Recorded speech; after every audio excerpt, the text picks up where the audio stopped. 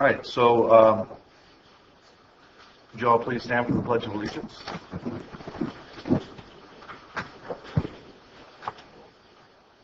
I pledge allegiance to the flag of the United States of America and to the republic for which it stands, one nation, under God, indivisible, with liberty and justice for all.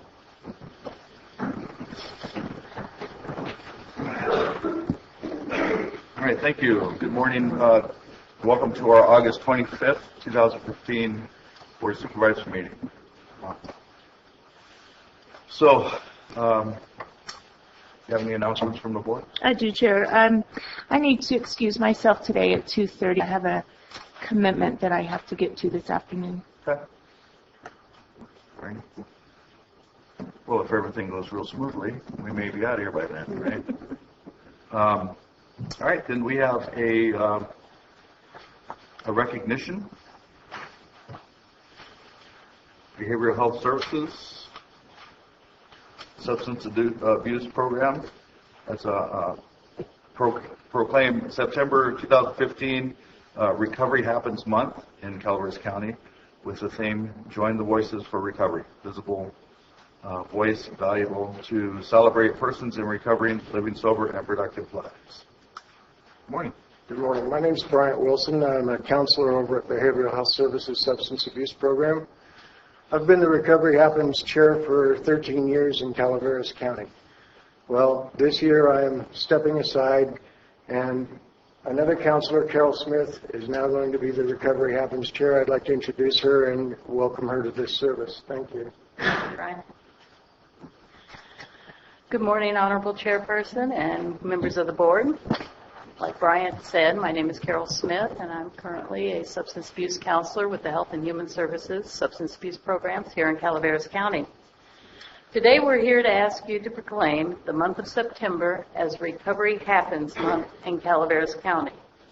This is a nationwide campaign that helps people access treatment for substance use disorders and highlights the financial and human costs that alcohol and drug dependence has on a person's health, self-esteem, and relationships. This year's theme is Join the Voices for Recovery, visible, vocal, and valuable. And it's going to be celebrated throughout the nation and across our state.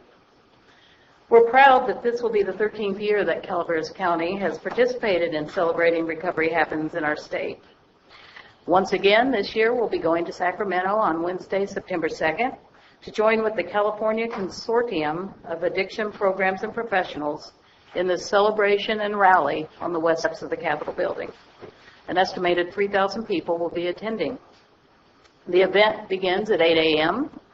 with a pancake breakfast. There will be access to information on other treatment recovery services available throughout the state. And at 11 a.m., there will then be a rally to thank the governor and the legislator for the funding provided for programs like our drug courts and AB 109, and for treatment centers throughout the state of California. I've asked a couple people who have participated in our program here locally to take a few minutes and share with you some of their experience, strength, and hope. And I have Valerie here.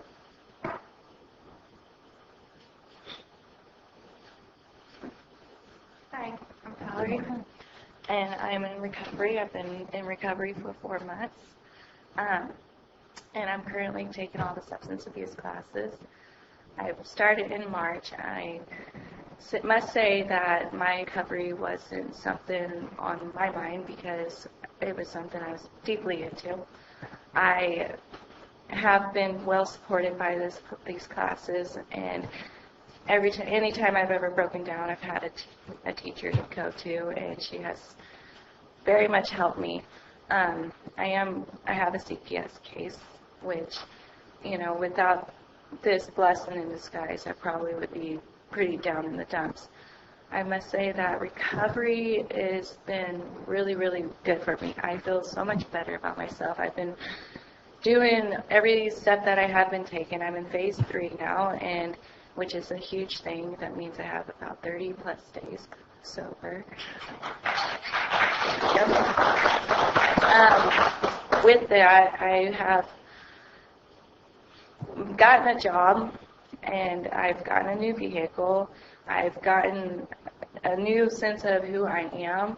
It does take a while to get there, but I feel really good, and I'm able to stand up here and vouch for the fact that, you know, these classes do work.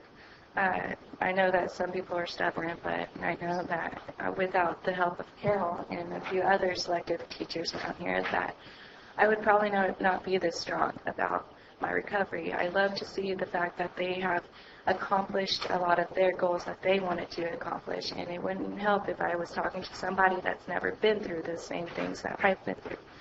And I'm blessed to say that I am still young, that I still have a lot of life to live, and I would like to stay in recovery. And I know that anytime that I have to have a moment where I'm at that low point again, that I can run to them and say, hey, I need somebody to talk to. And so I want to say that the classes do work well, and that I want to, that these substance abuse is a good thing. I've been to, they've helped me get through behavioral situations, mental situations that I didn't even understand for myself.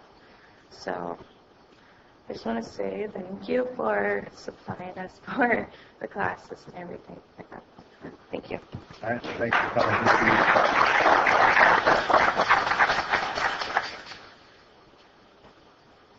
Now I'd like to introduce Paige.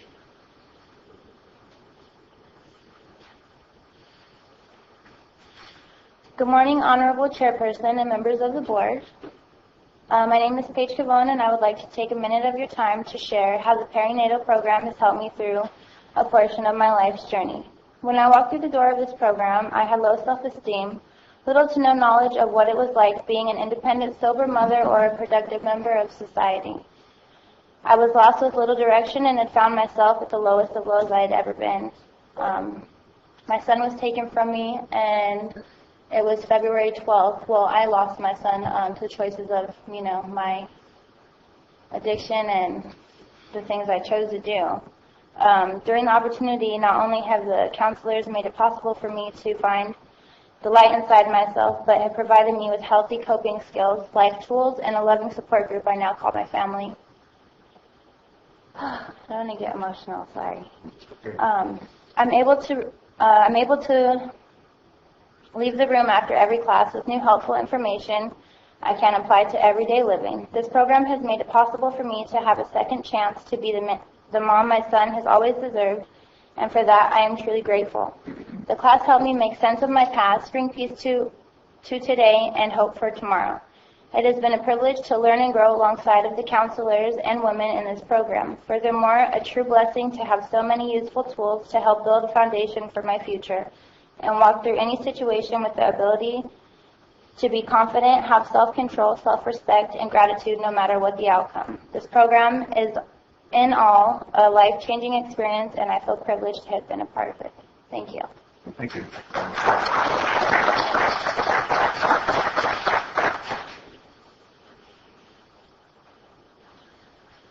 She's not the only one that gets emotional. Yeah, I get the privilege of seeing some really broken people walk in our doors. And as you can see, some really wonderful, amazing women walk out. So thank you again for this opportunity to share with you. And I'd like you to remember that if you or a loved one is having problems with drugs or alcohol, please call and ask to speak to one of our counselors. The number is 209-754-6555. We always remember that when treatment works, recovery happens. Thank you.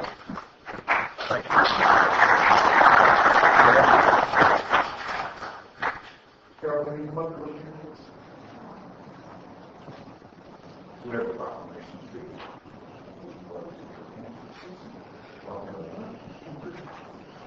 Work with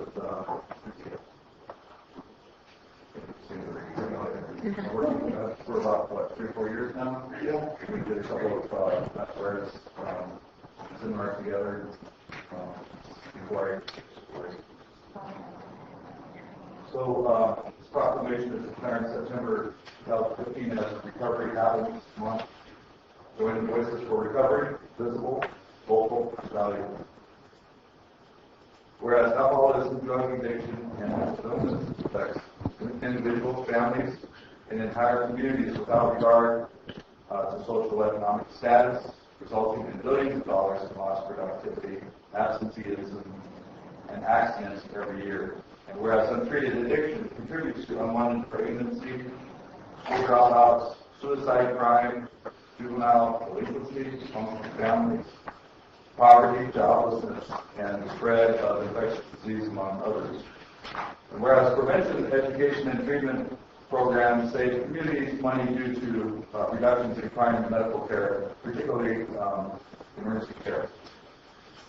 And whereas as a result of treatment and recovery services from Calaveras County residents begin to put at least 1 foot on the road to recovery, eventually resulting in hundreds of individuals living sober and productive lives. Therefore, we resolve that the Calaveras County Board of Supervisors hereby proclaim September 2015 as Recovery Happens Month. Join the voices for recovery, visible, vocal, valuable, in celebration and continued support of alcohol and drug prevention, treatment, mental health, and recovery services. And be it further resolved that the Board of Supervisors joins with others throughout California in celebrating the accomplishments of recovering men, women, and youth, encouraging participation in Recovery Happens Month activities through September 2015. That's board. So moved. Second.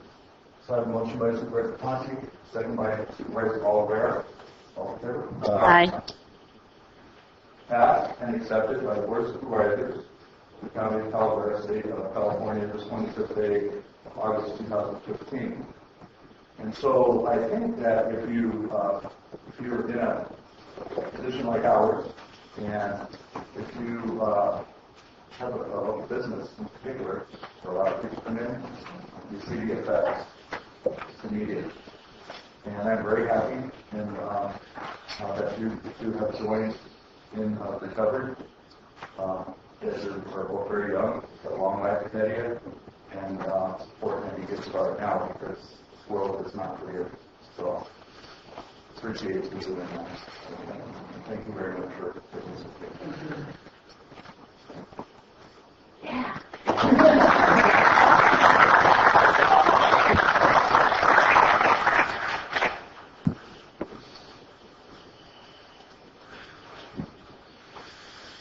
Public comments. Anybody from the public would like to comment on this one? Go ahead.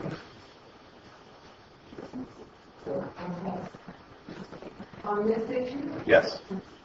Oh, no. Still on this issue, I failed to do public comments on this one. I would like everybody to get an opportunity to do that.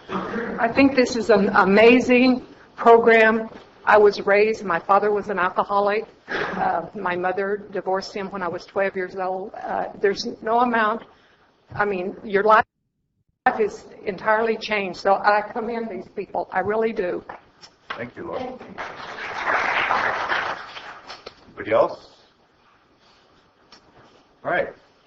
So now we'll move on to public comments. Yes. So let me read this first, please. Because I want to keep it straight. Any item of interest to the public that is within the subject matter jurisdiction of the board and is not posted on the consent or regular agendas may be addressed during public comment period. California law prohibits the board from taking action on any matter which is not posted on the agenda unless it is determined to be emergency by the Board of Supervisors. If public comment is completed before the 30-minute allotted time period, the board may immediately move to the consent agenda. If the public comment is not completed during the allotted time period, it will be continued at the conclusion of the regular agenda in order to provide an opportunity for the remainder of comments to be heard. Okay, thank you. My name is Laura Most, and I'd like to comment today, and it's in reference to the proposed asphalt plant at Hogan Dam Quarry, and I want this for the record. My name is Laura Most, and I reside in Rancho Calaveras. Supervisors, I come to you this morning with some information that Tom Infacino presented to the Planning Commissioners on June 24, 2015. He stated in his letter that M1 zone is for light industrial uses that can be in proximity to commercial and residential areas and that not obnoxious by reason of smoke, noise, odor, or similar objective effects. And he states a code, things like bakeries, nurseries, warehouses, catering companies, feed stores are allowed by the right in this zone. And he quotes another code. By contrast, EIRs on asphalt plants from other counties indicate that the asphalt plants can have significant noise, air quality, and traffic impacts. Asphalt plants have impacts that are far more analogous to the manufacturing uses that require use permit in the M2 zone. For example, plants that manufacture chemicals, fertilizer, glue, plastics, and rubber are processed. Sewage requires a use permit in the M2 zone. Did you realize that there are 193 parcels that potentially could become asphalt plants should this project be approved without a conditional use permit and an environmental impact report? Should this project be approved without conditions, it shifts the burden and liability against the developer for all 190 parcels and to Calaveras County and the taxpayers. San Andres has 44 parcels, 12 of those being on Pool Station Road. For example, there is M2 zone land adjacent to the Mountain Oak School on Pool Station Road.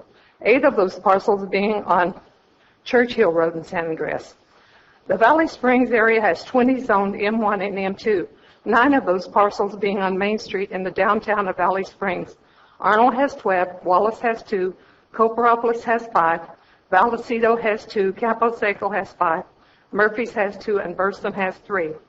Joyce Teckle got up and attempted to read in her 5-minute allotted time as many zoned M1 and M2 parcels at the Planning Commissioners meeting August 13th as she could. Please, board members, think about the impacts that this will have on our whole county. Thank you. Thank you.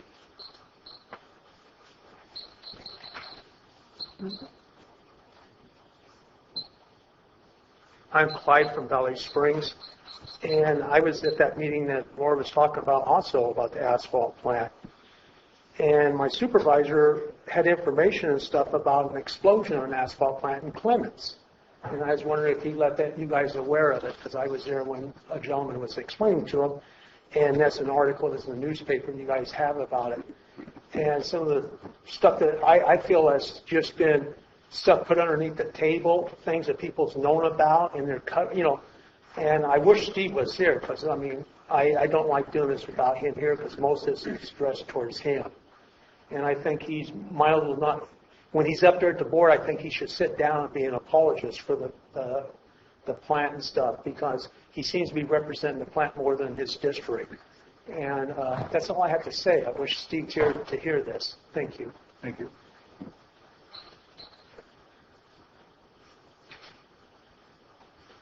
Any other public comments?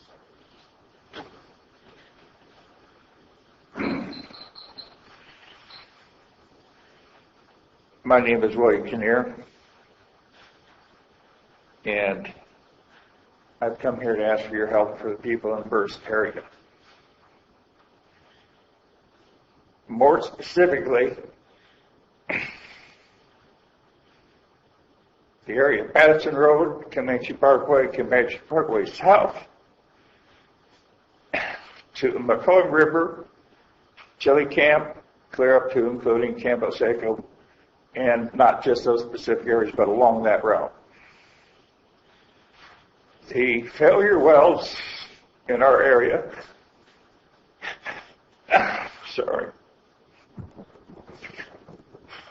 have become epidemic.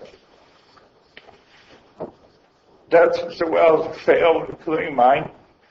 Dozens more on the verge of failure. Dozens more are coming to that point where they're affecting the people's quality of life. You've seen people hauling water in trucks, barrels, cars towing trailers, trucks hauling trailers. These are people trying to survive on their property.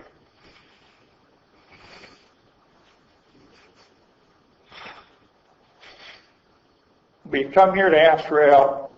We've tried to get it from the federal government, state, the county. to no avail. The governor last September put together a plan for drought relief. He put together $1 billion. This encompasses a lot of things. But specifically, Stanislaus County, Tuolumne County, took advantage of this program. And they were able to buy people with failed wells or failing wells water tanks. We don't need water tanks in Burson. We have those. They supplied them with pumps. We don't need pumps. We have those. But more importantly, they supplied them with a water delivery service, which we desperately need. Water was trained to the property, filled your tanks. We're asking the Calaveras County Board if you would assist us in this program that Steve put forth. This program started in September. It'll run to June. It may or may not be funded further. But at least for the time being, we can get some relief. Not everybody in our area has the capability of hauling water. So for them, the hardship falls doubly hard. Calaveras County Water is the only entity that gave us any assistance at all. They set forth some water spigots at the water treatment plant on Silver Rapids. For a nominal fee, you can come there and haul whatever means you have water back to your property. This doesn't work for everybody, but it's something. It's a Band-Aid, but it's not a solution. This program at the state is not a solution, but it's a help until we can further get something together that give us at least some opportunity to live on our property and feel as if we've gotten some value.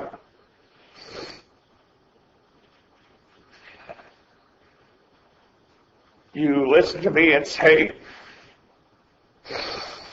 well, your water problem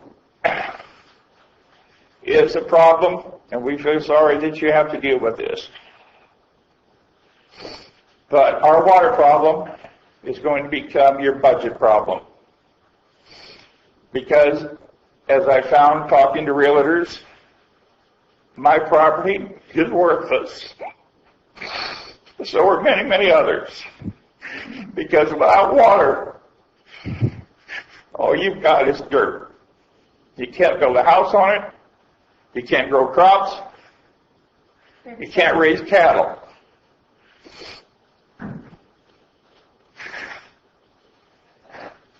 No fault of my own and my neighbors, we've seen our property values go to virtually zero. So why should I pay property tax of almost $3,000 on property that's worthless?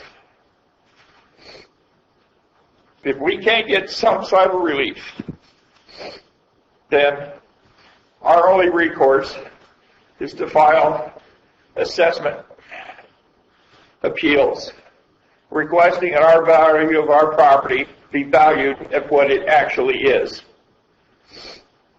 Comments that people made was drill another well. Well, my well's 1,000 feet deep. If I drill another well, I've spent over $600 calling hydrologists, well drilling people, even a diviner. I've been told that the chances of me finding water on my property are nil and next to nothing. I stand a better chance of striking oil than I do water.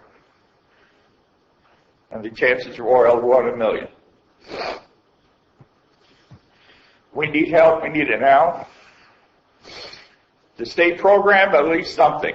We need your help to get this started. Stanislaus County and Tuolumne have figured out how to help their people. We need your help.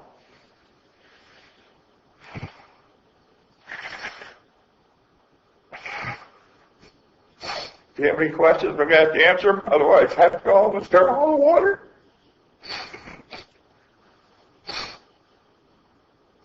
Thank you.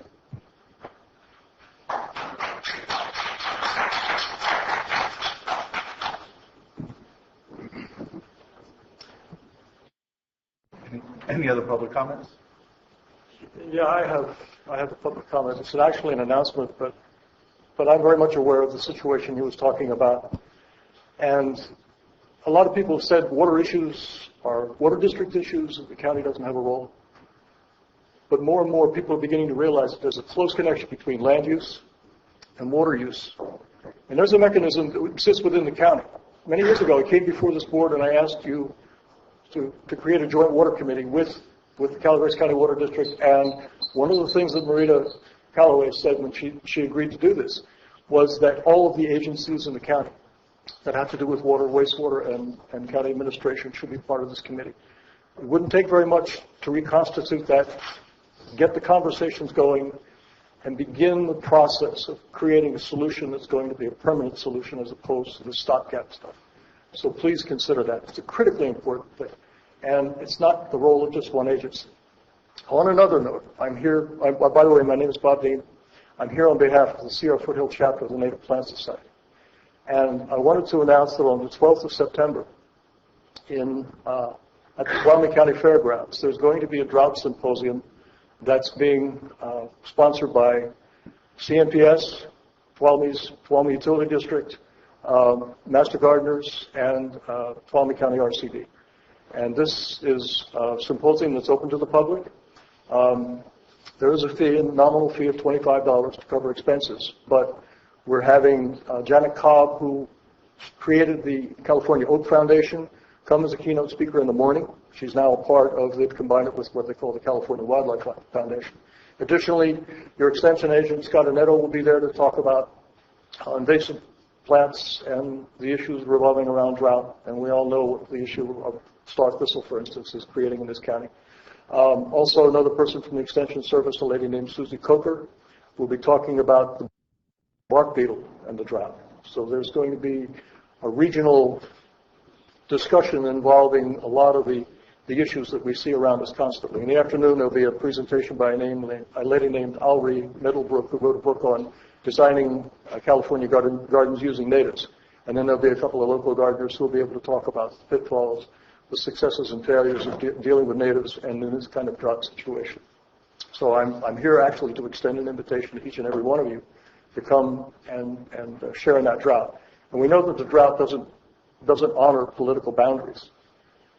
What's going on in Tuolumne County in some respects is actually what's worse than what's going on up here. But the fact nonetheless remains is we have to address these issues, and we have to do them in a way that take in the long term. You know, if we have the El Nino that comes through this winter, we sure can't forget about the drought situation, because we're going to be faced with the same thing when it comes around in the next cycle. So we have to be ready for it. And the way we get ready for it is to address the issues now, deal with the education, get the people involved who can make a difference, and do something about it. And if at some point in time in the future you're ever interested in having something like that up here, I'm more than happy to talk to you. Thanks. Thanks, Bob.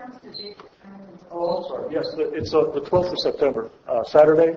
Starts at 9 in the morning, runs till about 3:30. And there will be lunch served. Thank you.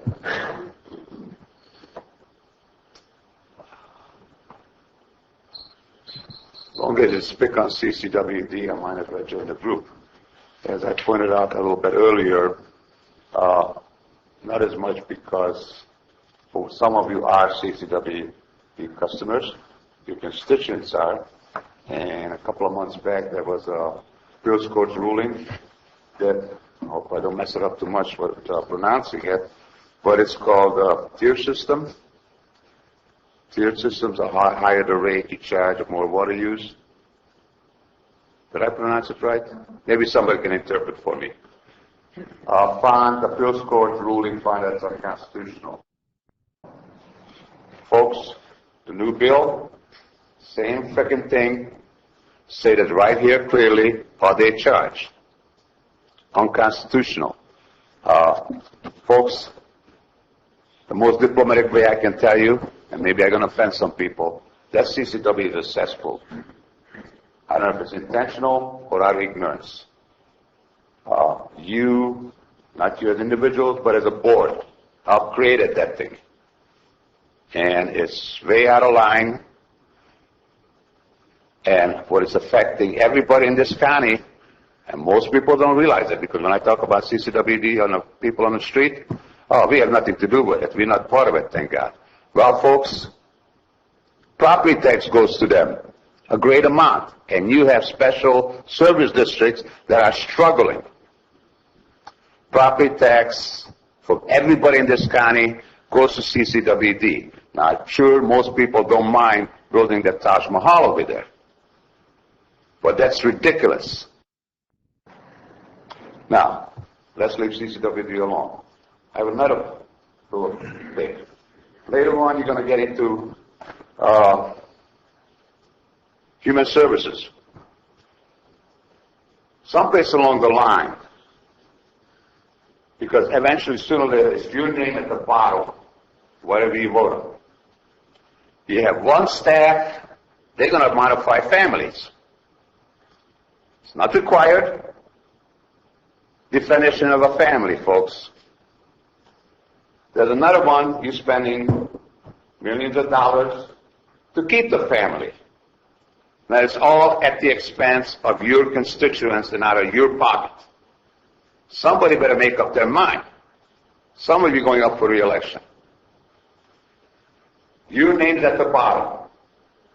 Then you want to redefine what family is? And your name at the bottom, then you approve that you want to spend a lot of money to help families. Which one is it, folks? As a taxpayer, I like to know what side. You can only talk out of both sides of your mouth so long. Get your staff act together. Which one are you representing? Maybe I'm wrong, but a couple of weeks ago, you approved to improve a very dangerous road someplace a couple of weeks ago because it was dangerous. You couldn't see the stop sign, and et cetera, et cetera. What I like to point out, everybody makes mistakes.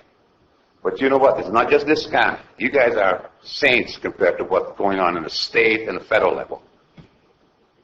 Somebody screwed it up in the first place. And the Board of Supervisors signed off as a completed road. Now you're going to redo it because it's dangerous. But you know what? Nobody takes credit for the screw-up and endangering your constituents. I don't know what was the reason to make the road curve. The elevation is wrong. It was done by your public works. But nobody ever gets held accountable when they screw up in this county. It's not just this county. You really want to see screw up to go up to state level. Someplace along the line, if you don't hold your staff or your employees responsible, it's going to keep reoccurring. It's going to keep reoccurring, folks. Somebody got to take responsibility. 30 seconds. So, it's your staff. When they screw up, look on the other side, okay, fine, make excuses, you're going to redo it. But us suckers out there are going to be paying for it. You got to crack the whip. I got no say-so about your staff. They're all nice, wonderful people. But at the bottom line is, your name's at the bottom, and you will be held accountable. Thank you.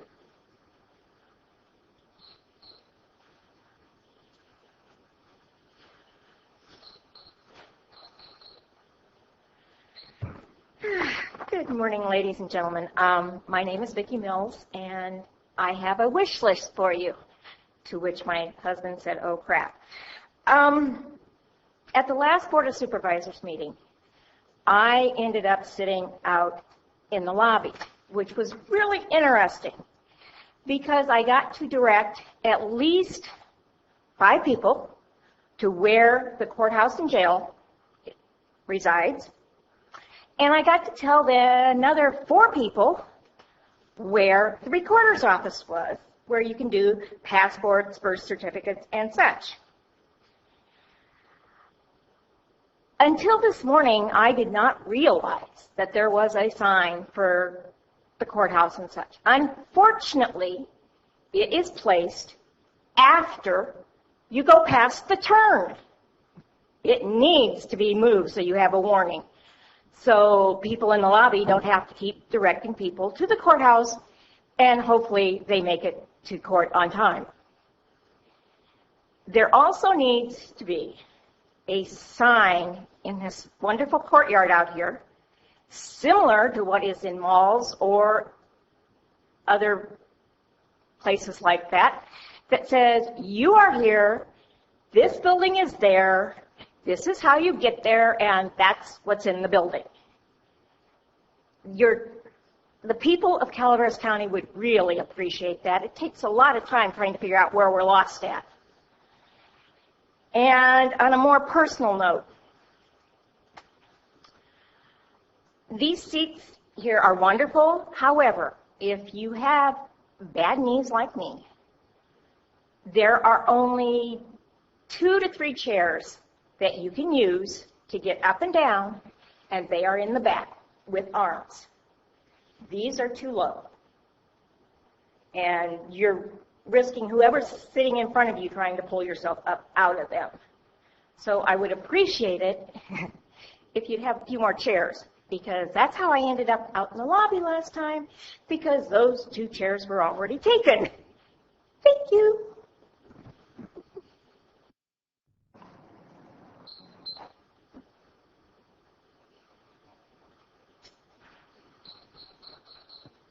Good morning.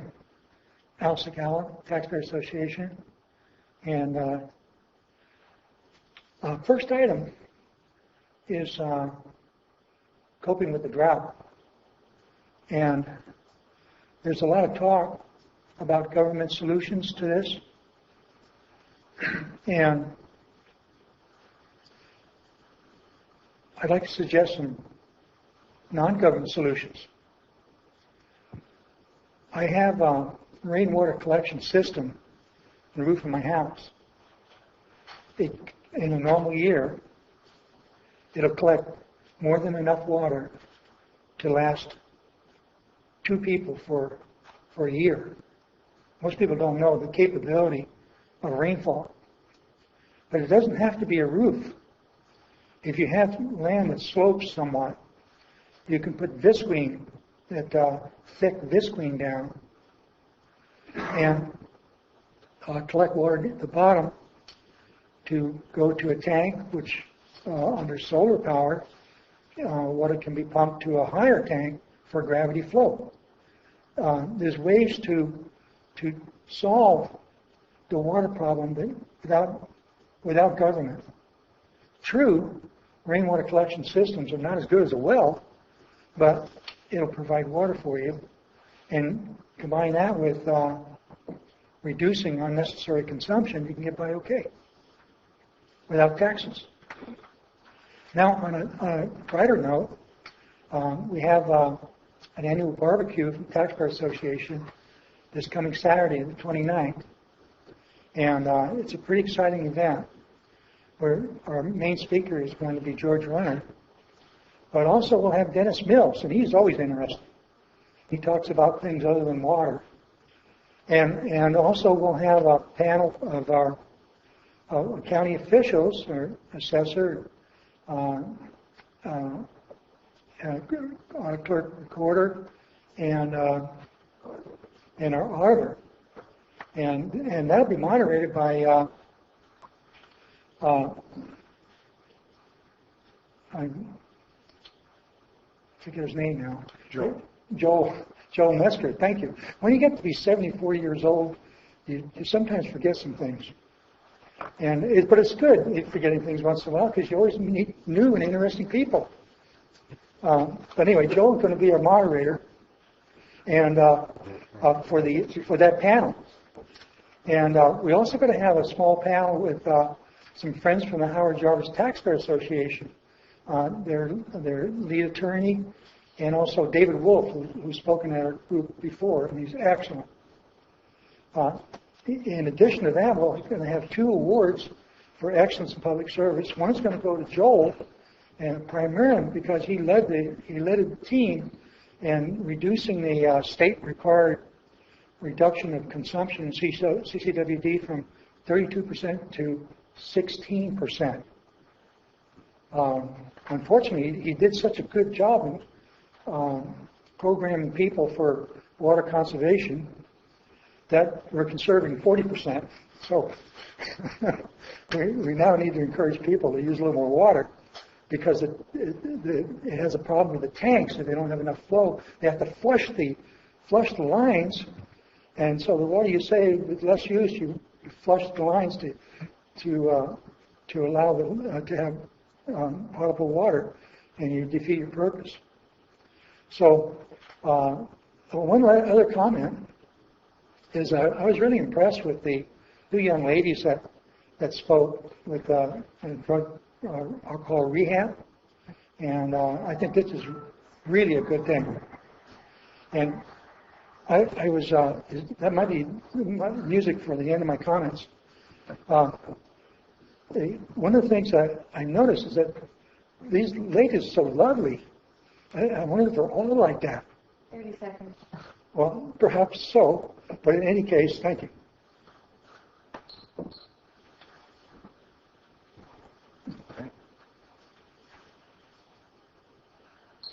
Joe Kelly from the unrepresented area of District 1. The drought issue makes me understand where the term legacy disadvantaged communities came from. Maybe it should be legacy disadvantaged county. Another thought. Clyde discussed the asphalt plant boom.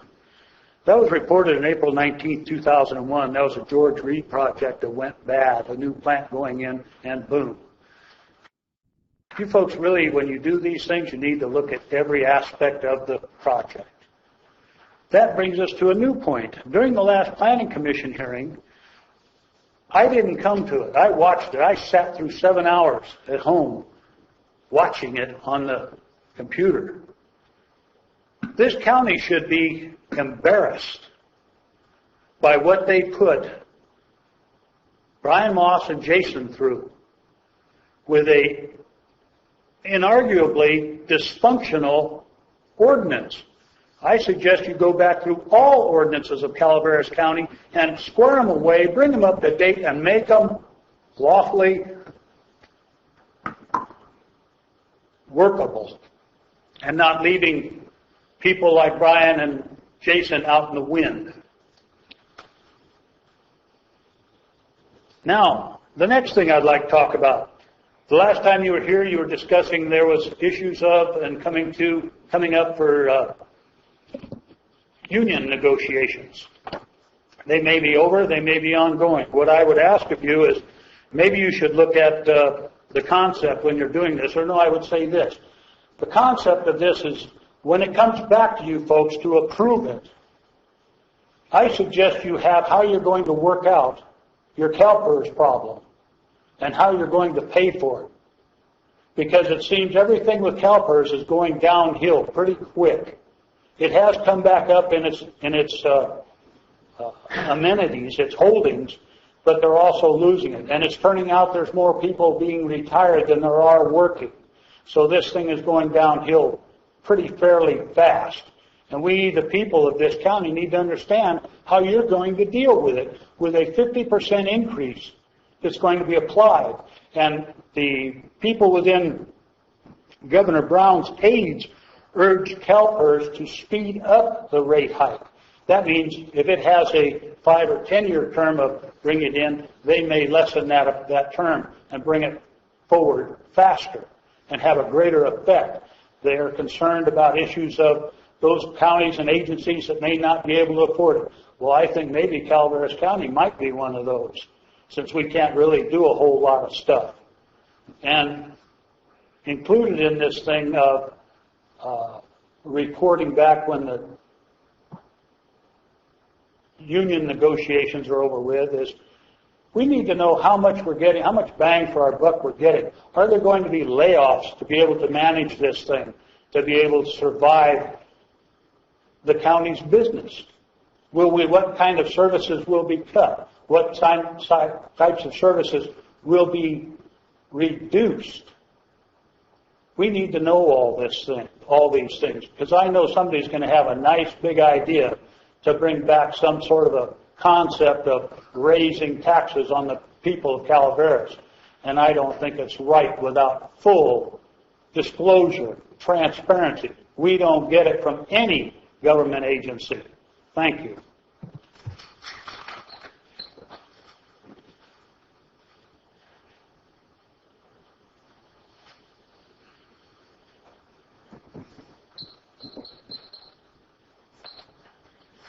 Good morning, Bonnie Newman from Double Springs. I had intended to bring you back more historical history of Double Springs, but with Mr. Kearney absent, I'm going to hold off until next time because I don't want him to miss out. What I have to say isn't written in any books. It was word-of-mouth history that I love to share. So instead today I'm going to read you a large article I read that is going to impact Double Springs. In fact, it probably impact all of us. July was the hottest month on record. Earth just keeps getting hotter. July was the planet's warmest month on record, smashing old marks, U.S. weather officials said. And it's almost a dead certain lock that this year will beat last year as the warmest year on record, they said. July's average temperature was 61.86 degrees Fahrenheit. This is globally. Beating the previous global mark set in 1998 and 2010 by about 1/7 of a degree, according to figures released Thursday by the National Oceanic and Atmospheric Administration. That's a large margin for weather records, with previous month heat records broken by a 1/20th of a degree or less. NOAA records go back to 1880. Separate calculations by NASA and the Japanese Weather Agency also found July 2015 to be a record. The first 7 months of 2015 were the hottest January to July span on record, according to NOAA. The 7-month average temperature of 58.43 degrees is 1.53 degrees warmer than the 20th century average, and 1/6 of a degree warmer than the old record set in 2010. So they're telling us we're getting warmer. Given that the temperatures have already been so high already, especially the oceans, which are extremely slow to cool, NOAA climate scientist Jessica Blunden said she is 99% certain that 2015 will be the hottest on record for the globe. The oceans would have to cool dramatically to prevent it, and they are trending warmer, not cooler. And last night I saw a documentary on TV where I believe it's in Alaska or in Canada. It's not America. I mean, not America, but not our continent. That they have to move entire villages of people back from the oceans because the oceans are rising, and people that have lived in these villages for hundreds of years are losing their old homesteads and their old hunting grounds. So when I hear people saying that climate change isn't real, we had a weird summer this summer. It's very mild, but it's hotter than hell in other places. So we can't discount the impact on the global level. Thank you. Thank you, Bonnie. I was looking forward to hearing that Double Springs stuff. I know, but I don't want more history. Come back next week. Any other public comments? All right. So we'll move on to our consent agenda.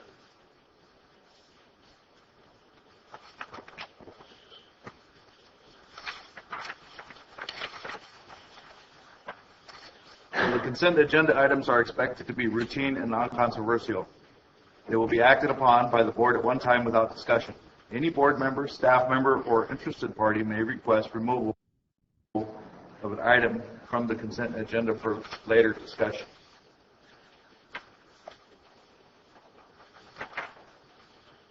So anybody from the public wish to remove a consent agenda item?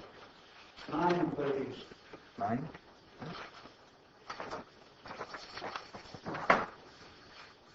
Any others? This could be a record. Any members of the board? Yes, please. 8? I'll make a motion to approve the remainder of the consent agenda. I'll second. So we got a motion by Supervisor Wright, second by Supervisor Ponte. All in favor? Aye. So that would be 4 and 1 absent.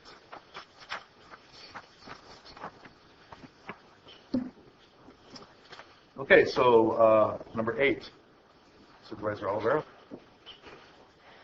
One quick question. Hi, Ms. Sullivan. How are you? Can I have you approach? Because this is going to be a real short little thing for my own Good information. morning. Barbara Sullivan, Treasurer Tax Collector. I noticed the agenda in the board pack, the details. Are these figures correct on this list, that these are the minimum amounts should the sale be successful? Correct. So what the This is county- the amount to minimum satisfy, pay for the county. this is the amount to satisfy the default and the fees, yes. And is this program successful? Do we actually make sales on this? Yes? And sometimes those monies exceed the minimum amount? Yes. Where does the excess go? It depends on who's in line for the excess proceeds. Okay, do they go back to general fund? It depends on who's in line. If the person on title puts in a claim for it. Okay, then oh, I they- see. Yeah, it depends on who's in line to get the money. But eventually the county could get some funds if it hasn't been, Yes. or... There's some funds that come back to the general fund. Good. It depends, again, on the parcel. So, Thank you. you bet. No other questions? Thank you, Barbara.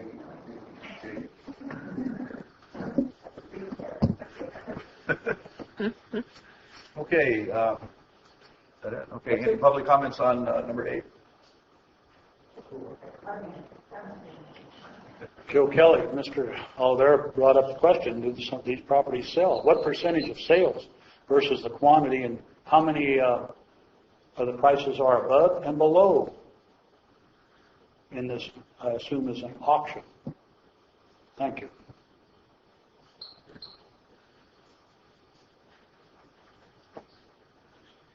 To make it clear, I'm not sure what you mean about, is it market value you're looking at for money or the tax amount? Because I sell for the tax amount. That's okay. If it's only sold for property tax purposes, then we have a value there. But does it have a chance to go above? Is it an auction? I guess is the first thing. Or is it just people are putting in their bids, and if they're bidding, it's only full price bids are being accepted? Thank you. Yes, it's a public auction, and it's for the amount that's listed on here to meet the defaulted taxes and the fees. Anything above and beyond that would be excess. And depending on what that is, goes to the entities that are claiming for it. But So I guess maybe it would be appropriate to just kind of give a little description on what that public auction process would look like and where is it held. basically, it's on the internet. It has been for the last 7 years now. Again, the parcels that are listed here will go on the Bid for Assets website. You have, I think, up to a week to get your money in to be a bidder on the site. At that time, November 12th through the 14th, it will be on the internet for sale. And at the end of that sale on Monday the 14th, what doesn't sell stays on the books until the reoffer in 90 days. At that time, I can put it back on for bid again. Most of them don't. I mean, I'd say 3/4 probably will sell. But we're getting less and less parcels, thank God, because of the recession. So it's a good thing. A lot of these parcels are on here, too, because they're not maybe worthy of what they are on the tax roll. I don't know that, as far as that. So. That's good. Thank you. Okay, thank you. I'd like to clarify, too. I understand most of this is on the internet for the county on the process. So if folks don't understand it, they can also go online to read more about the process of the sale. Right, as Bid well for as Assets is contact. very clear on how to do it. Yeah. And then we will have on our webpage, on my department webpage, we'll have everything listed. It's always a buyer beware on things like this because you need to find out the liens, anything that's against it that will not fall off. And it's all we don't get identified. involved in that part because we Right. just care about the taxes. But Right. we try to make them aware of the fact that you better really research it. Do your research. Yeah. One more short question. The auction system, is that run in-house or is that through another company that we pay? It's on a website, Bid for Assets. Actually do, that's an internal operation. Yeah, there's a fee for them that's added to the parcels when I sell them here. Thank you. Mhm. It's good to have somebody efficient and nice, smart, like this young lady. Some good news for you folks. I don't know how much you follow it, but demand for land in this county, as far as homestead farming, it's fell off tremendously. But thank you, San Francisco. The cost of living in San Francisco gone sky high, and you're getting more and more interest in land in this county. Some of the folks are either moving out of state or want to get away from the epitome of smart growth in San Francisco Bay Area. They can't afford it. So they are interested in real estate in this county picking up. And that's good. They want to get away from smart growth. And they're moving over here. Hopefully it's not going to be smart growth for climate change into this county. Thank you. This little infomercial. Yeah, a little side entrance there. You're a real estate business now? The website we should go to? Yeah. All right, so any other questions from the public about this? All right, Mike. You done? I'm done. I'm satisfied. Okay, so can I have a motion by somebody? Make a motion to approve? All right, so a motion by Supervisor Ponte. Second. Second by Supervisor Oliveira. All in favor? Aye. Opposed? 4 and 1 absent. All right, number 9, Joe. So I recommend the Calaveras County Board of Supervisors adopt an attached ordinance relative to state law, Government Code Section 65850.5A and 65850.55 that now requires every jurisdiction to adopt a residential solar systems ordinance to prevent unreasonable barriers to the installation of solar energy systems. Joe Kelly from the unrepresented area of District 1. Just what are the unreasonable barriers? Number 2 is, a while back I asked about the solar system that's on the building over there, up there, as to how it works, how it's paid off for the county with the tier purchase that was done for the, what was it, $89,000 that was given to PG&E, all that. So this would have been an ideal place to put something of that sort to promote the concept of solar systems on your home or on land, to be able to use it for reducing your energy bill.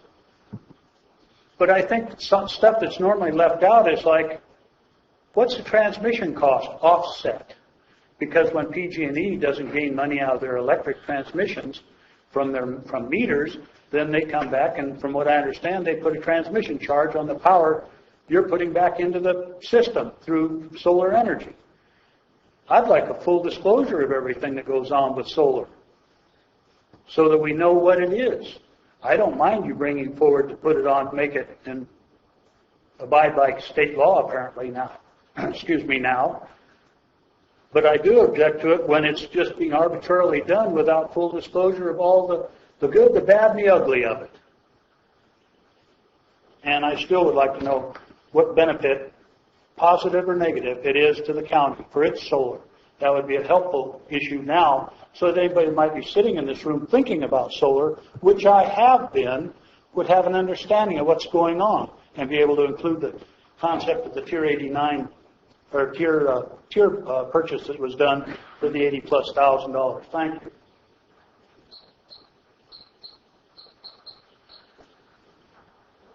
PG&E is a non-governmental agency recognized by the United Nations also, by the way, if you really want to know. I bought my solar panels, and I used to make $400,000 or $500 a year because I sold them more than I used. Got to the point at that time, solar panels I have is the old rate. I will take it with me if I want to. It's not part of the profit. I can take it off and pull it with me. What they have right now is, well, let's put it this way. The big solar panels you have down south, none of the environments really make an issue out of it. You want to know how many birds they kill frying? I went by that road recently, and beautiful place, gorgeous. But they try to pull, that's one of your staff trying to pull. Well, we don't want the loan. We want to turn it to being a grant. You know, getting the shaft on it, you and I do. Okay? Solar panels are not working out as good as it was sold. If not, the sun may be free, but the transmission lines, very expensive. And you might want to ask some of your friends in Sacramento, if you're getting all this free energy, how come your PG&E bill keeps going up? Why is it? There used to be something about that they would allow you to have generators in a creek so you could make local electrical generation. They pulled it off. PG&E is not doing that good. The public utility commissions are not doing that good. I don't know how they have a full ability to make any decision because about 3 of them got busted for fraud by the feds. It's just not a coincidence when PG&E takes all the nice elected officials from Sacramento, and unfortunately they should have invited you guys also for a free trip. 2 weeks later you got a rate increase. When they blow up a pipe and they get fined, did anybody tell you what's happening to the money what they fined? Goes back to Sacramento. And you know what? Once they announce the amount of the fine, PG&E raise the rates again. I would recommend, if you have the time, and I know you're very busy, but some of the people behind me, turn that PG&E bill over. And they got to realize why the increases. Why is it increased when they have to import? Import from that dirty, filthy oil from Canada that they make electricity to bring it down here. That's, I would like to say what I think it is, but farce, I don't know if it's appropriate to say publicly. But if PG&E would be a normal, competitive business, the way they're running it right now, they would be out of business a long time ago. And you know it. When some people complain about crony capitalism, this is an excellent example. Thank you.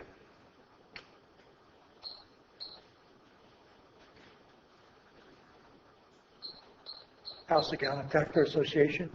It's such a joy to come up and see something I agree with. We think it's a really good idea to expand use of solar on rooftops and reducing unnecessary regulatory barriers. Isn't it a good idea? And perhaps that could be applied to other things like rooftop water collection and similar things.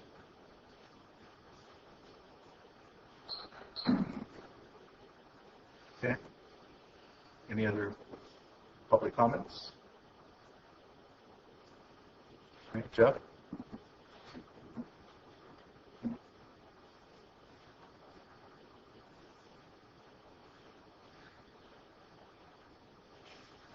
Good morning, Jeff White, Building Department. Again, the relevance of this is to streamline the permitting process for 10 kilowatt or less small rooftop mount solar systems. It was introduced in the Assembly Bill 1288, and it's a requirement of all jurisdictions to follow the law and the language of the law in constructing the ordinance for the body of the law for the issuance of permits. It's not much more to it than that. Okay. This is just, again, the smaller solar systems. Exactly. These are not It's the solar 10 kilowatt rooftop farms and things like that we see. Yes, it has. It's limited. So it's a small rooftop mount. Solar systems is what we're really talking about here. And I might add that our activity towards issuing solar permits is very active right now. We're doing a lot of that. Mm-hmm. And we're actually probably ahead of this ordinance in the fact in the way that we have been establishing our permitting service as it is right now. So we're not really going to be faced with anything different than what we're doing already. We're already expediting the smaller ones as it is. And one second question. This is state mandated. We have an ordinance. Absolutely, yes. It's required by the state that we have this ordinance in place September 30th. Is there any thing in this ordinance that I didn't pick up that would be just specific to the county and not like over and beyond what the state would require? Not that I'm aware of. I think it's designed for the, again, the permitting service. The one difference I did see in the law is that we are allowed 60 days to return comments if something needs to be corrected, and that's a long time. This reduces it down to 45 days, so there's a difference there, but still that doesn't have much of an impact on how we do business. When we bring in an application for a solar system installation on a rooftop, first of all, the building that they're going to put it on needs to be permitted, and sometimes we find that that's not the case, so then there is an issue there, or it could be designed to impose a load on a building that may not be able to handle that particular load path. So other than that, the solar systems that are generally that we see are pretty well designed with the fire safety aspects in the California Building Code that are taken into account as well. I don't know. You can call my office and ask them. I don't have that off the top of my head. All right. Thank you. Any comments from the board? I make a motion to approve. Okay. So I have a second? Your turn. I'll second. So a second by Supervisor Wright. All in favor? Aye. Opposed? 4-0. Okay.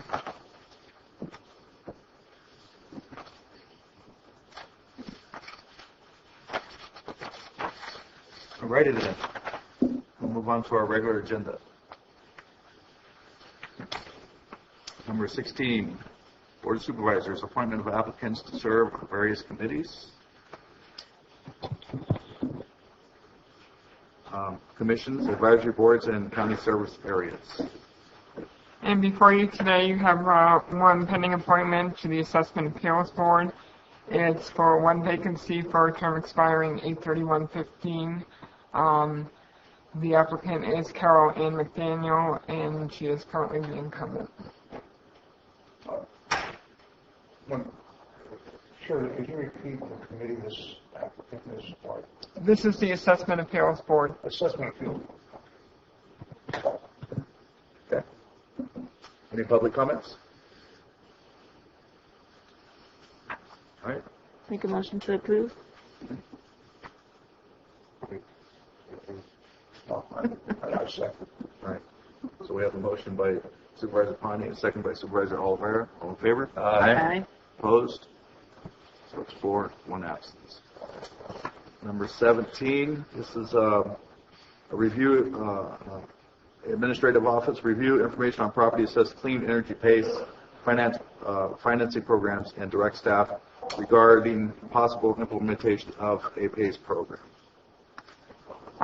The item before you is regarding, as Chair Edson said, property assessed clean energy financing program, otherwise known as a PACE financing program. The PACE financing program is to allow property owners to finance upgrades to the property for renewable energy and water efficiency improvements, electrical vehicle charging station infrastructure, and seismic strengthening improvements, though that one doesn't really apply to our county. It's for residential and non-residential property owners. It provides low-cost financing that is repaid through an assessment on the property, and that's collected annually on their property tax bills. The PACE program was initially brought forward a number of years ago. It was, I think, just prior to the recession, and a lot of the larger counties implemented it at that time.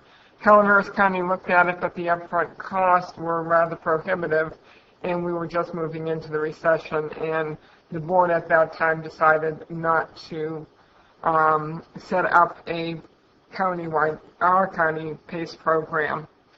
As I mentioned, a lot of the larger counties did, but smaller counties really didn't get into it because of the cost involved. PACE programs have been recently developed under a number of entities for cities and counties. Under these programs, they provide the administration and financing of the program. There's limited involvement by county staff as it's instituted, and there's no upfront financing cost to the county. Discussed in the board packet are two programs that the Calaveras County are eligible to participate in. One is through RCRC and the Golden State Finance Authority. It's called Y Green Works. The other one is through the California Statewide Communities Development Authority. It's one of the largest JPAs in California. It was founded by CSAC and the League of California Cities. The programs, though similar in nature, there are some differences. When I was on the websites, I was looking at trying to find what the interest rates were, trying to find the term of the loans. Y Green said they were the only ones that had a 30-year loan. Most of the other ones were 20 years. But the basic program is the same. The county would enter into a resolution approving the PACE program, and basically it would be managed by one of these entities. I included some basic information in the packets on both of these programs. The Auditor Controller in the past has expressed some concerns about the impact of the PACE program to the TETR and the tax loss reserve funds should we face another recession and experience significant numbers of foreclosures. There is a reserve at the state level that will help cover those losses, but again, state funding is state funding, and they can pull it when they choose or choose not to fund it, or once it runs out, they choose not to put any more in. One of the things that I did notice, there was an article in the Stockton Record, I believe, and it was in May, and it spoke to the San Joaquin County's Board of Supervisors taking action to remove their HERO program, which was their PACE program, from their TETR program. So we don't know if that's a possibility under these two programs or not. My recommendation is if the board is interested in or thinks they may be interested in participating in a PACE program, that they direct the CAO, the Auditor Controller, and Tax Collector to do a complete analysis of the available PACE programs and return to the board with a recommendation of what program we should participate in and bring those resolutions forward. I really didn't want to ask the Auditor Controller, the Treasurer, Tax Collector to put forth that kind of time commitment, especially since they're undergoing year-end close and an audit, we're trying to do final budget, unless the board indicated they were interested in the possibility of moving forward with the PACE program. Okay. And both the treasurer and I have done a significant amount of research and talking to other counties that have either gone forward with this program or who have not gone forward with this program. And the two, I think in general, from face value, it's a good program.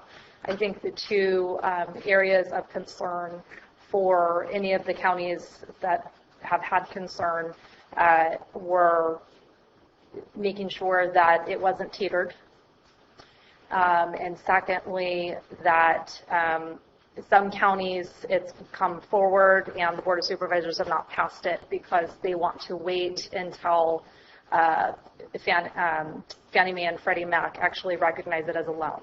And at this point, they still don't. And so there have been occurrences in the state where that has caused issues if you tried to sell your property and you had a PACE program loan on it, because if you were getting a Fannie Mae or Freddie Mac loan, the deal wouldn't close, which was unfortunate for the buyer and the seller.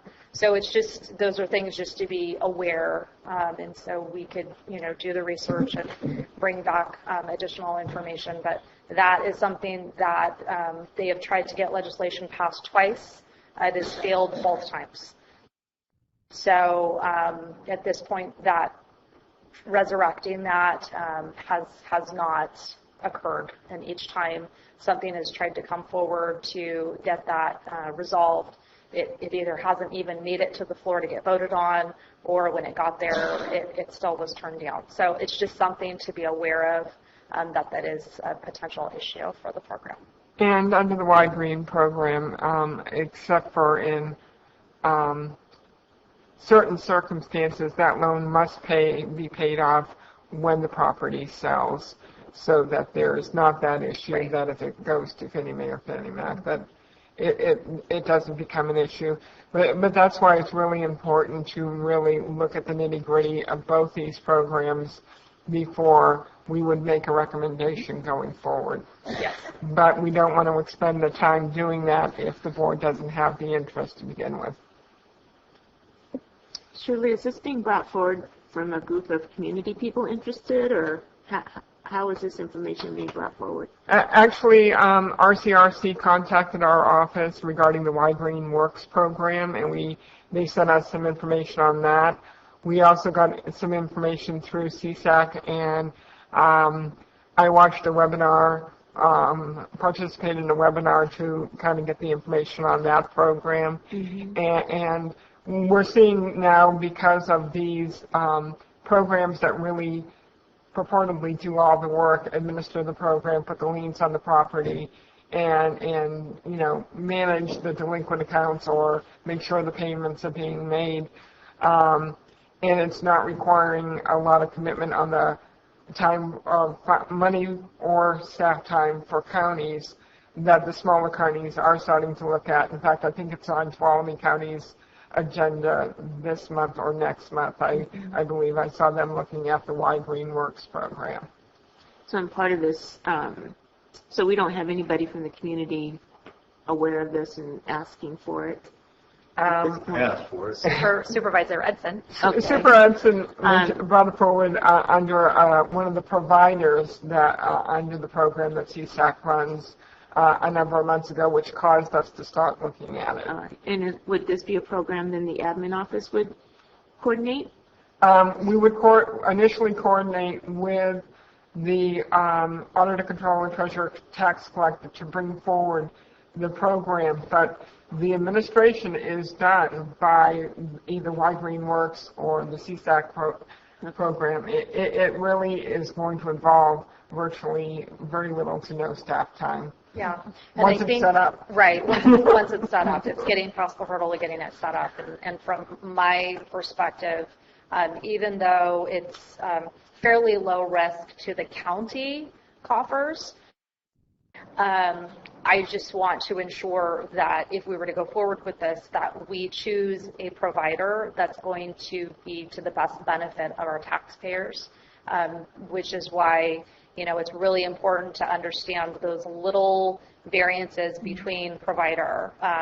Y Green does require payoff before the property can be sold. That's kind of important because some of the other providers don't. And so they'll tell you, well, you can just transfer that loan with the sale and it might work unless you're dealing with Fannie Mae or Freddie Mac. And then the entire deal is going to fall apart. So there's just some things, variances in between the different providers that we would just want to make sure is in the best interest of our constituents. And as I mentioned, the 20-year versus 30-year, what the interest rates are, et cetera. Right. Okay. And that's where the front end work, and that's where the cost to the county is going to come up. So, but once we got past that hurdle, there's very little county involvement at that point. Aside from information that comes to my office and the treasurer's office, that's it. And there is actually an administrative cost component in the loan also that is supposed to offset the costs to my office and the treasurer's office. So we would recoup our costs, but the initial investment as far as the county is concerned is this part, making sure that we select the best, if we went forward, that we select the best vendor or vendors for our county. Auditor, that calendar, is there a ballpark figure or kind of administrative cost it would? It should be fairly nominal. I mean, Under 100,000? Oh yeah, it should be very nominal. Once it got started, it would really be almost like how we treat a special assessment. There's going to be an amortization schedule based on the cost of the solar equipment and product that goes on a particular home. They basically give us that information, and that's what the treasurer is going to put on their tax bill. That's what's going to be collected. We collect it. I send the money. So it's very nominal once it gets set up. And there's no liability should the state say on defaulted loans, we're not going to fund that defaulted fund right now, so it's on Kim County.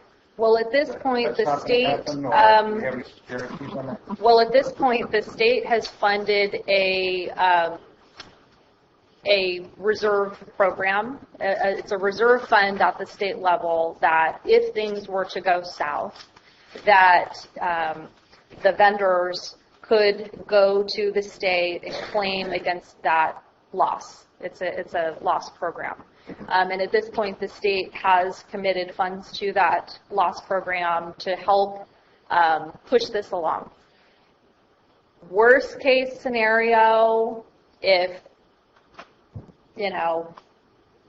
everything went down the tubes and you had a ton of foreclosures and those foreclosures happened to have PACE program equipment on them and everybody in the state ended up going after that state loss program, would it be a problem? Yes, because there's only so much money in that program. And if the state at some point decided in the future that they had other priorities and didn't want to fund that loss program anymore, then yes, it could potentially open the county. It's a very slim chance at this point. Thus far, I don't think there has been a claim against that loss program at the state thus far, and that's statewide. So it's a way out there risk, and it's something to be aware of. That worst case scenario, yes, we could be running into a similar situation where. Similar to how we have to sell because of property taxes, you could potentially have to sell the property because of a PACE loan. But it's way out there thus far. And I think as we do the research and the analysis on the programs, we would want to talk to them because they have financial backing and what is their mechanism and how would they process not only try and collect the delinquencies, but if this case happened that Rebecca's talking about, we want to know what their plans are in place. So that would be part of the detailed analysis that we do with these groups. I'd like to hear from Chairman. Yeah, you understand that you actually brought this up? Yes. So if one of these properties defaulted in the county, or is the county going to be liable for anything? At this point, if one of these properties defaulted, it's actually the lender, so White Green or whoever. Okay, they would be the ones that have the loss. So because and that's because I would say I don't want to teeter these properties. Right. That's how we protect ourselves from having to incur that loss. So what would occur is the lender would actually be the one with the loss. They would have to make a claim against the state's loss reserve fund. So But again, it depends on the terms of that agreement with that vendor, because they are, I'm sure, going to be covering themselves as well.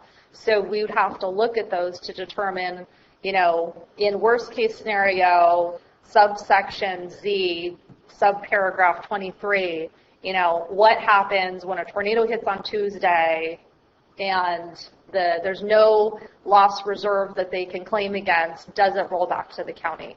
And those would be the discussions we'd have to vet with whatever vendor we're talking to determine at what point, or is there any point that the county would be on the hook. Right. So far, haven't found any, right? So far, with the state funding that loss reserve program, I can't see that being an issue. However, if the state ever stopped funding that loss reserve program and there was a major crash in the state of California and every county with their vendors went after that loss program, it could be an issue. Now, whether that would just be a loss against that vendor and they would have to assume the risk and the liability of that, or some of that would roll down to the county, that's what we would have to get. The county's going to have basically a contract with them, right? We would have a contract, yeah. So in that contract, we would just make sure that wouldn't happen. That's what we would have to make sure, yeah. So basically the PACE is a very low interest loan, right, that a property owner can receive for energy efficiency improvements on their properties. Yes. So what most of the vendors have done is, because of the market crash, the biggest issue that was seen with the loans is that they would allow people to borrow irregardless of how much equity they had in their property. Most of the PACE program vendors have a very high threshold in approving loans through the PACE program. You have to have a significant amount of equity in your home to even qualify for the PACE loan. And that is that if things did go awry, that's how the vendor's protecting themselves, is that they can get paid off through the equity in that homeowner's property if it did have to go to sell. So that's the other thing, is we'd want to make sure that those checks and balances and internal controls and agreements are all in place with whatever vendor was selected, by making sure they have a high requirement on equity, that they have a high requirement on credit rating, and that there is no risk to the county if things did go awry. So the county would actually benefit by providing the administrative services to establish these types of loans for the residents, the property owners in the county. That's where we get our. Actually, the county does not do any of the administration. What Rebecca was talking about as far as covering her administrative costs is to actually put that line item, just like a bond, a repayment of a bond for a school district, on the property tax bill. The treasurer tax collector collects it, and then her office sends out the check to the company, the Y Green Works or the other one, or whoever we select. The administrative cost that she will receive is for doing only that portion, as well as the treasurer tax collector. But as far as administering, looking at the loans, determining if they're viable, lending the money, doing the documents, placing the lien on the property, that will all be done by the PACE program. So the benefit of this program to Calaveras County is to the residents. Yes. To be able to apply for this loan. Yes. Do the solar, do the energy efficiency. Yes. That's the benefit of that the is program. the benefit. They are the sole beneficiary of this program. That is the benefit, but there may also be an economic benefit, because as these programs certify vendors, and if they are local vendors, then it in turn creates jobs and helps the economy. Yeah. Yes. So, yes, and there are many seniors in the county that could benefit from this. And, because there's a lot of folks out there right now that are living in conditions that are not so great in the wintertime and not so great in the summertime. and may be strapped because of their bank account. But if they have a means to be able to improve their property to live better, then I thought it would be a good idea to bring it forward. The PACE program would also, the vendor would have to be certified or qualified through the PACE program to even be able to operate through them. So there's a couple of vendors already here in the county that are doing that currently in other counties, but not here because we don't have it here. So. And that is an economic contributor. Do I understand that when you sell... Please come up to the podium, Laura.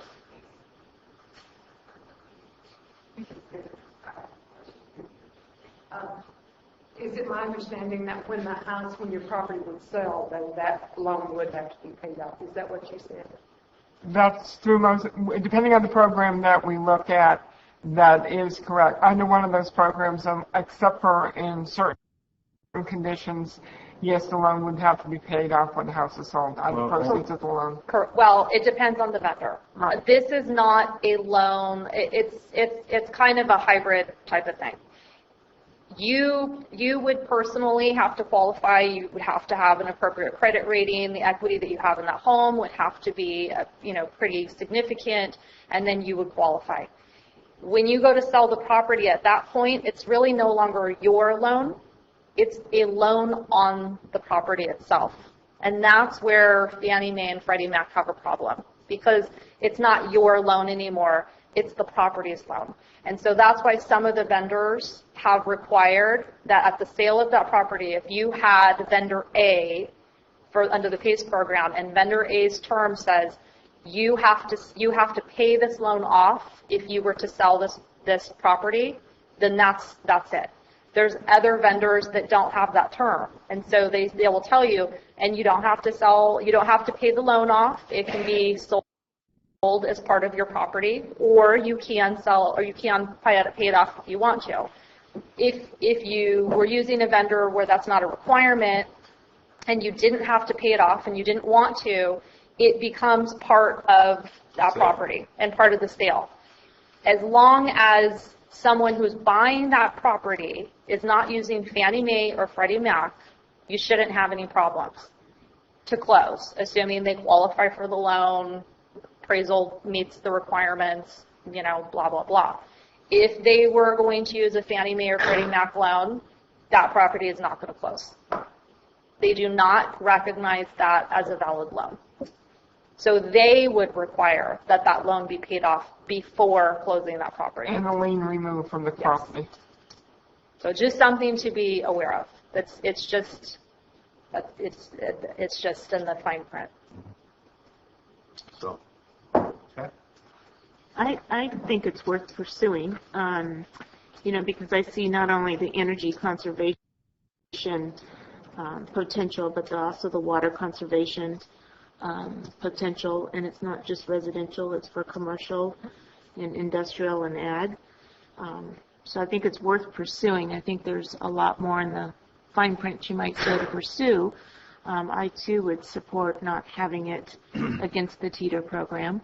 I think there's a given, I guarantee. Yeah, I just think there's details that it would be good to pursue. So, do you guys want to comment, or would you like me to do the public first? Can I have public comments?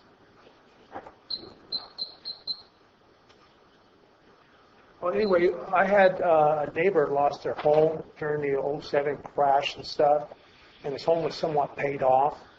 That he had all this equity in it, and he was able to get a loan to put new roof on, new air conditioners, new all that, and when he couldn't make payments. So I'd be really worried about the predatory type of stuff, because I've checked on some of these loans where you have to use a certain provider, and so like the AC unit's $10,000 through this provider, where I could get one through my provider for $3,500, and that's when I was putting air conditioning on one of mine. There's a huge markup that you're going to end up finding on some of these type of people when there's only a limited people that can supply those services, and that's what I would be worried about happening to poor people that's in their homes because they're going to think they're getting a good deal, and they're paying 3 to 4 times the cost of a service. And so I'd be real leery of certain things on making them use a certain provider.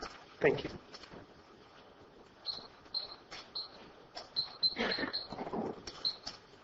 Do you really want to get into a real estate business, folks? Whatever they're offering right now, it's available to the public. Whoever is going to give that loan, those loans are available to the public. If you got good credit, good history of payment, they're going to give you the money. And so all you're doing is, it's maybe good for a couple of administrators, whatever little money they're going to get. But do you really want to get into the real estate business? You got real estate agents out there who do that. And just overhearing things, different credit agency or loan agency, I think the Veterans Bureau who gives money out, they have different rules. And so, depends what kind of loan they're getting. And an average Joe Schmo on the street doesn't read this stack of papers when they buy or sell a house. And there are different requirements. My next question is state funding. Can somebody identify the agency in a state that has money for that? Where's the source of the fund money that they have sitting in a bank just in case the manure hits the fan? You want to get into administration of it, that's basically what it boils down to, okay? But administration and decisions making is not going to be done at this level. Some regional government is going to make the decisions and conditions today. How much, if you're going to get involved, how much control you're going to have? The more control you're going to have, the more liability you're going to have. And I'm sure maybe some of the staff or some other elected officials got so much spare time on their hands, they really want to get involved in it. It may be a good idea. It's nice to have low-cost loans. But if these folks qualified in both in the equity of the home and enough income and so on to qualify for the loan, what the hell do they need you for?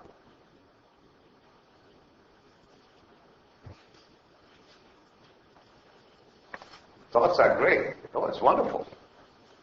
But there's going to be some leeches out there who are going to take advantage of the federal government, the state government is going to give you money. Does the state government have money? They need you for something. They need your signature at the bottom of the page. Make sure you do read the whole proposal and the source of the funds, how reliable they are, because theoretically, you're the second in liability. The state's supposed to have reserves. And I'm sure you trust the state. But if the state by some chance don't have that money, you're up for it. Not you, but the taxpayer is going to be unstuck for it. So, take a look at the fine print, folks. It's usually at the bottom 1/3 of the page of the contracts. That's where the little conditions come in. There's going to be, 400 or 500 pages of good deal. But it's always at the bottom third that they give you the little conditions. And until you see it, take a look at it. There's no such thing as free lunch. They want you for something. Not necessarily just wonderful look. They want you for something. Any other public comments? Joe Kelly from the unrepresented area of District 1. CSAC in the 90s wanted to balance budgets on the backs of the poor. You probably folks don't remember that because you weren't around to be involved in politics at the time like this. But that's what it was. Now you're looking at a low-interest loan, energy-efficient improvement. I call it, as Clyde called it, a predatory program. And I'm wondering where and how this is a public health, safety, general welfare of the citizenry problem. I don't think it is. I don't think it's one you folks should be involved in and involving the county in. I believe what Peter says, or I have interest in what he says, in that it could damn well be true. When it comes to a time, the state may not have the funds to do their reserves. So why would you want to pursue the cost of improvements compared to a cash buyer of what looks like a predatory improvement program for jobs? You haven't, something's totally lacking out of this thing as far as cost. As Clyde made mention, it'll be a racked up charge. Do you folks have you run it by anybody that's in this PACE program, one of the vendors, to see what their cost of materials, installation, and all the other necessities are compared to if someone paid cash to a vendor? I do believe it would be a lot cheaper, the private vendor, not a PACE program. Thank you.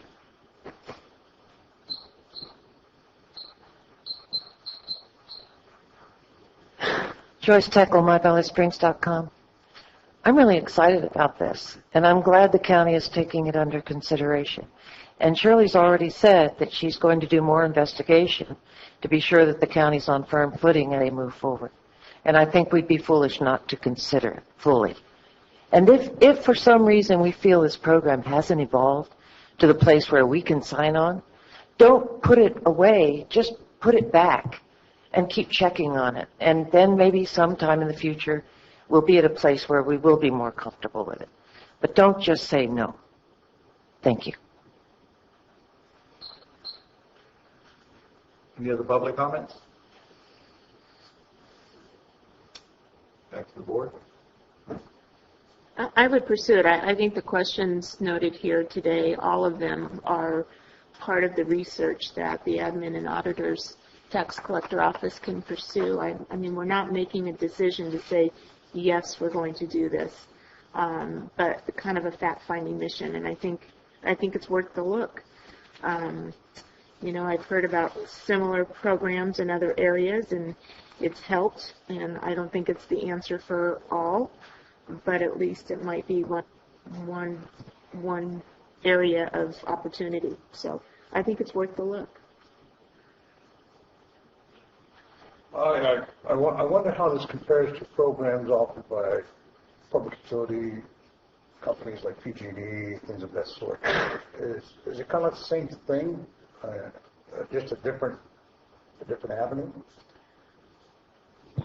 Not being fully aware of what the different programs offered by the utility companies, I mean, it's something we could look at as to whether there's any similarities in it. This, again, is for efficiencies, power efficiency, energy efficiency, water efficiency. And if the board directs us to go forward with the PACE, we can definitely look at those other programs to see if there's any comparables. I would agree with Supervisor Ponte and take the opportunity to take a look at this for our residents. But once again, ensuring that we take safeguards that we don't fall into a situation where the county is going to be holding back the whole lot. Do you need a motion for this, or is it just direction? Direction. I think your recommendation's good. Go for it. So many words today, Chris. Not much. It's pretty straightforward. So I actually brought this forward about 6, 7, 8 months ago, and asked that it be looked at then. And there's been some movement, but it's pretty slow. This is not a government loan. This is private vendors. This is what is it? One of them is the Bank of Dutch. Mm-hmm. This is private vendors, and so if there's any liability to the county, I'm not interested in it. The residents here, on the other hand, I know many residents, and some people live in this world where everybody has, credit cards and stuff like that, and actually a credit rating. I know in my district at least 20 or 30 folks that don't even have never had a credit card, They don't have a credit rating. All they have is the place that they live. That's it. And so for them to go out and try to get a loan through an agency is nearly impossible. The only way they can do something is by possibly having some collateral through their property. And some of them I know are living in pretty poor conditions. So if they choose to enter into that program, then that would be their choice. They don't have to. Nobody's forcing them to. So I believe that it's a really good opportunity for some of the residents here in the county. I support also looking into it. The company that I was first addressed, and I didn't get it from that company, but the California First is the company that I knew about first. They're a private company, and it was a heating and air vendor in the county that works with them in other counties, and that's how it came to me, through them. And they were telling me about, how good it was for some of the other areas, and that's why I brought it forward. So, yeah. Okay. Thank you. All right.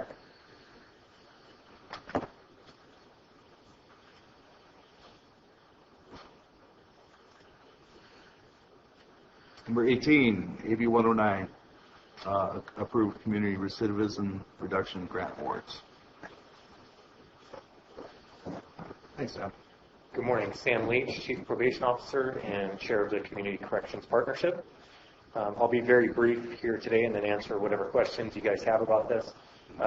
So in the 2014-2015 budget, the governor set aside some money for the Board of Supervisors to award to local community-based organizations that were helping out with projects to reduce recidivism among our offenders in our county.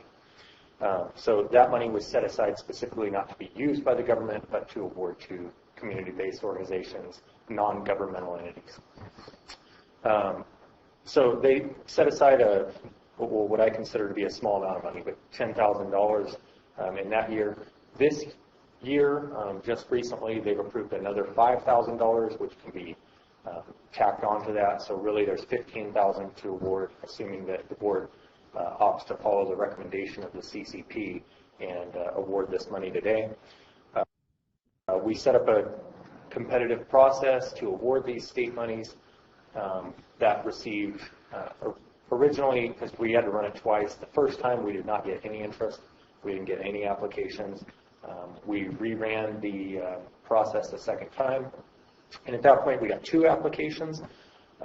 We reviewed them both, and both were intriguing, and I think will help out. So I guess the good news, what the CCP is recommending is that we award the $10,000 amount to the I want to get the name right, the Shang-Chi Foundation, which is located in Valley Springs. They've been in business for about 20 years. They do, it's basically a kung fu martial arts academy where they work with PTSD combat vets. They've worked with a lot of juveniles, but they've done it with their own money and with, obviously being a private business. They award scholarships on their own from time to time and use their profits from elsewhere. What they've applied for is for us to basically sponsor, a small group of kids, I think up to 4 kids, over the course of 2 years, to have longer term mentorship and to be able to participate, pay for their clothing, pay for their nightly sessions and whatnot. So I think it's a great opportunity to make a small investment in what could make a big difference in the life of a few kids, essentially. The other $5,000 we're recommending gets awarded to the Turning Point Recovery Center, which is based out of Arnold. It's a new recovery center that's being established up there. It's something that I know our Director of Behavioral Health, John Lawless, supports. He's also a voting member of the CCP. So we talked about that. And I think, with that getting established, it provides another place for people struggling with substance abuse to go to and have more than just a sober living environment, but actually have residential treatment. So it's good that we're getting another local place like that, and they're asking for additional money. So in our competitive process that we set up, basically Shang-Chi finished number 1 and Turning Point finished number 2 based on our scoring of their applications. And we would ask that the board follow that recommendation and award that $15,000 as stated. Okay. Any public comments?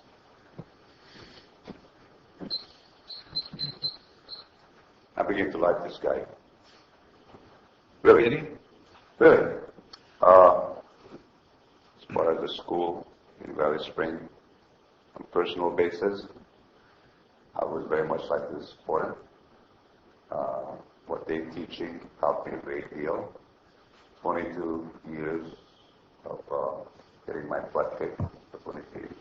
Made me such a nice, sweet, mellow person. And you didn't know me before, folks.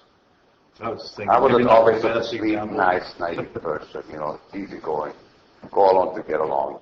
But yes, I wish I'd like to promote it, both for the, like to see it with the kids, and for adults, especially TV poppers, get some reality check to some of those kids. And programs like this also help seniors. They don't have to be paid. They don't have to be victims. I'm very glad that if my tax money has to go someplace, all for it. Thank you. Okay. Marty Crane, Valley Springs, Rancho area. I've been in all of the CCP meetings since we started this, and I'm very grateful to this opportunity and the fact that we have these two agencies that are already doing great work or working towards doing great work, as the case in Arnold. What I wanted to say about Shang-Chi is that if we can break the cycle of one child, then we know that if we don't break that cycle, that one child becomes 2, 3, 5, 10, and it just expands. So breaking the cycle of one young person is huge. And in the meeting where the vote was taken, Sheriff Kuntz was there, and he attested to this very fact. And I just wanted to say also, from what I know over the years with Shang-Chi and the people who own this and run this program is not about fighting first and not getting your butt kicked. It's about a discipline and changing the way you see the world and the decisions you make and coping skills.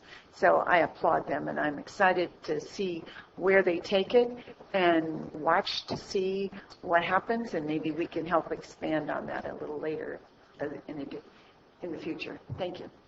Martha Carolyn, folks. She and I are here, so.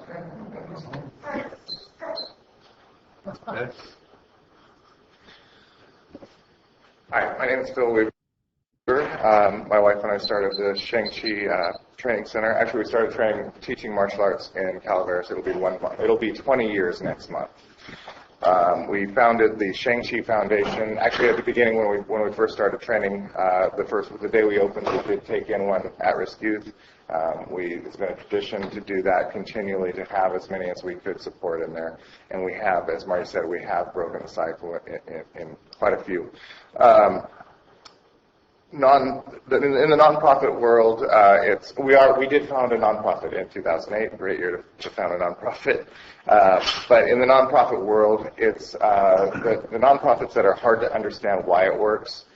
It's very difficult for those to get funding. It's easy. The money typically goes to things that have short statements, very easy to understand.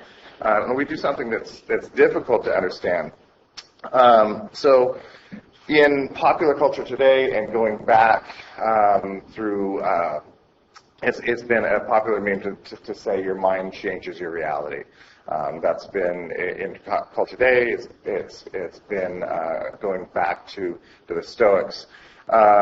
if we want to conceive something, to do something, we have to conceive it. If we want to build something, we have to conceive it. But what I ask is, how do we actually, what is a mechanism for changing the mind? And I believe we have that answer. The mind, I refer to some of the work, I really follow a social psychologist by the name of Amy Cuddy. She's a PhD and the head of the MBA program at Harvard University. And she talks about how body motion changes the actual psyche. The body motion, our mind, our body is what changes our mind. Our body changes the way we perceive emotions. It can change emotions simply by your posture. Your mother always told you not to slouch. She was doing that because it actually has an effect on the outcome of your life.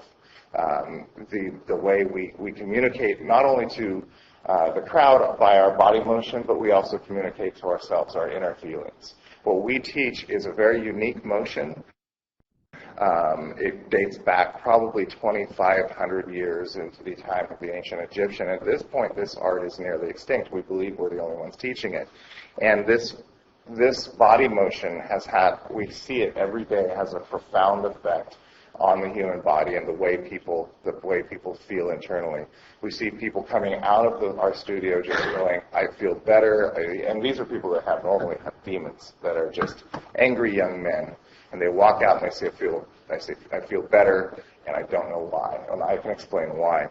Amy Cuddy proved that body posture and body motion actually has a direct effect on testosterone and cortisol production. And when we have proper body motion, we have a heightening of testosterone, we have a lowering of cortisol. What that means is testosterone produces a strong individual, and cortisol produces a stress-free individual. Those are the attributes of a strong leader. When we have high cortisol production, we have somebody who's nervous and may react in bad ways. But when we drop that cortisol, the thinking brain is more available. Harold, her work is wonderful. If you would have a chance, she's got TED Talks that are wonderful. The other thing that happens in body motion is we teach a unique, what scientists call we call it cross-lateral motion. Scientists call it bilateral coordination exercises. And so what bilateral coordination exercises are exercises that are difficult to coordinate. It takes your mind, it takes concentration, and they cross the midline of the body. What this does, when you cross the midline of the body, is you're activating both hemispheres. And it balances both hemispheres. And that has a really profound effect on the brain. What scientists found, and this is actually recent in neurosciences, is we used to believe that the brain had no changes over time past, say, the age of 18 or 20. Bilateral coordination exercises have been proven to cause neurogenesis and neuroplasticity. So that means we grow new brain cells, and the neuroplasticity, we're able to use them. By using them, we get smarter. We can develop new models of the world. Okay. The hippocampus actually grows, the amygdala shrinks, and that just means we are better, smarter people and less reactive. So I'm going to stop it there, although that's a quarter of what I had to say. But I thank Mr. Leach and the board for recommending this, and thank you. ShangChi Okay. Any other public comments? Board comments? Now I have a comment. On Turning Point, I met the founder, Larry, in the Arnold area approximately 2.5 years ago. At that time, he was a painting contractor, and he was actually involved in this type of process by bringing in probationers, parolees, people that have trouble with the law, hiring them starting out as a laborer, trying to teach them the trade. He actually brought a couple into his own home and started that program during the campaign. My campaign for the supervisor's seat, he contacted me again and wanted to formalize it. Well, it's kind of hard with the campaigning. But I was able to direct him to the right people. And Mr. Leach, you were one of the very, very right people for this program. Right now, Larry has progressed to the point where I think he's going to do a wonderful job for the people that need his services in the Arnold area and in this county. I'm glad to see that we've gotten to this point, and I have to personally thank Mr. Leach for your efforts and your introductions and making this a viable project. I am in support of both organizations. Thank you. Anybody else? I'll make a motion to approve. I second. So I just want to have comments. Thank you, Sam, for doing this. This is out of the box thinking. Exactly what we need here. I like the martial arts, if you want to call it that, part of it as well. I've got quite a bit of experience in that, and I've seen a lot of at-risk youth turn to a more respectful way of life through those programs. And it really doesn't matter, which program, because I've seen it happen through many different disciplines. But it's a very active and positive role that they get involved in, and I think that's just great. Thank you for bringing it forward. So we have a motion by Supervisor Wright and a second by Supervisor Oliveira. All in favor? Aye. Aye. All opposed? 0. And we're going to take a 5-minute break. Thank you.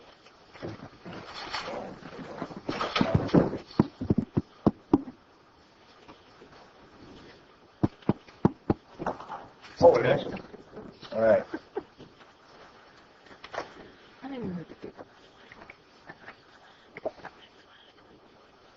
Okay, so the next item is number 19 on the regular agenda. Planning, approve a resolution to support for the McCollum Watershed Interregional Sustainability Evaluation Program. Good morning, Darcy Gillert with the Planning Department. If the board recalls, I came before you in February to give you an update of where we were at in the process. It's a 22-month process that we wrapped up early this summer. And as I mentioned back in February, I would be back before you to consider a resolution of support for the final document and those projects that at some point were put into the program. So we wrapped it up, and what the group came up with were 25 projects. Of those projects, actually 21 are a physical project that there would be some sort of construction done.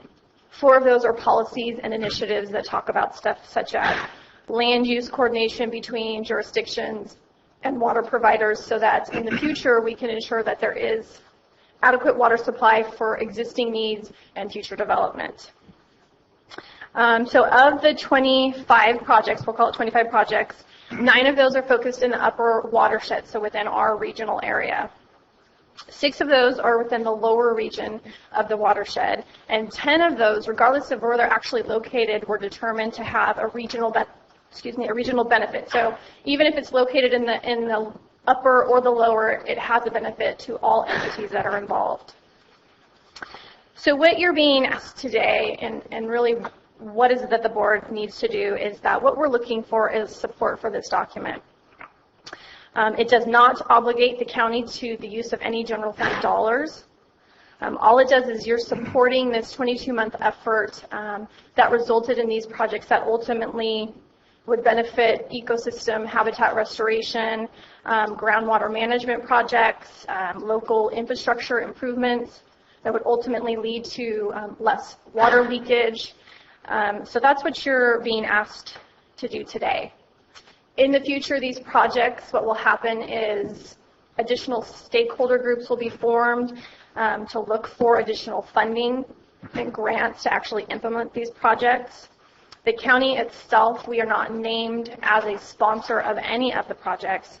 However, as part of UMRA, we will see that these projects will have a benefit to the county, either locally or on a regional effort. So, and that's what we're really asking for today, is a support resolution, which was included in your packet.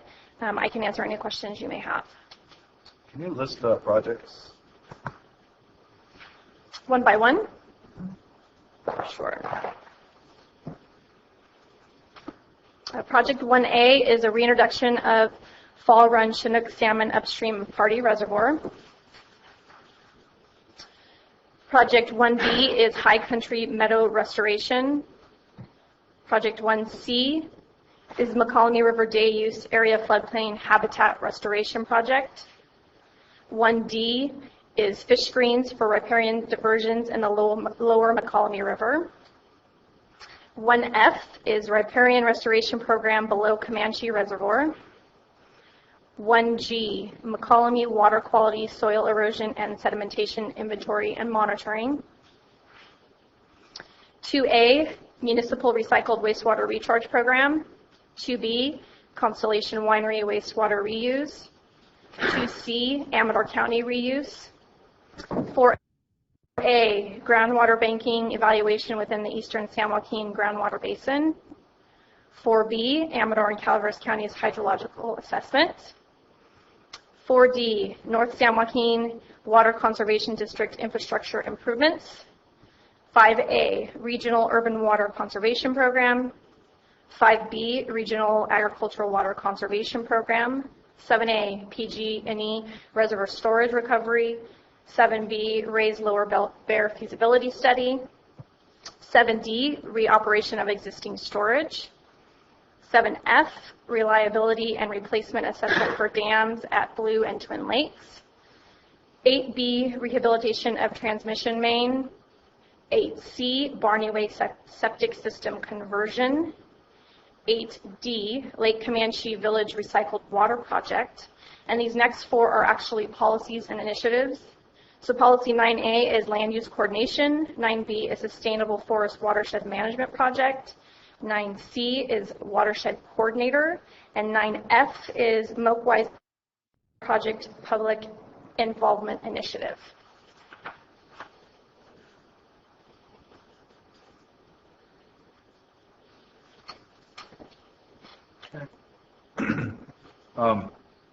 Any public comments?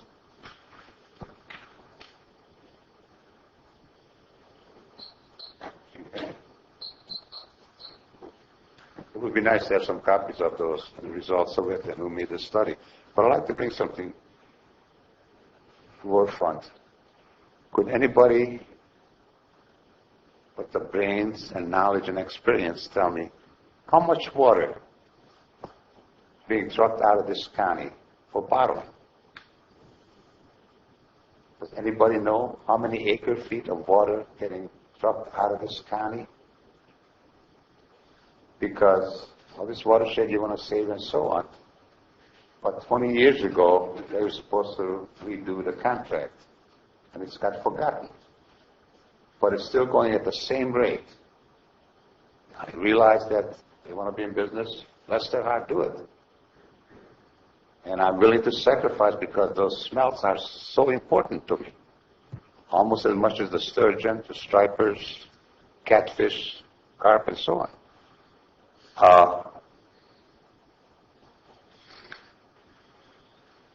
Who and how is going to be paid for? Who's sponsoring this? Who's going to be running it? And maybe you have front of you, but it's obviously not in this book.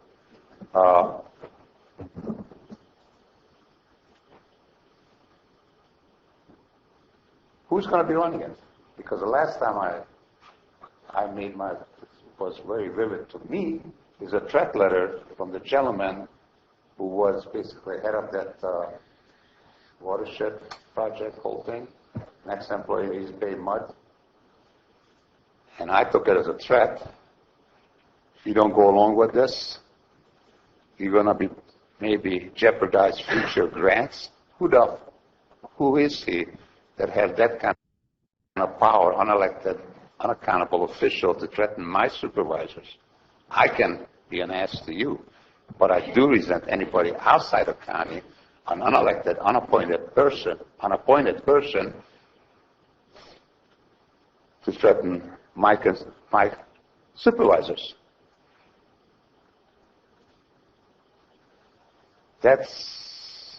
Those threats I don't like.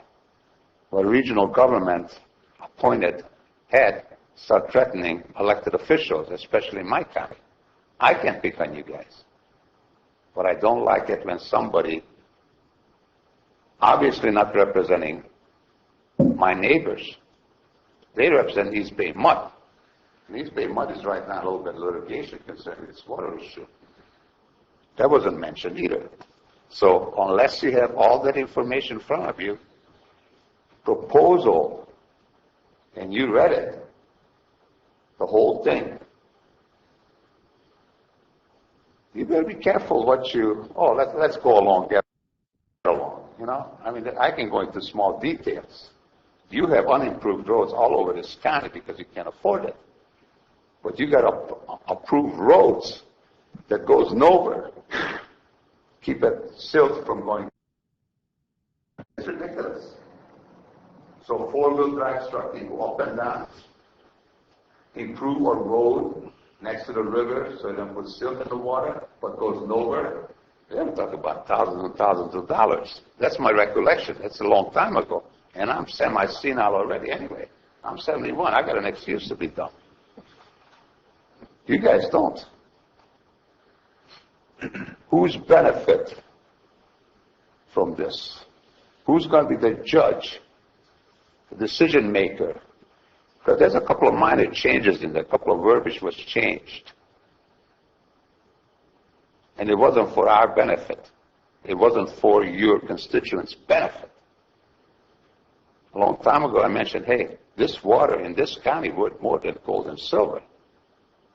Maybe not now because there's a lot of gold dredging potential in the county, by the way. A lot of it. But whose benefit for it? How is it going to help us? How is it going to help you? How is it going to help your constituents? It's nice to go along to get along. But folks, East Bay Mud is not an organization you want to go along to get along. They offer to pay your share of this the money, a couple of thousand, $8,000, $9,000. I mean, to me, it would be big money. For you, it's not. It's taxpayers' money. They offer to pay you just to have your signature on it, so they can go to the Sacramento and say, "Hey, everybody agrees on it." Read the whole package. Read it, and compare the two, and then you can make a decision. How is it going to benefit your property owners in this county and your water rights? And who's going to make the decision what is right? Thank you.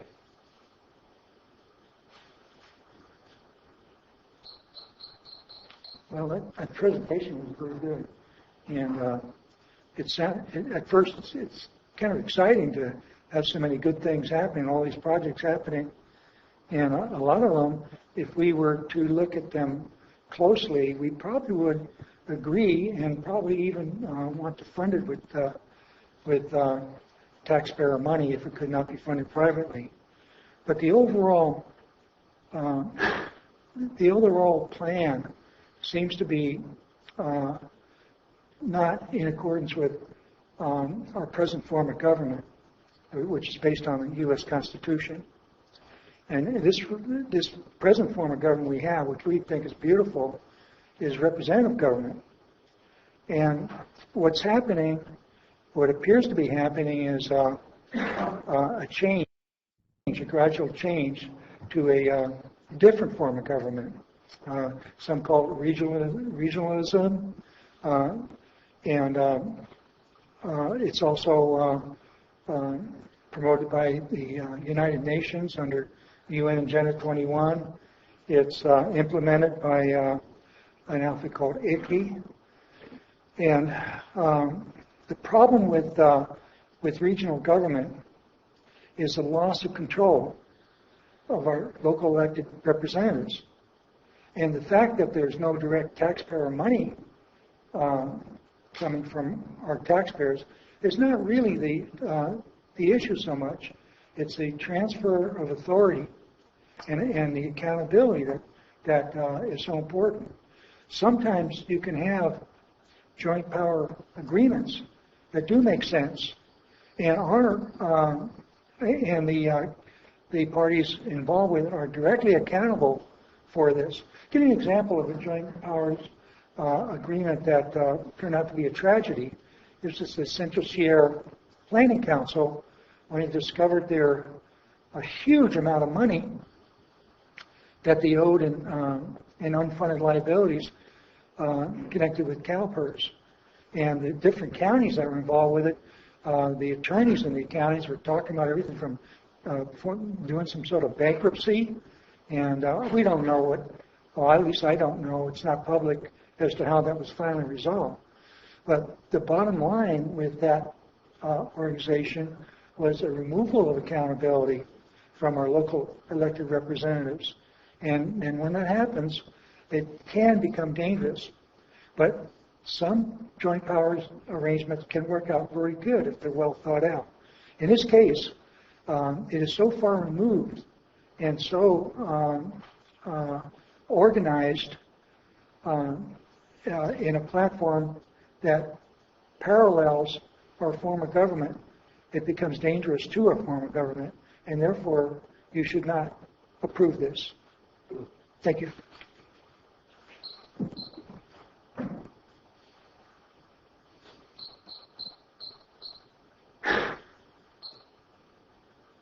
I just have one quick question. When the colony becomes wild and scenic, how will that affect any of these projects, or will it? Could you state your name, please? Vicki Mills. Thank you.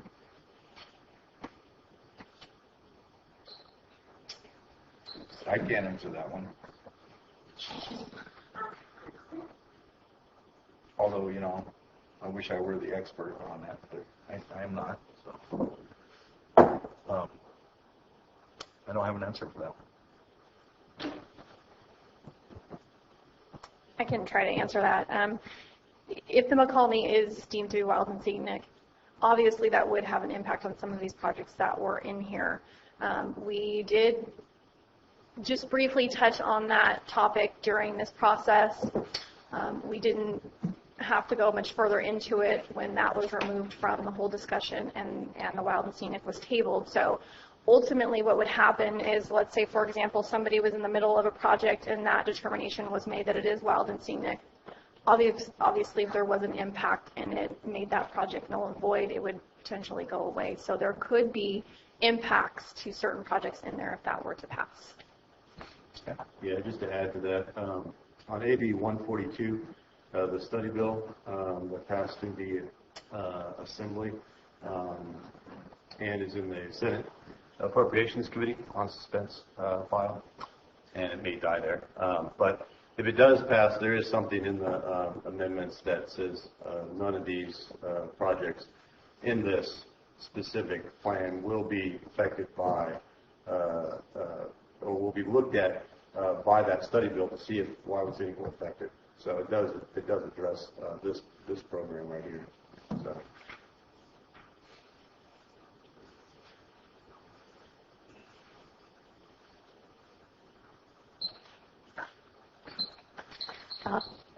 Bonnie Newman from Devil Springs. Not my topic, but some questions were asked about who would benefit from this sort of a project or all of these projects. The planet will benefit. We've got resources that humanity is using up faster than can be replenished. We're running out of water. That poor man this morning brings it home. It's a resource that we may not get back again unless we have a change in the weather. We keep developing beyond what we can sustain. We're going to find more and more losses and more people out in the cold. There are resources that are available. Are we going to use them up today so that there's nothing left tomorrow? All the talk of property rights verges on a whole lot of selfishness of people feeling that it's mine, I want it, and I don't want anyone else to have it. Whenever I hear about property rights, it's property responsibilities. It's not we have the right to do something. We have the responsibility to do something. And one of the things is to make sure the world goes on in a way that's acceptable to us today, so that we don't have people in need of basic sustenance like water and air and clothing and shelter. We can't use it all up today. We've got to save something for tomorrow, or there will be no tomorrow.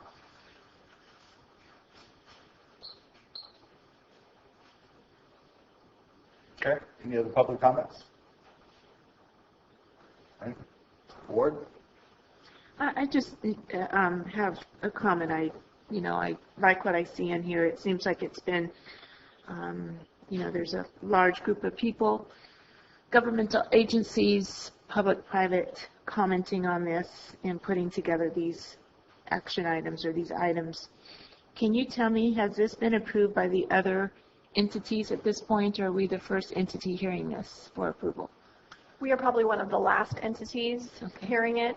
I don't have a tally of every single one and if they've passed their resolutions, but to date, all of the ones that have come forward have adopted the resolution in some form or another. Okay, thank you.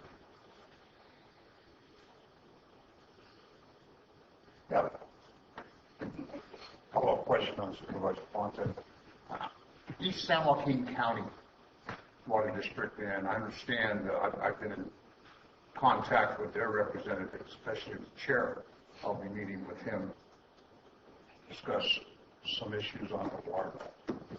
Are they buying into this program? I noticed that they're listed as a GBA, but they're not included in the group that's contained in the MOC-WISE. Can you clarify that for me? Who was it? They may be one of the... It's the GBA? Right. So the San Joaquin County Groundwater Basin. Right. So they were part of the stakeholder group process throughout the last 22 months.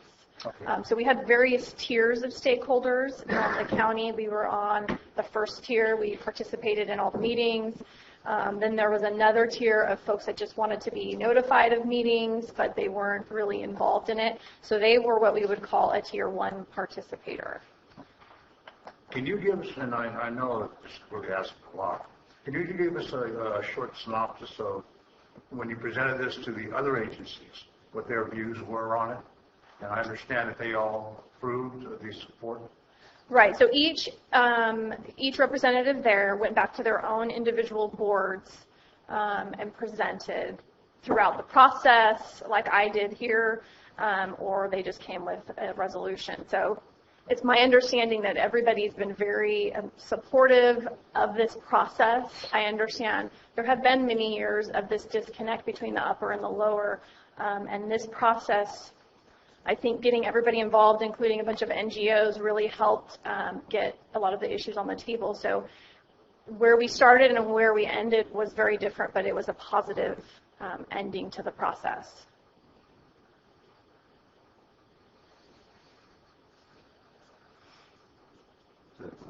I have no more. Okay, I just wanted to clarify on my statement on the AB 142. I just looked it up, and basically it just says that this entity may seek state funding during the time of the wild and scenic study in it. So just wanted to clarify that.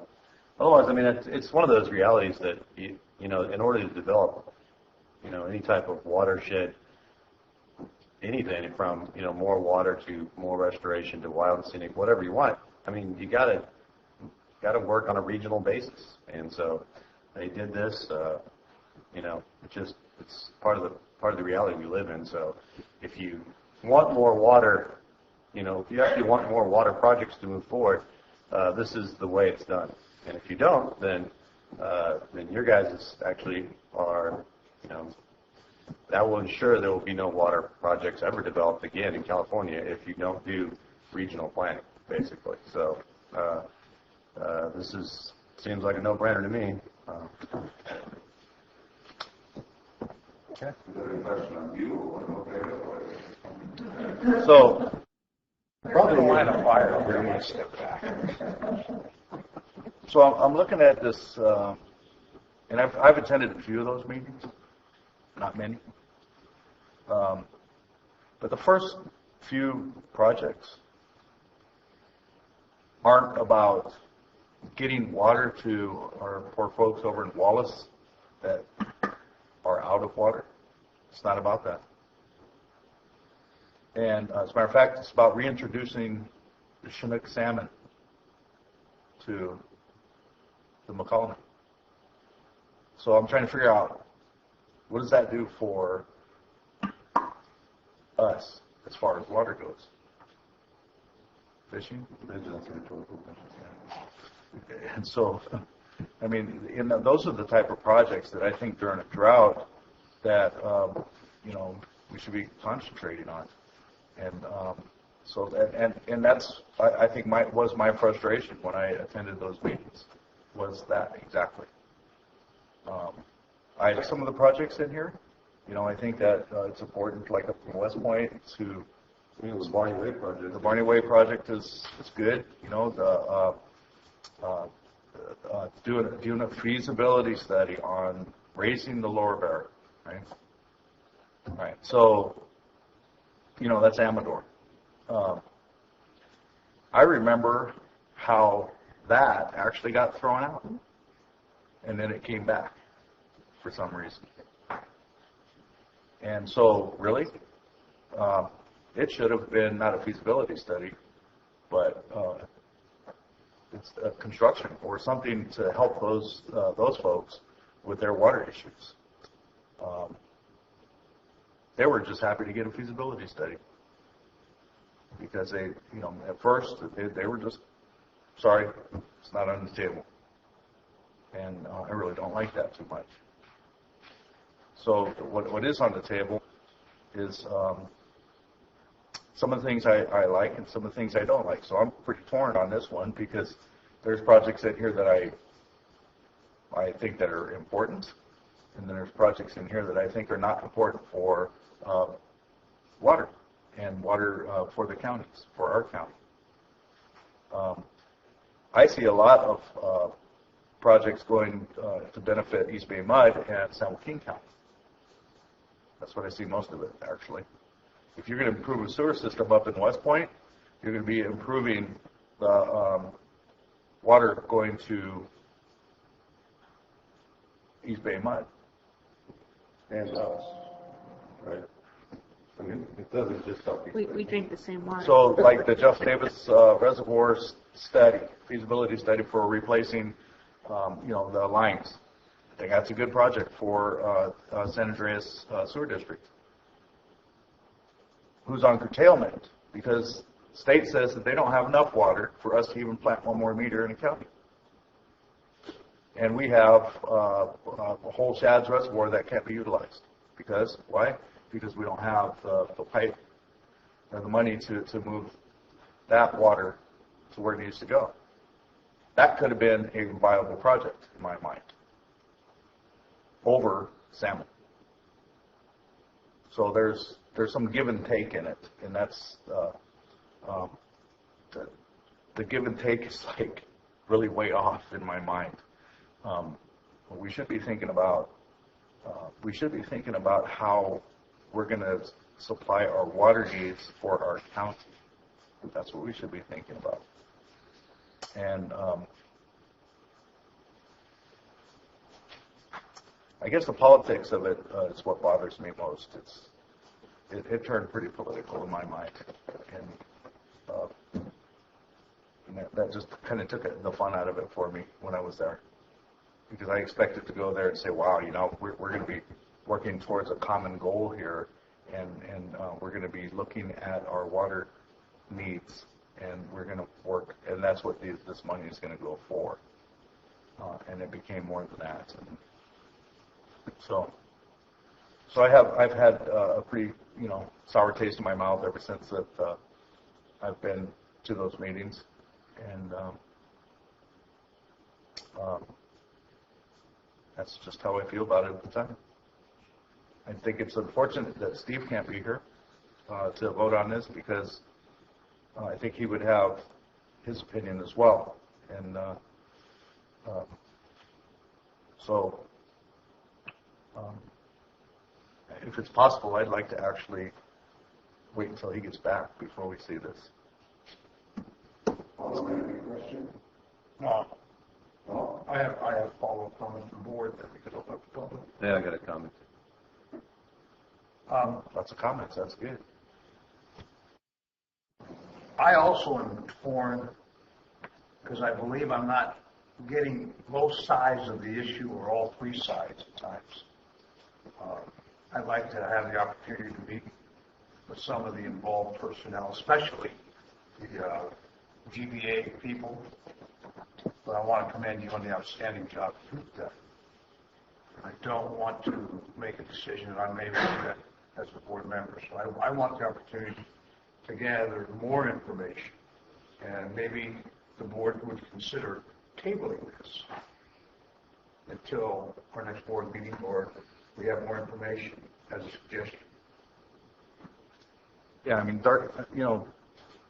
we've had good representation there. Darcy's done a great job, actually. Yeah, I mean, you're right. It's water, in California, and so there's going to be lots of problems and lots of heated arguments and lots of politics, and it's billions of dollars worth of infrastructure and planning throughout the state we're talking about, and so nothing is perfect. Certainly, there's projects in here that I don't agree with, but you just have to kind of be realistic, I think, when you're approaching water planning in this world. And if I look at things that are affecting going down this project list here, I mean, you look at several of these, and definitely affected directly in my district, especially the Barney Way one is good. The one looking at doing the assessment for the CPUD pipeline to Shad's Reservoir is another really good one. And all these there's a lot of good stuff just for Calaveras. And the thing that we have to realize is this is not just our little project here. I mean, this is a regional project, so there's all these different agencies involved. And so anytime you do that, you have to have, give and take. And that's where you end up with this. You also have to look at environmental issues. And that's why you end up with things that are more focused on the environment, like the salmon restoration plan. And so it's definitely not anybody's ideal version. But, that's just the reality of life. Do we want to move forward with something that all these different agencies can agree on, and move forward and have a good chance of getting some funding for some of these important projects? Or do we want to just say, no, we really don't like it because it's not our project and it's not the way we want it. So we're just going to say no. So I think it's just putting our head in the sand and being isolationists and not planning and not willing to compromise if we dismiss all these different stakeholders and all this different agency work over the last, how long has this been going on? Several years. So it would be, I just think, shooting ourselves in the foot to do that. I hope you guys can overcome your, negative feeling towards some of the projects and realize the benefit of the other projects, even though you may not 100% support the overall process or the overall end project. It's a matter of politics. It's a matter of how we do things. And so we have to compromise. And this is the compromise we have. It's better than nothing. Let's move forward. So that's my 2 cents. Tracy, were you going to say something? Yeah, so I just wanted to say, if the board does wish to hold this off, the only thing is that it wouldn't be included at this point in the final grant package that goes to the state, but at such time that you did pass a resolution of support, it would be forwarded on. The other thing I would state is if there is a delay, if there is any additional information that you would like if you would let me know and I can get that for you, even if it's just sitting down and going through some more specifics, I can do that as well. But if there is something additional you want, just let me know and we'll make sure you get that. Okay, thank you.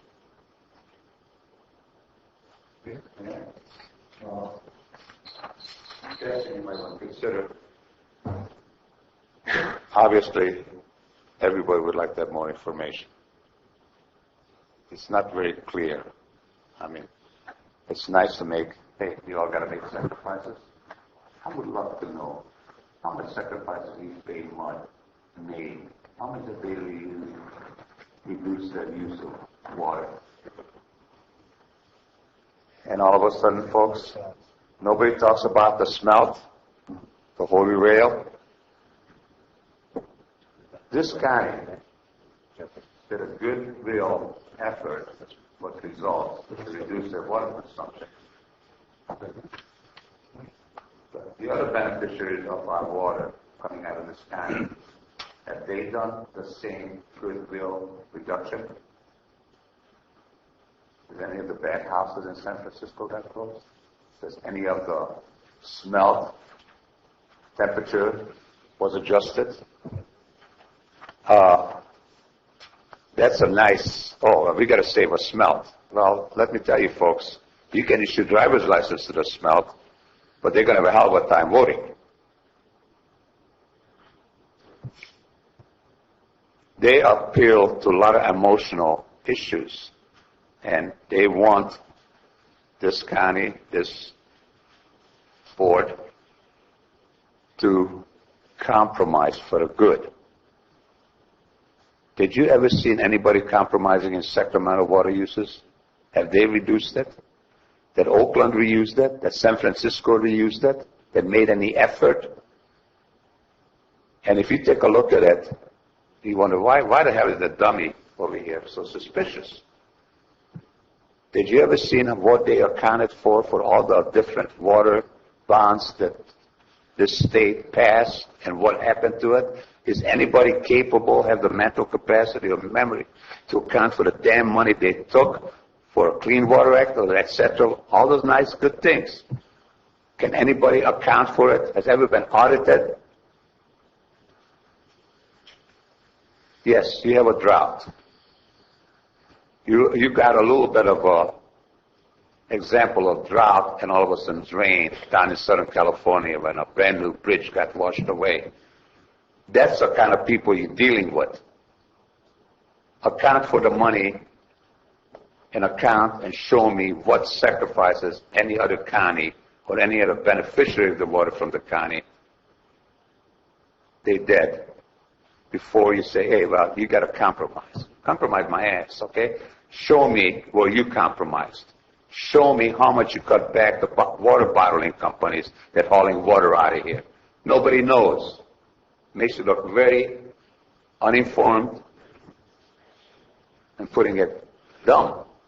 They don't know, but they want you to compromise, and you're compromising your constituents.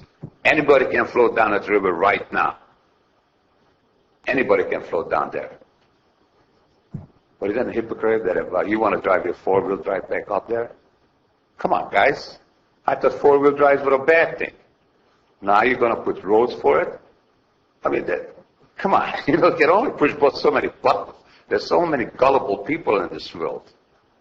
Get the facts straight. You know what it is. It is not being done for Calaveras County's benefit. You want to compromise? Great. Get something for it. Don't give it away.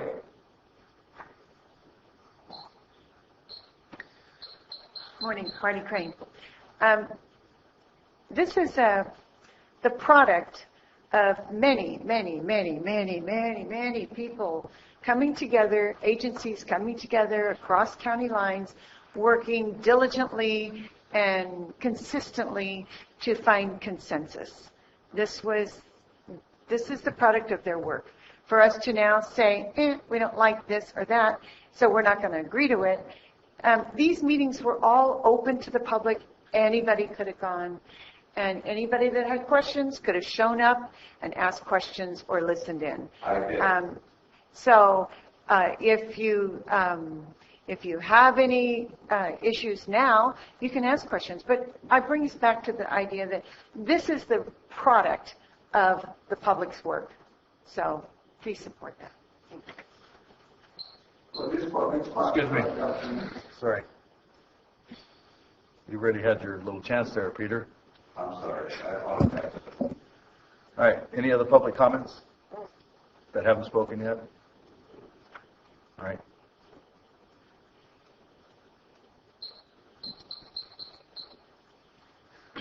Just a real quick comment. Why do we want to cut off our nose to spite our face? We have an opportunity to keep something alive, whether it's a grassland somewhere, or a couple of frogs, or a couple of fish. Why can't we do something to retain what God put here for us? What we want to do is change everything God put here for us and turn it into the work of the devil. I never talk about religion. I was just thinking that. All right, so more board comments. I personally would like to table this until Steve is back, and then we can make a decision at that point. I would also join that decision. In order to do a little bit more research and make the context of this. What is our cutoff date for the grant submittal? All the information is due back to the state by September 1st, and they would like to have as many supporting resolutions as they could possibly have with that packet. But as I said, if ours is not done, it is not done. If at such time it is done, then they will forward it on. So you could continue the discussion. So we're actually one of the last agencies that this presentation meets, right? Probably one of the last. There was a good dozen of us that still, the beginning of the month, hadn't come forward. So it actually, if we weren't able to give you a positive resolution at this time, it wouldn't necessarily mean that we're thumbing our noses at this. No, and it does not mean that the grant has not been fulfilled. It just means that at this time we do not have the resolution to move forward. Yeah, it's not going to stop it. I have a comment. I would support moving this forward today. This has been in the works for many, many years with many different governmental agencies and public comment into this process. And I think, it's a give and take throughout this. I see give and take with a lot of different agencies because I know there was a lot of projects thrown forward, and you were able to narrow it down to the 25 or so as people went through the due process of looking at each and every one of these projects. I think it's important that we do pass some resolution supporting this process for the partners that we have at the table. And we had opportunity beginning this year when Darcy brought it to us to offer some comment and direction at that point, which we did. And this is kind of a summation of all of that coming together. And I think it would be disheartening at this point to not pass a resolution one way or the other, hopefully in support of this process and moving forward so that we can be united with our partners in submitting our application to the state. And I would encourage us to reconsider. I, too, am sorry that Supervisor Kearney is not here to participate in this, but, we have 4 here today and have the potential to do so. And I believe as all of us as supervisors had an opportunity to look at this process as it was moving along the way in the last several years, and especially in the last few months, as we heard from Darcy at the beginning of the year. I would make a motion to approve this and move it forward. Yeah, I'll second the motion. I just think if we want to get something going, this is the time to do it. If we don't want to have anything going, then this is the time not to do it. So. And this is a regional project, and we like to do regional things. Okay, so we have a motion by. Sorry, we're at our motion. Point of order. Point. We have a motion to table. No, we don't have a motion to table yet. No. That was a recommendation. So I have a motion by Supervisor Ponte and a second by Supervisor Wright. All in favor? Aye. Aye. Opposed? No. No. So, then that makes it, that means we table it at that point, right? No, we don't pass it. It would mean that you're not signing it, you're not passing it. Okay, so I wish to table it. So my understanding is that you would need We're to making a have, motion to table for consideration at the next meeting. the board would have the ability to do that if it had 3 votes to move it forward to the next meeting. Or it's failed. Or it fails for no majority, right? Yeah, I would move that we reconsider this issue at the next board meeting, so we may be able to do further information that we may be able to vote once again in support of the work done by. What are you going to do, Lee? I told you what I was going to do. I'm going to contact these folks, and I've already made arrangements to contact. Well, what did? But the application is I'll give you due. that. Okay, I'll give you that. That's true. This issue. Yeah, well, plus you were, you know, out for I was out for a couple of months. I'm All right. sorry, folks. I got to catch you. All right. Okay. That's fair. So to clarify the motion that we have a reconsideration of this issue at our next board meeting in 2 weeks, On September 8th. on September 8th. Given the fact that Michael was out for several months, I'll second that. Okay, so we have a motion by Supervisor Oliveira to table it until September 8th, and a second by Supervisor Wright. All in favor? Aye. Opposed? No. It's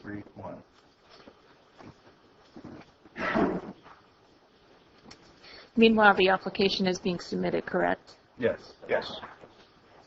Thank you. Okay, so let's move on to item number 20. Planning recommends the Board of Supervisors deny 2015 058 appeal by George W. Moe of the July 9th, 2015 Planning Commission action to deny 2015-007 zoning amendment and administrative use permit to legitimize the existing unpermitted medical cannabis dispensary for La Quinta Plaza LLC and Jay's Not Here Incorporated.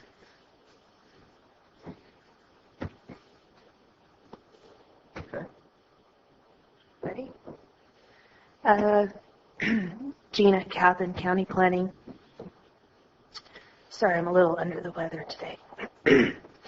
What you have before you, as Cliff announced, is an appeal of a Planning Commission decision to deny an application that was submitted to our department. The application was to rezone a portion of a legal parcel located down in the Valley Springs area, specifically the La Quinta Plaza, which is located between the La Quinta Golf Course and Vista del Lago Road. Address is 1919 Vista del Lago. It's a commercial complex currently. As most of you may know, there's several businesses in there, one of which is well known, which is a pizza factory, to kind of give you a visual for where it's located. Existing right now is a medical cannabis dispensary located in what the applicant is calling Unit 8 of this commercial building.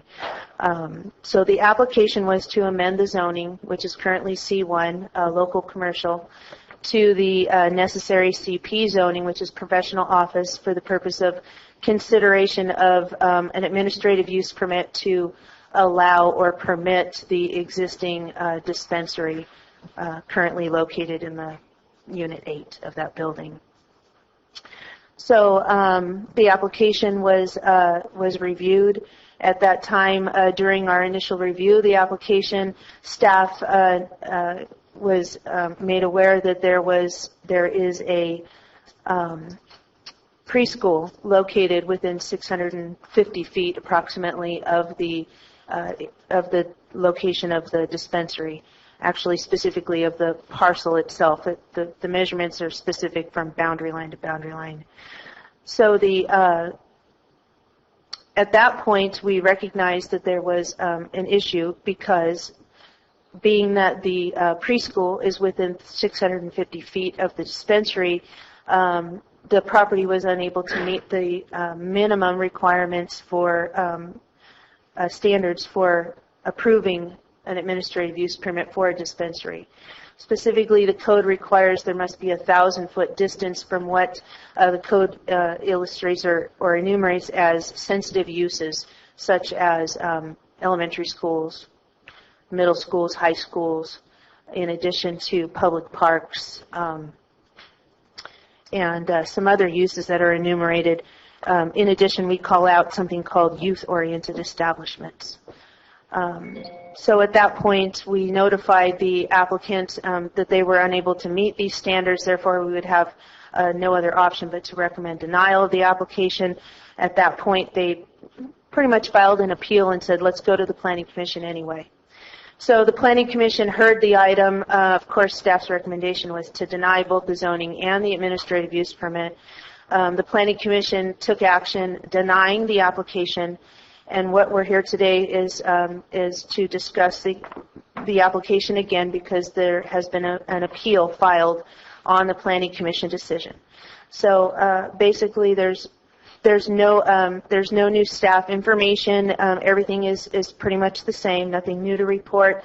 Again, they're not able to meet the minimum distance requirement, which is 1,000 feet. And I'm sure that the applicant's agent, Mr. Mull, who was the actual person who filed the appeal, is here today to discuss some reasons why they feel that county code is probably misrepresented in ways. But as of right now, staff's determination is to uphold the Planning Commission decision, which was the denial of the application for zoning and administrative use permit.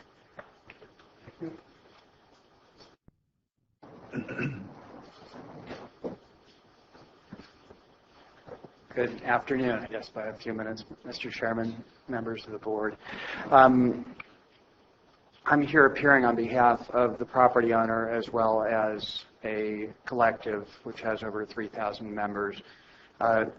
Basically, we have a property owner that would like to keep this tenant because it's a good tenant, and we've got a collective that's well located that would like to be able to stay. And I'd like to discuss a few points. The first point is that we've been told that we're 650 feet away from a Head Start program, and that is a disqualifying use. I would say, though, that in interpreting the ordinance which this body passed, that we are not in violation. The sensitive uses which are called out by the ordinance are schools, which are defined specifically as elementary, middle, and high schools, and youth-oriented establishments. In statutory interpretation, the specific controls over the general. Since schools are laid out as only including those three, we would posit that the more general youth-oriented establishment does not encompass this preschool. We would also ask, when you're looking at the proper interpretation of an ordinance which this body drafted, that you look into what the purpose was for that separation and that limitation. It would seem obvious to me that you wouldn't want to have the sale of medical cannabis near a middle school because you would perhaps think that some members would resell and make available to youth. And that's a reasonable position to take. But I can't imagine that there is a preschool student that would be in that same category. and that I therefore can't see what the sensitive use part is of having a preschool listed as being a use which should be separated by 1,000 feet. There are youth that are there, they're dropped off by their parents. Please understand, we have a not-for-profit organization here. This is not a business trying to stay alive here. This is a 3,000 plus member organization that's made up of your voters, Republican, Democrat, old, young. There's really not a demographic we can point to. And it is an appropriate place. This is a mixed-use commercial development. More than half the uses in there are medical related, and it's an appropriate place for this particular use. So we would say right off the bat that the 650 foot away from a preschool is not a disqualifying use. And that doesn't get us over the hurdle completely, because the other reason that the Planning Commission decided to say no was because the application is for what's called split zoning. This is a C1 parcel, and the request from the landowner is to downzone the parcel. One portion of it, it's actually a lower area that the dispensary would move into out of their current unit into a place which is accessed by going around the back of the building, which is just a floor below the rest of the development. So planning staff expressed to the Planning Commission, and the Planning Commission decided that that type of a split zoning is not something that is desirable in the county. They said it was acceptable and legal under the code, and that there are perhaps as many as 50 parcels in the county that have split zoning, but they made a policy decision that it was probably not the best way to go, and we respect that. What I would like to posit before the board right now, though, is what's the best step forward?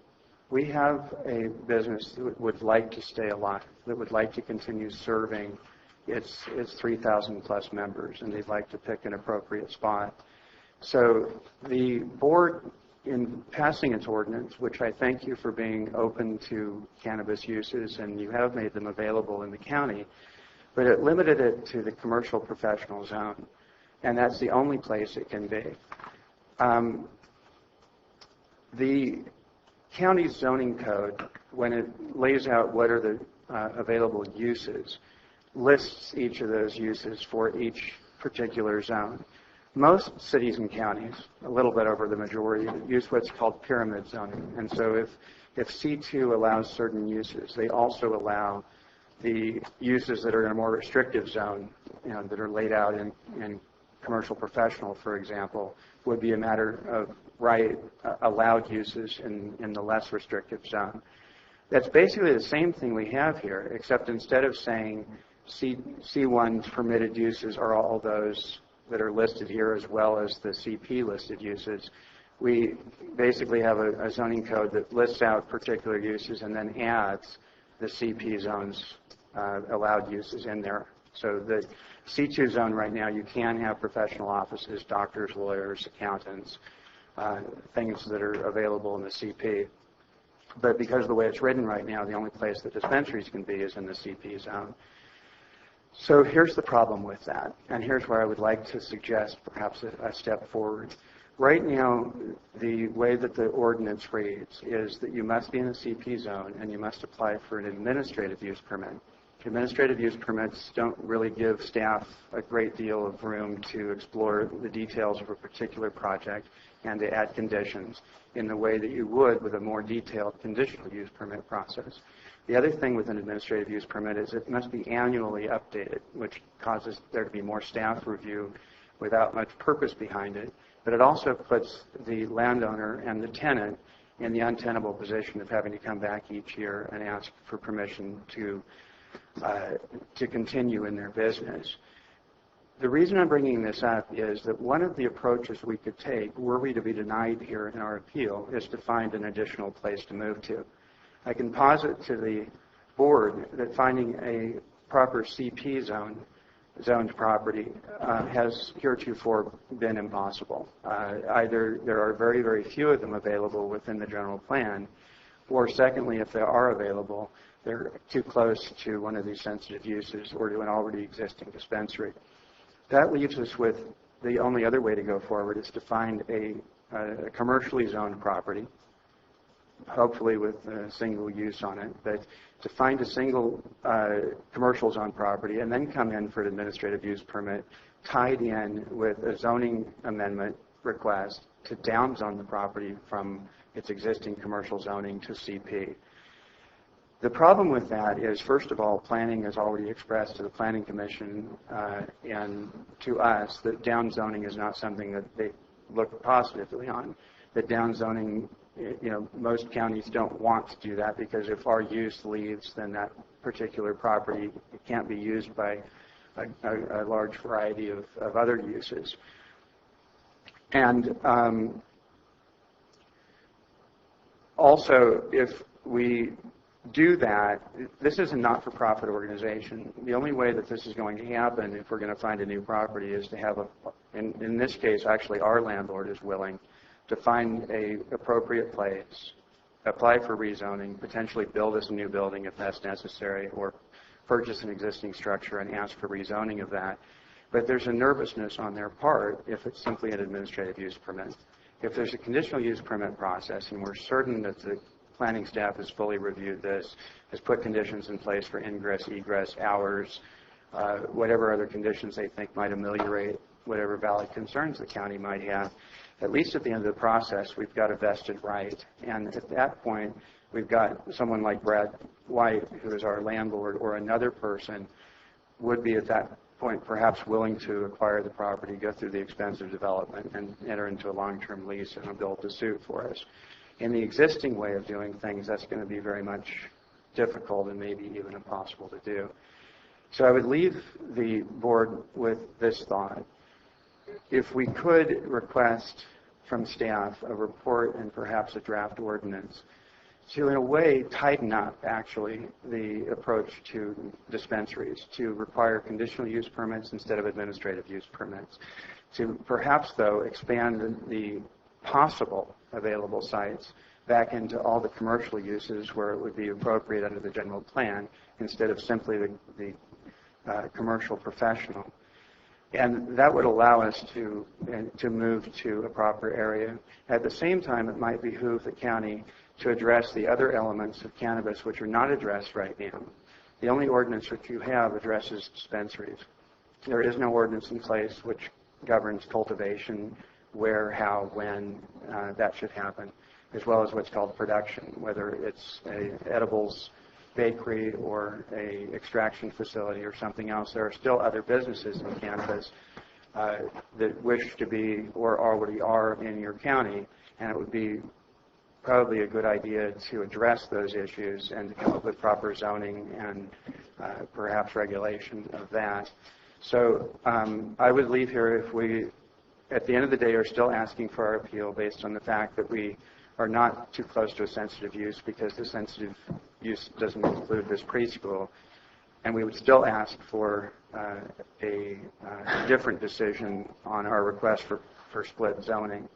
But given that that is perhaps not a likely result, I would ask that one of the electeds would make a request of staff to perhaps explore what could be done to change the ordinance to move in a way that I suggested, to allow for a CUP process instead of an AUP, to allow for several new zones to be considered as appropriate with conditions that would be placed on through the ordinance or by the staff, as well as at the same time maybe clean things up by adding provisions that would govern and regulate cultivation and production facilities related to medical cannabis. So I'm happy to answer any questions you may have. Okay, so first I think we go to public comments. Thank you.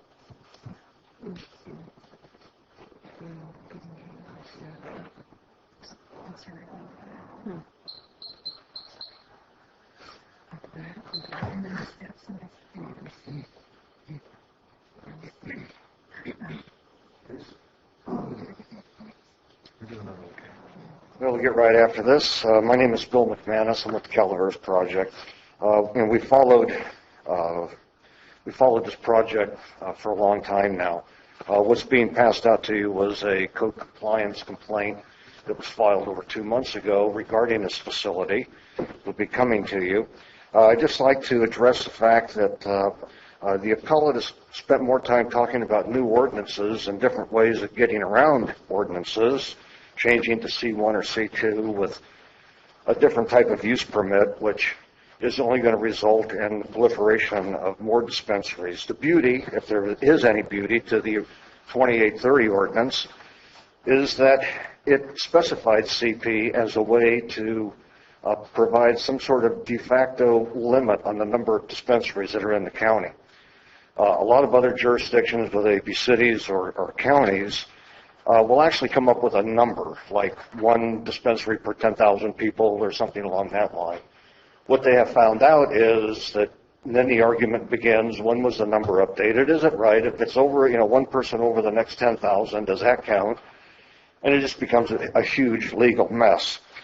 I'd like to compliment the Planning Department for the presentation made to the Planning Commission and just outline that not only is there a youth-oriented business or organization, whatever you want to call it, within the 1,000 feet, there are some other businesses there, namely a pizza parlor.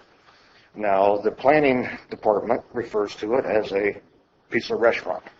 For those who have been in that area and know this shopping center, the Pizza Factory is also a huge video arcade, which after talking with some of the employees there, they confirmed that this is a place where minors, young people congregate. And in 2830, the word congregate is used. We don't have to put it on an anvil and pound it with a legal hammer until it's unrecognizable. The word congregate speaks for itself. If young people collect there, if they gather there, they're congregating there.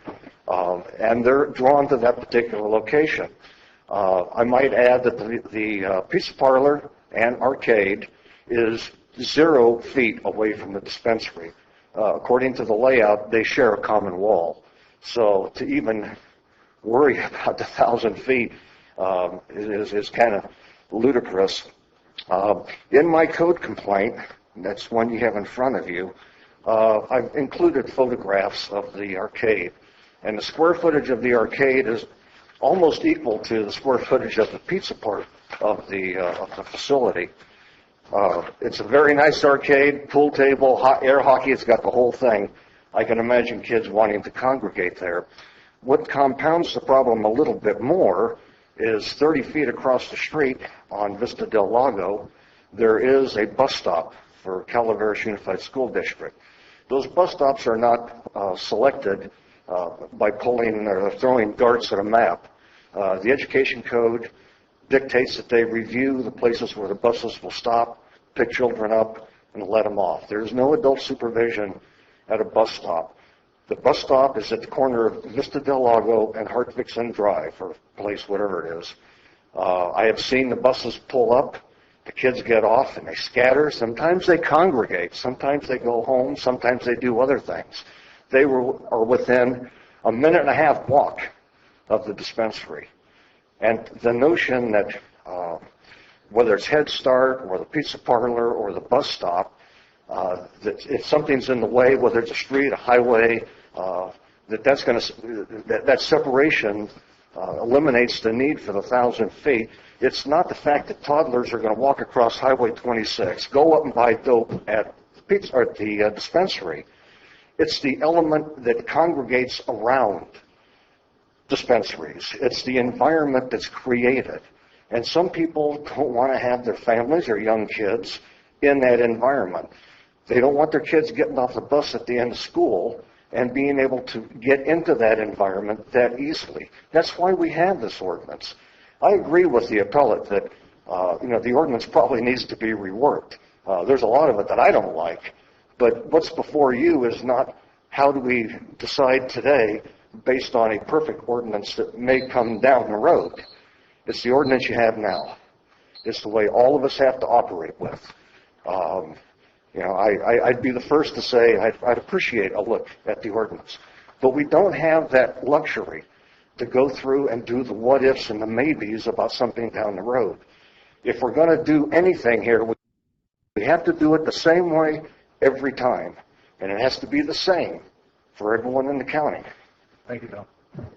Oh, okay. Thank you. Sorry. We're still on public comments, sir. Oh, I'm sorry. I just wanted to quickly address. You'll get a chance to readdress. Thank you. Any more public comments?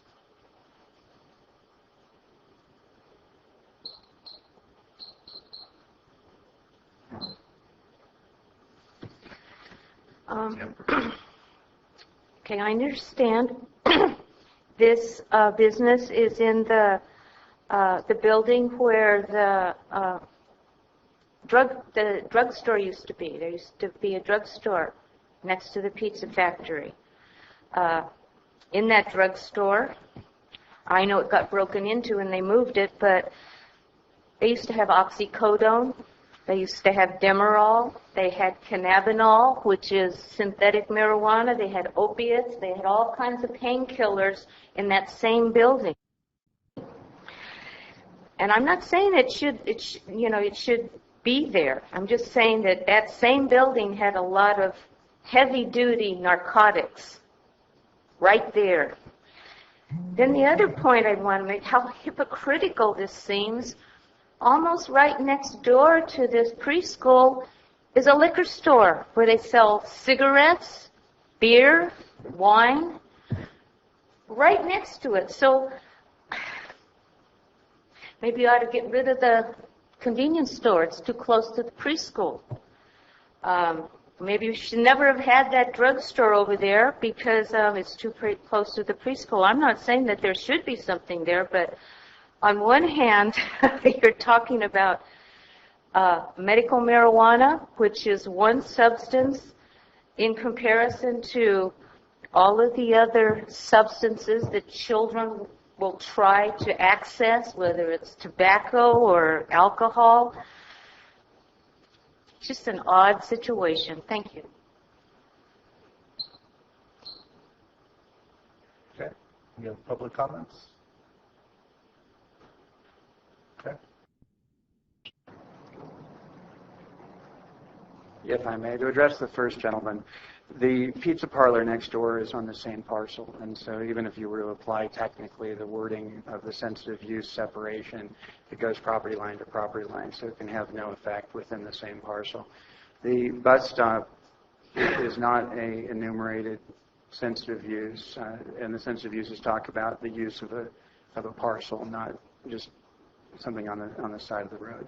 So, but going back into also what this previous speaker said, this is a very useful substance that the people of the state of California almost 20 years ago voted to say should be legal and available.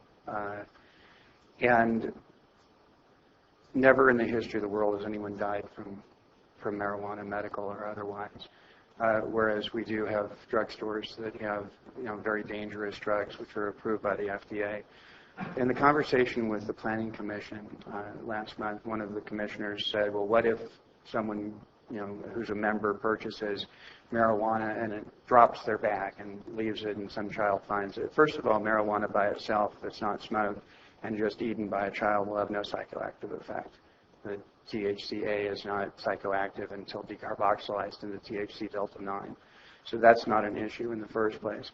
But at the same time, that same planning commissioner would have no difficulty with having a pizza parlor or other youth use next to a CVS pharmacy where if someone dropped their oxycodone or other dangerous drug, it actually could kill a person's child. So this idea of hypocrisy, I don't mean to say that about this board, but in terms of the real concerns, I worked very closely with law enforcement. I was the principal opponent to Proposition 19, so I've worked with the police chiefs, narcotic officers associations. I've worked closely with John Lovell, the main public safety lobbyist in the Capitol. And the things that were said by public safety about how the world's going to fall apart when things are legalized and there's going to be more crime or more drunk driving or drug driving, all those things never really occurred. When you look at what the history of actually is what's happened in Colorado and in Washington, crime has gone down, drug use by youth has gone down, and really significantly, the number of people harmed by overdoses of available legal opioids has gone down significantly. So in thinking about this, I would hope that prejudices and ideas about cannabis that aren't true don't go into play. And we look at what are the appropriate places for these things, what are the true concerns we have, and if there are true concerns, how do we best ameliorate them. So I would invite the board to grant our appeal, to see that we're not in the wrong place, to see that it might be appropriate to split zone this. But on the other hand, if that's not possible, to please consider a reworking of the ordinance to allow for a CUP and to allow for a few more zones so that we don't have to come in here with the property and ask for it to be down zoned. Again, thank you so much for your consideration of this. Any questions? Yeah. So, I mean, did the business owner not know the zoning was not the correct zoning when they opened the business? Well, technically they're not really business owners here. This is not for Okay, profit. well, whatever you're talking about. Actually, I believe they were actually given really bad advice from a previous council that also had told them that they were going to apply for the administrative use permit, do all kinds of things, and didn't. So they actually followed bad advice. It was well before I got involved. Right. And so it was a mistake. Yeah, I mean, it seems pretty obvious it's not the right zone for the business or the collective, however you want to call it. Right. And so that's really the issue. It's not, for me, I find it really hypocritical about the alcohol being sold. Might even be sold in pizza parlor. A lot of times there is beer sold there. And so, alcohol is much more deadly. Alcoholism is a deadly disease that we face. And so we really need to not be hypocritical about other uses, especially with marijuana. However, that's not really the issue. The real issue is you guys or who you're representing knew that this wasn't the right zoning. You opened your business there anyway. And so now you're trying to fix it, but it wasn't the right zoning first. You should have tried to get the zoning before you opened the business. So it leaves us almost no room to say, oh yeah, go ahead. I mean, there's no wiggle room there. You knew it, they knew it. I absolutely agree. And what we're appealing here is the denial of one attempt to fix it. We understand that it was incorrect, and that is why what's being looked at here is the denial of two things. The application for split zoning to change it so that we can apply for an administrative use permit as should have been done in a correct place, in the correct way before opening. So it is an attempt to fix it. And then the other thing is if this gets denied, then the other attempt would be to find another appropriate parcel and go through appropriate channels before reopening there. And so the request is that perhaps to smooth the road a little bit more for that so that we can find a good place to move our collective. Any other questions? I have a question, Chair. How many businesses are located at that parcel?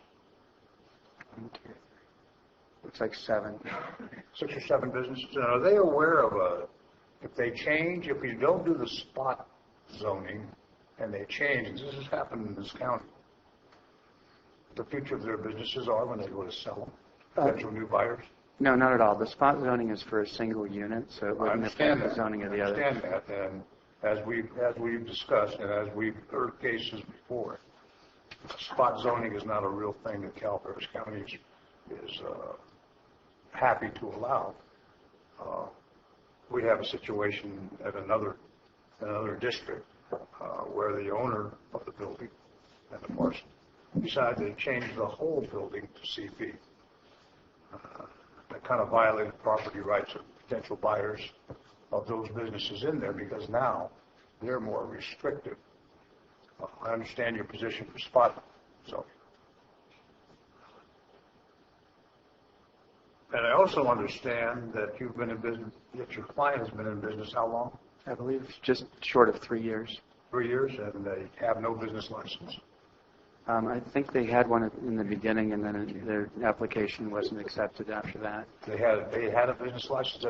I believe so. I think they got it under saying that they were a health or supplement store. So I don't think they came straight out and said that. I mean, I don't think it was a straight out misrepresentation, but it wasn't as honest as it could have been. Yes. Do you have any estimation of taxes generated by the items sold other than the marijuana? Other than the marijuana? Yeah, other than the medical marijuana dispensary. Okay. Everything is taxable, and we actually voluntarily pay tax on the edibles items. That's collected through sales tax? It's all through sales tax. Retail sales tax? Yes. The only way that there's an additional tax is if, a city or county were to pass something under Prop 26. But no, it's the regular 8% or so sales tax, of which the county gets its 1 or 1.25%. I don't know off the top of my head what the total sales are. But there are some items that are not cannabis related, but there would be a very small percentage. Paraphernalia. Yes, but yeah, not a large selection of that. Coming from a law enforcement background. Mm-hmm. That's all questions. Okay. I have no questions. I have no questions. So, staff summation. And rebuttal? Nothing to add? Okay. So we're going to close the appeal hearing right now at this time. And have board discussion and actions. So any discussion from the board? Yes, as for me, as I see it, it's a zoning situation, and we have had a policy, or our direction is not to do or to encourage any more additional spot zoning within the county, and this is that particular request. So I would uphold the Planning Commission's denial for this particular issue, and because of that, then everything else is a moot point. There's been suggestions about looking at our ordinances and zoning and such, which is something that we have all said we will be doing over the course of the next year or two, and how that incorporates and folds into the general plan.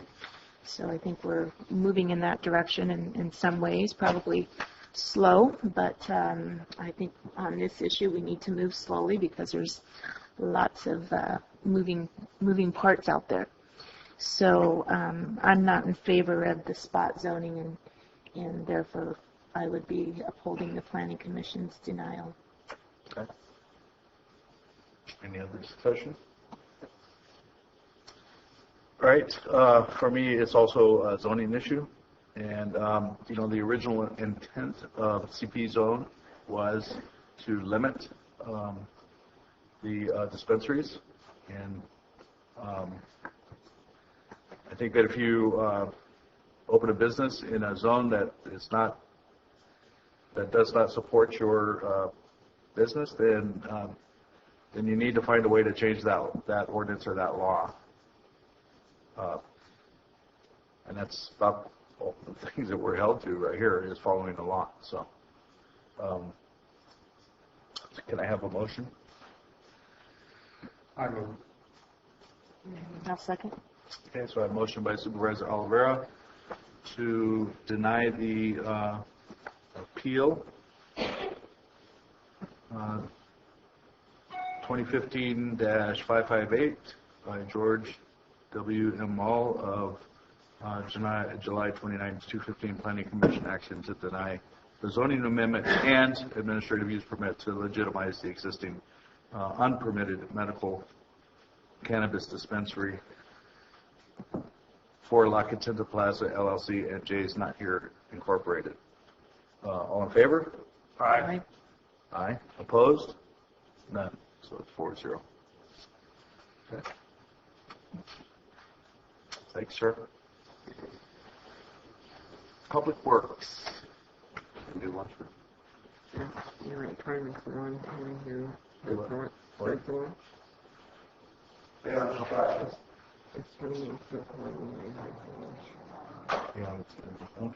So, Public Works is busy, Public Works. Well, you know what, it's past lunchtime, so I want to try to get out before Debbie has to leave. How long is there, I'll take him back. What time do you have to leave? 2:30. Oh, 2:30. Yes, yeah. 45-minute lunch or so? and the closed session at the end? Why don't we do this regional one of our sandwiches, throw it in quick or something, then take 15, 20-minute break? Yeah, go Can we ahead do that, and Chair? What's that? Can we Take- order take the sandwiches full or lunch. something, and then when they get here, take a 15, 20-minute break and continue by, we get done by 2:30? I mean, is that a possibility? Well, just, yeah, go ahead and take the Fine normal by lunch. me. Yeah, if that's the board's choice and direction. Okay. I'm okay with the normal lunch and do what we got to do. All right, so we'll break for lunch, and we'll be back at 1:30. Okay? What time are we at? 1:30.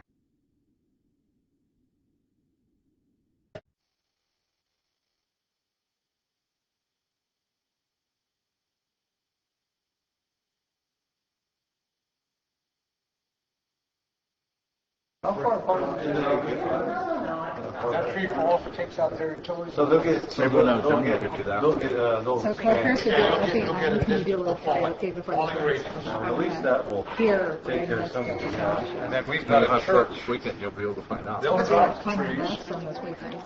And they'll drop them. Yeah, right. He crashed my, he said he was coming back. Oh, good. You know, you can lift this up after. That works out pretty good for us. Yeah, that's a big problem. Oh, we are? Okay. All right. So we're back in session, and we'll have a presentation by Public Works.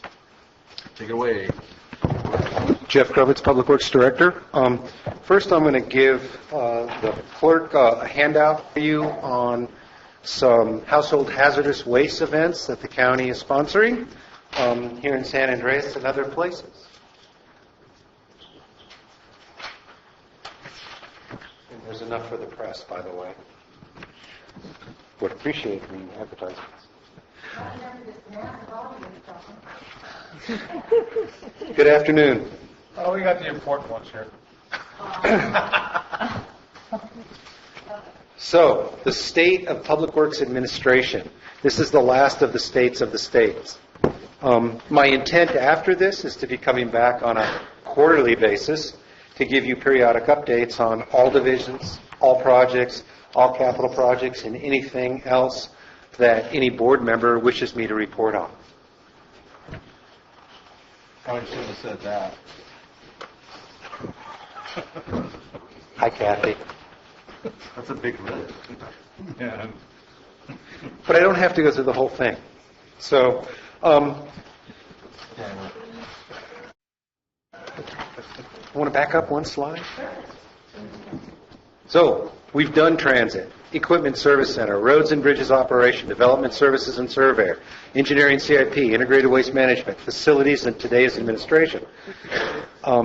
Before I get to administration, I just wanted to let you know that we have currently reviewing the the short-range transit plan. Once we get comments in and get those revised, and they will be going back to the COG board and to anyone on the Board of Supervisors who wishes to look at it. So we're anticipating that mid-September. Equipment Service Center, we are actively going out to purchase equipment and update vehicles that were approved in the budget. So we're moving ahead. We are still fully staffed. That's all very good news. Roads and bridges operations, we're moving ahead a little slower than I had hoped on our HBP programs, but we are moving ahead. Development services, surveyor, we are getting an uptick in the number of applications for the resuscitation of former approved subdivisions that want to come in and start construction, and we also are seeing a slight increase in single-family dwelling permits. So that's good. Engineering CIP, we have been working with the COG developing a longer-range CIP program. We also will be talking a little bit more about what we want to do with the CIP program in this presentation, so I don't want to steal my thunder, as it were. Silly. IWM have suggested some significant changes into our operations as part of the final budget. So that will be coming up for discussion and study sessions as the board needs or the CAO office directs. Facilities, struggling along. We did receive a $10,000 grant from the Calaveras Foundation for beautification, and had a meeting with them this week to talk about what it is that they want to see. So we will expend those monies. Acceptance of those monies, and once we solidify the project we want to do, we will bring that in front of you for acceptance. That was Calaveras Community Foundation. Mm-hmm. Okay, so You should know that. Calaveras Community Foundation, that $10,000 grant for facilities, that would be something that the paper might be interested in. yeah, I'd be glad to answer any questions if you want to call. Okay, so now we're going into administration. Public Works Administration mission statement. We haven't had too many mission statements before, but improve, enhance, support all Public Works divisions, ensuring fiscal accountability and managing all administrative activities. Essentially, without administration, we don't float. We don't run. The structure of our administration, they've got the Public Works Director on top. Below the Public Works Director, supervising position, Business Administrator. Our Public Works Business Administrator is Kelly Zanheiser. She's sitting right here, for those of you who haven't met her. Below that, direct reports for our Health and Safety Officer, our Accounts Payable, Accounts Receivable, Timekeeping, Administrative Assistance, Customer Service, Department Capital Projects. So those are actually functions, not people. Those are functions underneath the Public Works Administration, not necessarily people. Okay. And some of our happy staff. I would think that you know a lot of these. Most of them are long-term employees. Our newest employee in the lower left corner, Ellie, is our Health and Safety Officer. If you haven't met her, she's wonderful. Jeff, quick question. She came with credentials, or are we getting the credentials, or? Kelly, want to talk about it? She has a degree in health and safety, and she's currently, this is her first position as a health and safety officer. So she's not a CIA agent? No. All right, you're going to get her that? I believe she is. Great. And what's the CIA? A certified industrial hygienist. Okay. And how hard is it to get that degree? She's got most of it done, and if she's gone to college, she just has to take certification. For your information, since Ellie's been here, we have come in significantly. What? That's one of the slides. I'm going to let Kelly deal with that later. Okay.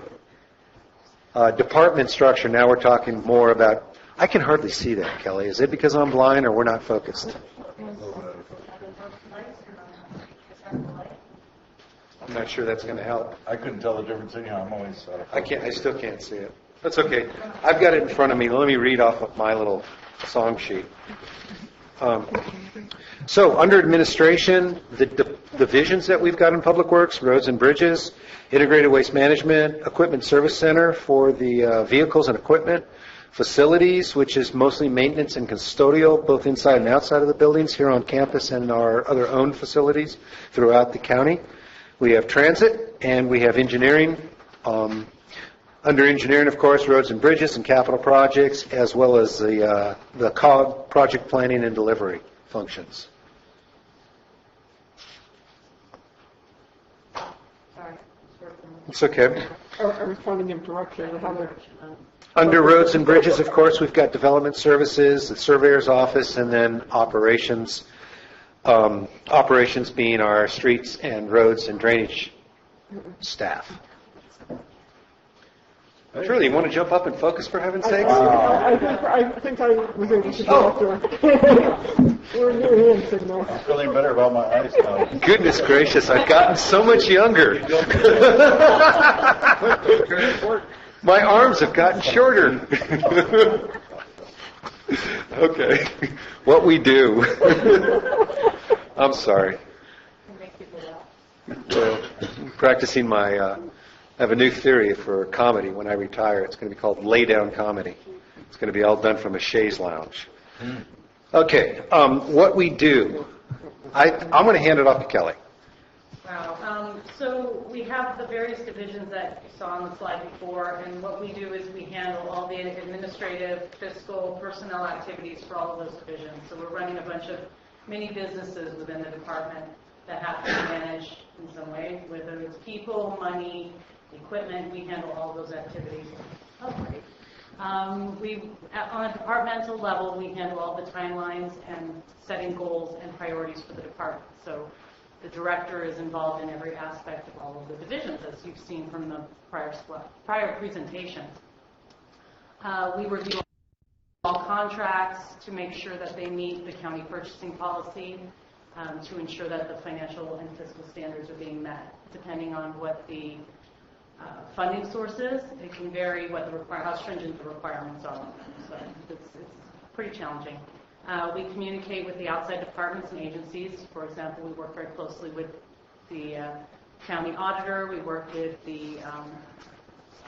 all of the other departments, the treasurer's office when we receive funds, the CAO's office, to make sure that we're running our businesses according to the correct business model. We ensure proper and timely resolution of office, personnel, and business issues. So every day running an operation like we have to make sure that we're running the office correctly and handling personnel issues appropriately. So pretty much just running our business. More of what we do, we manage all the hiring processes for the department, all the way from setting up the recruitment with HR, setting the interview panels, reviewing applications, and generating interview questions. Implementation of the capital improvement project program. At the administrative level, we're setting up the financials for all of those projects that you see. So you see our 16 bridges. We manage all of the finances for all those bridges to make sure that we're tracking all the costs and then we're recovering all the costs, because that's the key to good grant management, is making sure you're getting repaid for the work that you've done. A huge part of our job is preparing the budgets. We have 26 budgets that were prepared in 15-16, and all the way from something as small as a lighting district this year we did, all the way up to the CIP, which is multi-million dollars. General administrative support includes management of the staff evaluation program, which is huge. We have, in the past, not done a great job of making sure our employees get their evaluations in a timely fashion. So the administrative group has taken on that project, and we're making sure that the managers are aware of when those deadlines are and that they can meet the evaluation deadlines and let people know how they're doing in their jobs. It's important. Let's see, we process all the Caltrans charges for the CIP projects, and those were about $2.5 million last fiscal year. There's more. So I think Jeff's going to jump back in here, because a lot of what this is as the director, he has to be aware of all the deadlines that are involved with all of these agencies that we have to answer to. Yeah, last week I attended the ESJPA, which is part of the rural counties subgroup for solid waste for the rural counties in Sacramento, and it was brutal. I found out there are more agencies that are regulating our operations here in the county than I knew existed. I found out that there are more bills that are coming our way. I found out that our budget in January for solid waste is going to increase by about $33,000 to help fund Cal Recycle to regulate our operations, which is akin to forcing the prisoner to go out to buy the rope that he's going to hang himself with. But anyway, our integrated waste management. Positive, huh? What? That positive. It was brutal. Next time I go, do you want to come with me, Chris? Sure. Yeah. I think you would enjoy it. I really do think you would enjoy it. Sounds like a blast. It really, for you especially. So integrated waste management, yeah, it has a lot of overhead, a lot of oversight, a lot of regulatory. Those regulatory compliance comes with a cost. We all know that. Well, our fee structures do not reflect the cost of our regulatory oversight. But as we get better and better handles on our accounting systems and better and better handles on what it costs us to do our business, we're going to have a better idea of if we are operating in the black or in the red. And if we are not operating in the black, which means no profit, then we can have more discussions about what we're going to do to change that. You guys can read the list of agencies that we have oversighting Public Works, but rather than bore everybody, let's move on. Is that all of them? No. All I could think of off the top of my head. Yeah, I assume there must be something else. That's only one page. Hey, Kelly, why don't you do this one? So some successes over the last year, we've been working on a CIP tracking system and integrating the administrative aspect with the engineering group. And that's a piece that was missing in the past, where we're actually scoping out the projects and seeing if they're fiscally responsible before we decide to move forward on the project. And then feedback loop in providing that information back to the CIP group so they know where they stand in their budgets on their projects. In addition to tracking all of their contracts with, we have many bridge engineering firms that we are currently working with, and making sure that they understand where they are with those contracts. And it's been a really good marriage of communication where, I think we're getting a lot of meaningful feedback from that group. We met this morning, and I think they're seeing the benefit of it. So we're going to keep working towards making that system a little bit more robust. The next one, a big one for us, hired a safety officer, and she's actually worked really hard. Do you want to talk about the penalties that she got us out of? No? Okay. Well, we had some findings from CalOSHA, and we were facing having to pay, over $20,000. It was going to be a good chunk of money for some violations. And she was able to write some letters, make some phone calls, negotiate with them, and I think we got they were going to come back and recheck us instead of charging us those fines. So she did a great job. Question, Kelly. Violations, what were the examples of violations? There was a heat illness prevention violation, not properly shading the work site. Okay. And I think that was easily resolved. We did some additional training, which is supposed to happen on an annual basis for all staff.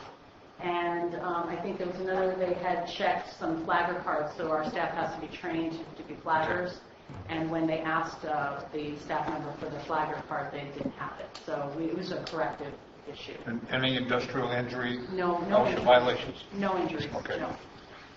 And so they came out and actually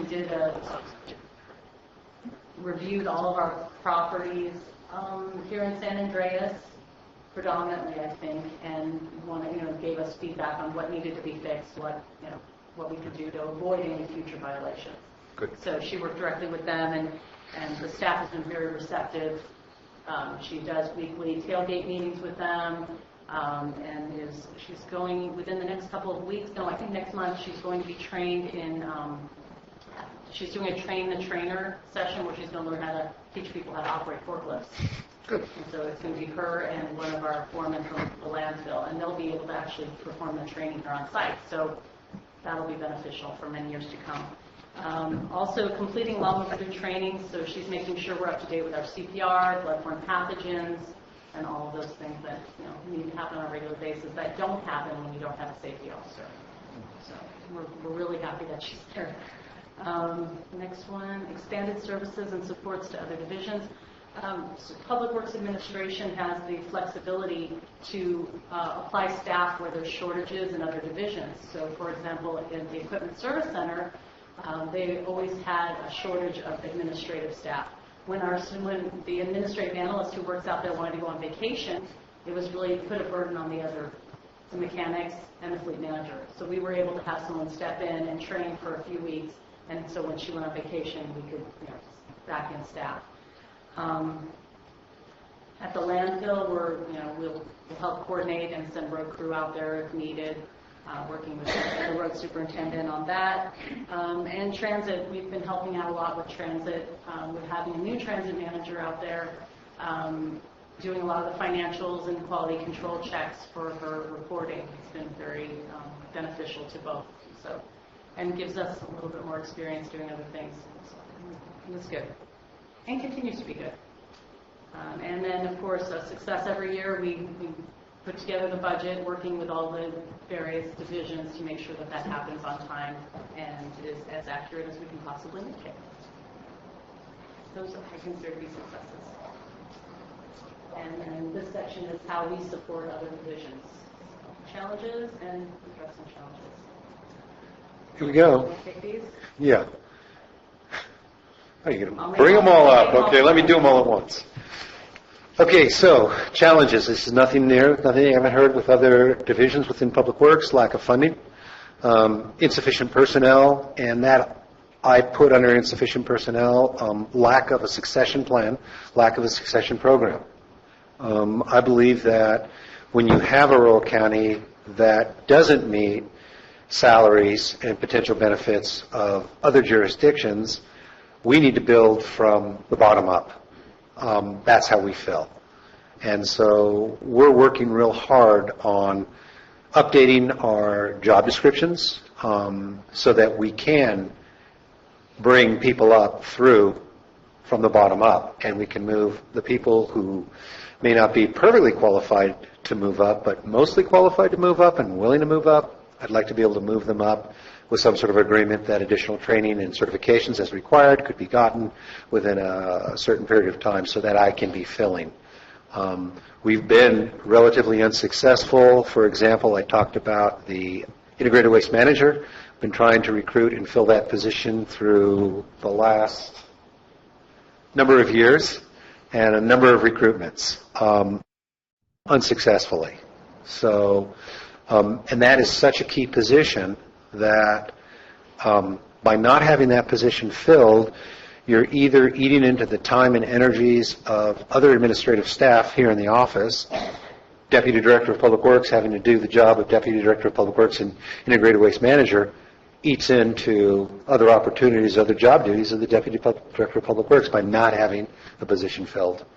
So it's critical. And we're seeing what the priorities are, so we're getting there. Deferred maintenance, you've heard about this all up and down. We've had deferred maintenance, we've had deferred replacement of capital equipment, we've had deferrals on replacement of vehicles. So we're doing better, and you will see in the final budget that as news came in better than we expected, we've been putting money into capital replacement programs, as well as ongoing funding programs for future capital reserves. So we're starting to put that into place, specifically for roads and bridges and for integrated waste management. Those are the two divisions that have the highest capital needs for facilities and equipment on an ongoing basis. So I'm not trying to shortchange facilities, but we're working with administration for facilities in terms of long-term capital storage. So addressing the challenges, we are trying to procure grants whenever they're available and we can feasibly administer them and execute them and have the money to pay our match or our fair share. We're generating a future staffing plan whereby we are identifying our succession planning for all levels of the department, not just the upper management levels, but the lower levels. And then obviously computerizing the maintenance systems that we've got, more specifically out at the Engineering Service Center because they act as our coordinator for our equipment, and hoping to get some money for computerized maintenance for facilities within our facilities division.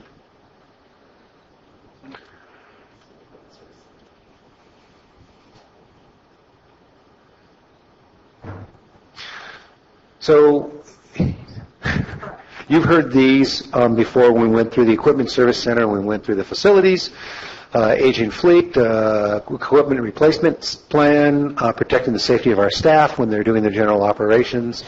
How do we address it? Good cost-benefit analysis, supporting fleet management, setting up a long-term capital program for replacement, replacing our oldest and highest used equipment, the ones that are potentially dangerous or are patently illegal. We replace those first, and then we move on down the list. And of course, the implementation and the hiring of the safety officer and having a safety program has been critical. Since I've been here in my now 5 months, we've got a heat illness prevention program. We've got in place and trained and signed off by employees. We've got a personal protective equipment policy written in place, trained and signed by employees, and we continue to do refreshers as necessary. So it's all been good. We're getting better.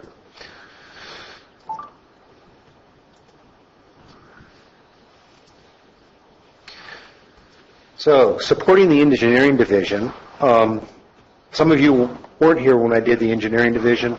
Some of you were. But real briefly, the challenge is obviously our ability to do long-term planning. And long-term planning for the engineering division goes into streets and roads. It goes into capital projects that are funded through the COG.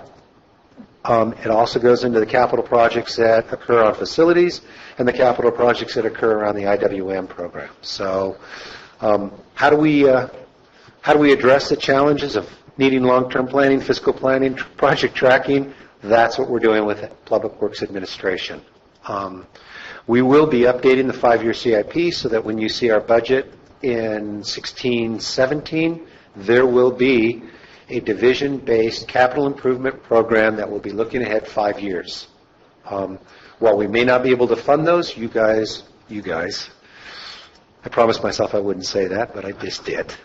The board will have the ability to look at the 5-year CIP, the recommended prioritization that is given to you by administration, and for you to give us input on what you think are the highest priorities according to what you carry back from your constituents. All right?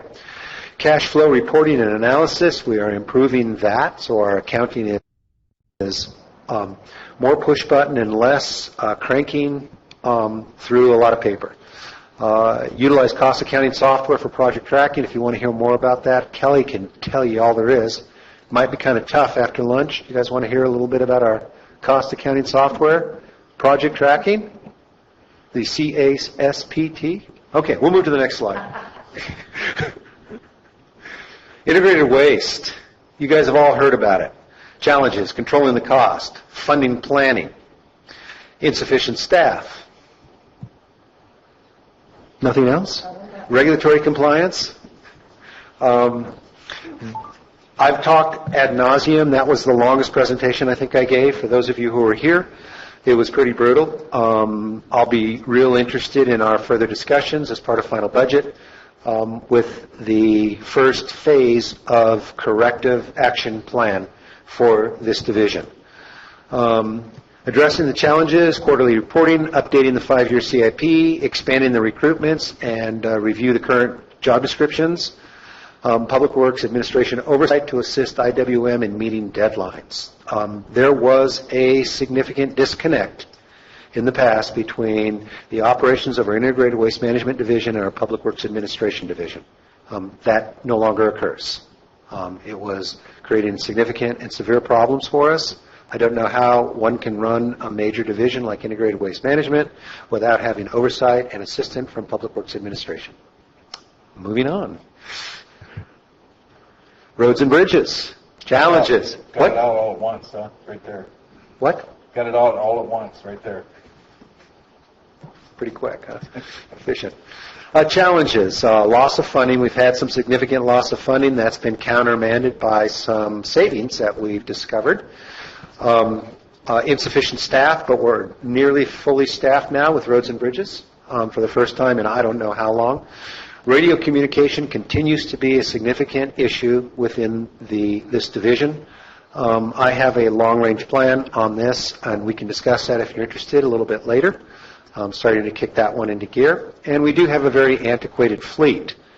But the good news, of course, is as we discovered a little bit extra money between the June and the final budget, we are starting on the highest need, oldest, most dangerous, and least legal equipment that we want to replace. And that's part of the final budget proposal that you will be seeing in the next several weeks.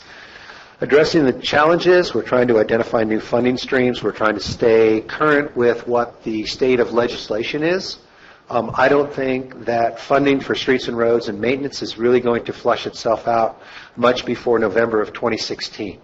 But I think by 2016 we're going to have a pretty good, clear understanding of it. Some of you were able to attend the COG sponsored funding workshop in, where was that?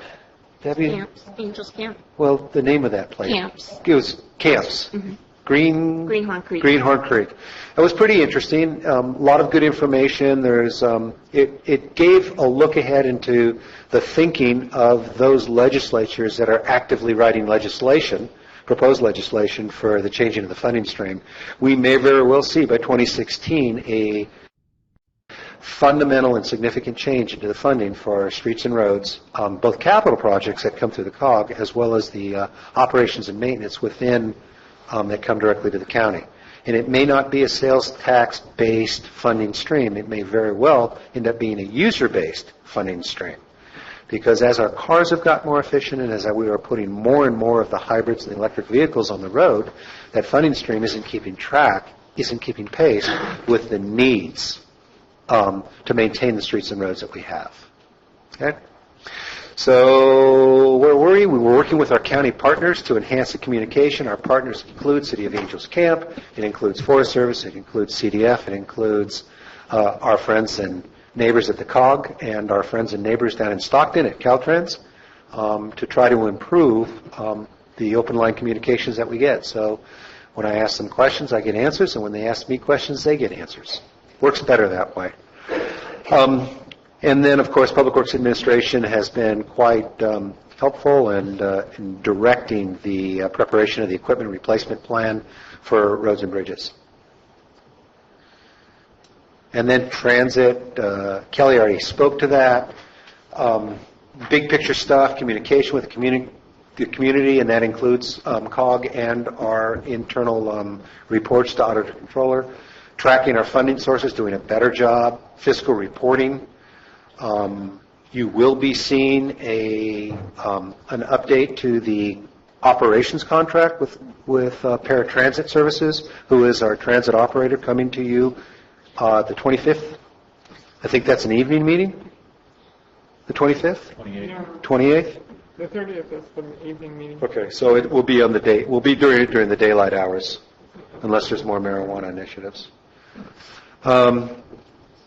And providing fiscal support to enable the transit manager to promote transit and deliver the capital projects.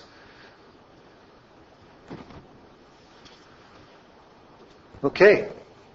There's a word I made up, holistic management of projects and programs. I didn't want to use it spelled correctly because I didn't think I was going to be quite so organic. Demands of various divisions exceed our available resources, so the question becomes priority.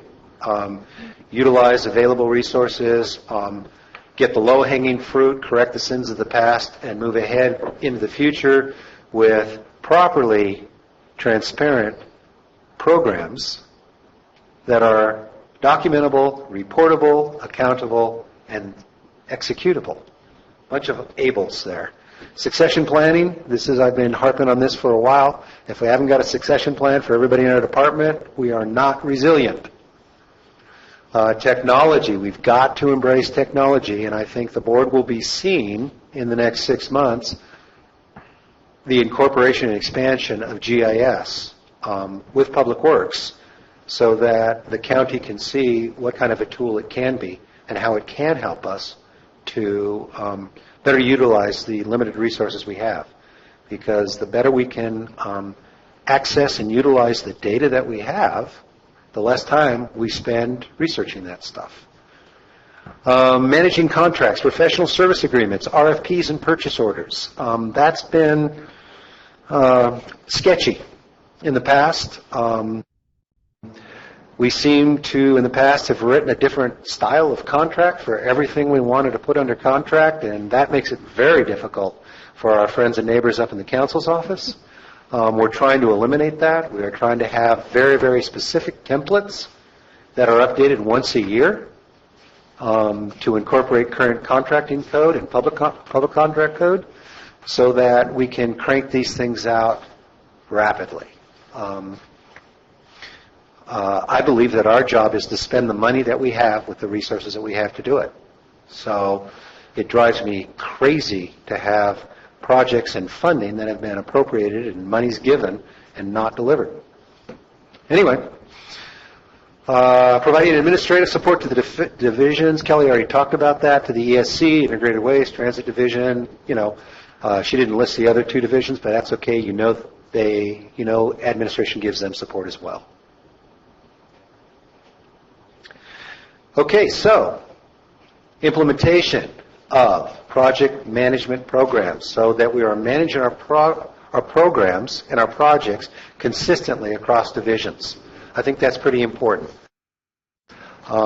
We're doing some minor reorganizations in the department structure. I've done some of them. You've already approved some of those. You'll see a few more in the final budget. And then as we move on into next year, you'll see a few more. Without changing too much, some minor tweaks, I think, gives us better efficiencies, better consistency, better transparency, and better reporting. Establishing protocols for communication, chain of command, working on all those things to try to make us operate just like a real public works department. Filling the vacancies in IWM and engineering. We're moving ahead. Hopefully we'll have our senior engineer interviews within the next several weeks and be able to fill that position. Cross-training. That's really important to me. I'm trying to get all of my junior engineers trained to one day potentially take the reins from the old guys and the old girls. So we're working on it. Continue to work with IT and the ACO to explore IFAS CAMS interfaces. Boy, I can't even pronounce it, let alone run IFAS or CAMS. I've got it down enough to be able to push my budget items through. I can't touch CAMS. I'm afraid to touch it. Kelly gives me paper. That's safest. On the CAMS, that's our reporting system. That's our accounting and management reporting system for Public Works. It's a very robust system. Gives us very, very good tracking. So more of this. I hope you guys aren't falling asleep. Hope you didn't have too big of a lunch. Wherever I was. Standardized formats, streamlined processes. So I've talked about that a lot. Also utilizing part-time administration positions approved for the Equipment Service Center. That's part of our hopeful succession plan out there at the Equipment Service Center so that we can get that administrative position trained and ready to go before we lose our current administrator. Future. Assist with implementation of vision and programs. Expand the safety program. Improve public outreach. Revise organization chart, accurately reflect what we're actually doing in our staffing. 100% evaluations every year. And then a time study for cost allocation. So more accurate reporting of how we're spending our time. I've been doing that aggressively because as I spend time doing work on the bridge replacement program, those are reportable and reimbursable hours. So instead of that money supporting my salary coming out of general fund, it's coming out of the programs and the grants that we have already got executed as legitimate funding streams. So I think it's important not only for me at the top of the department, but everybody throughout the department. What's next? There's no coding for that? There's no what? Like a coding mechanism for it? Yes, there is. But one has to... Yes, it is through CAMS. I understand. Okay. But it also, Supervisor Edson, it also has to be a priority with the staff. And if I don't have the knowledge of how important it is that we accurately reflect what we're spending our time on. In other words, if somebody thinks it's busy work, they'll report it any way they want to report it. If they actually think that, hey, wait, I'm saving the county money because my hours are reportable and reimbursable from outside funding sources, that gives the county more money out of general fund to hopefully support those unfunded divisions such as facilities. So, anyway. Not to mention it is the correct way to report. That too. Right? Yes. So, We want to implement department-wide quarterly status updates to the board, so if there's anything you want on your quarterly reports, you let me know, and I'll be sure to bring it up. I will be bringing up things such as the status of projects that are in construction or have been completed. Just for grins, SR 1226 is in construction and moving along at a clipping pace, and the Red Hill slide repair is complete. So, moving on. Completion of the bridge and capital projects, improvements to operations of Integrated Waste Management Division for efficiency, maximum efficiency out there. Creation of capital equipment replacement funds and facility improvement funds. So this is the way we think we should be working, and this is what we're working on. If I'm wrong, let me know. Questions? Comments? Thanks for the report. I really like the 5-year CIP plan. I think that's really critical. So I'm glad to see that moving forward. Thank you. I too thank you. I think all of these reports in the various divisions has been most helpful, and know that you're operating currently with underfunded and various mandates and all of that. So I also want to know or share that last week I had the opportunity to go with Jeff and tour District 4 and look at a variety of public work projects, both ongoing and things that need to get done and things that had been done, and it was a very good, informative tour and an opportunity to hear more directly on some of the challenges that Public Works has throughout the county. And I learned more in one day driving around with Supervisor Ponte in her district than I have in 5 months on her district. Kind of helped coalesce it. So if any of the other supervisors would have the time and allow me to do a drive along with them, I would love to give a day at least for each one of them. It would help me a lot because you can give me knowledge that you have that I don't have that will enable me to better implement my programs, meeting the needs of your districts. Just waiting for you to get broke in there, Jeff. I'm broke. Well, I'll tell you, for the last 5 months, comparing this to what we've seen in our past history, with the organization and the implementation of programs that you've done, and of course with Public Works, I'm very impressed. Thank you. I think it's a working formulation that we needed sorely, and I think we're going to continue and be where we need to be, plus. All right. Thank you very much. So, Jeff, my turn, isn't it? I was waiting for Chris. No, you did. No, Chris, your turn. Right. Okay, I'll go. So, want to thank you for 1226. You listened, and the barrier, working behind that barrier now is great. That really helps with the traffic. I mean, the traffic's going to be the way it is, but it's really not much different than it was before, before all of that was going on. So that really made a big difference. So appreciate that. I heard from quite a few folks that thank you for that. Gilman Road, what can I say about Gilman Road? You went out there and something that has been going on for quite a few years, and the Abrams are pleased, and you gave them a short-term and long-term goals, I guess, or a plan. That's what all they were asking for is a plan, and I've been trying for a couple of years to get that plan, and just took 1 or 2 quick visits, and a lot of times it doesn't take a lot. The 26 safety improvement program, that was real, got really lively there for a little while, and it was great to sit in that meeting with you and the property owners and the folks there and Caltrans, and bring it all together. And that worked really well. So Steve was there, Supervisor Kearney was there too, And that's the kind of communication that we've been missing. And I'm really happy that you bring that to the table. I had a really great time. Went out looking at Forward Landfill with you and staff. And who else went with us? We had Mary Pito from the rural counties. What, Medicare? Yeah, so big operation, right? We could fit our whole county in that operation, I think. But it was really interesting in their processes and what they were doing. I think that you probably took quite a bit back from that too.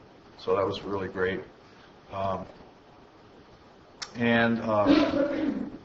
Also want to thank you for the realignment strategy that we haven't talked about completely yet, but I know it's on your mind because you're the one that told me about realignment, so, right? Okay. On 26 realignment, you know what I'm talking about. I do. So there's a lot of things that I see that are, I appreciate the reports. I like the fact that that there are processes in place to be able to access all this information. And I think that you're identifying some areas, and probably already have, that the money trail, the idea of accountability and transparency is key. And I don't hear the rumblings I used to hear. So great, man! All in 5 months. Pretty cool. Thanks. Thank you. Thanks to your staff. Yeah, I thank them every day.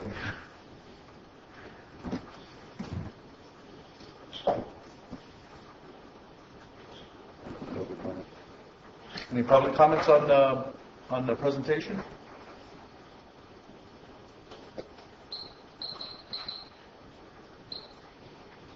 Yes, Bonnie Newman from Double Springs. I had 3 questions. I saw a number go by, and I think it said like 27 million. Is that what your department is responsible for? Yes, it's a little bit. Is this on? Yeah. It's a little misleading because the 27 million includes the capital projects that have been programmed through the COG and Caltrans. And some of those are very high dollar projects. So if you have an expectation that Public Works is administering somewhere in the neighborhood of $27 million annually, it's not true. A lot of that is ongoing in their 5-year programs or 7-year projects. And so in terms of actual budget, what we're doing as our portion of the general fund, I don't know, probably about 14 million. About half of that is going to be capital coming from other funding sources, and the other half is internal. Was that the nature of your question? Yes. Okay. I wanted to know what it was in comparison to the total budget of the county. $13.7 million is the CIP, which would be best scenario if we built multiple bridges in 1 year, or for example, 1226 is a $1.4 million construction project. So that's if everything got lined up correctly and we were able to do the work and get reimbursed. It would be about $14 million. It sounded like maybe a quarter of all our money is going. So I just wanted because I know I don't retain all the numbers all the time, so I'm just. And just so you know, it's not general fund dollars. Integrated waste money goes towards integrated waste, road fund money, which has a small component of vehicle license fee, but the majority of it is the gas tax funding, and then all the grant programs which come into the CIP. Then this isn't really for you. It's just when we're talking about a Calaveras having $100 million budget, is that general fund money that we're talking about? That's all? Okay. That's all the business. Okay. You don't need to explain what, because it'll be too complicated for me to understand. Me too. We'll be talking about it again on September 8th, Bonnie. Yeah. Okay. And I had a question. Mr. White replaces who? I'm sorry. Krovitz. Pardon? Krovitz? Me, I'm Krovitz. Oh, I'm sorry. There's 2 department heads with first name Jeff. Jeff White is building Department. Okay. And I'm Jeff Krovitz on Public Works, and I replaced interim director Robert Packinger, who is now deputy director. And who was before Robert Packager? I don't know. Mike Miller? Oh. Yeah, he was also interim. Okay. That was the name I was trying to get back to. Okay. Glad you're here.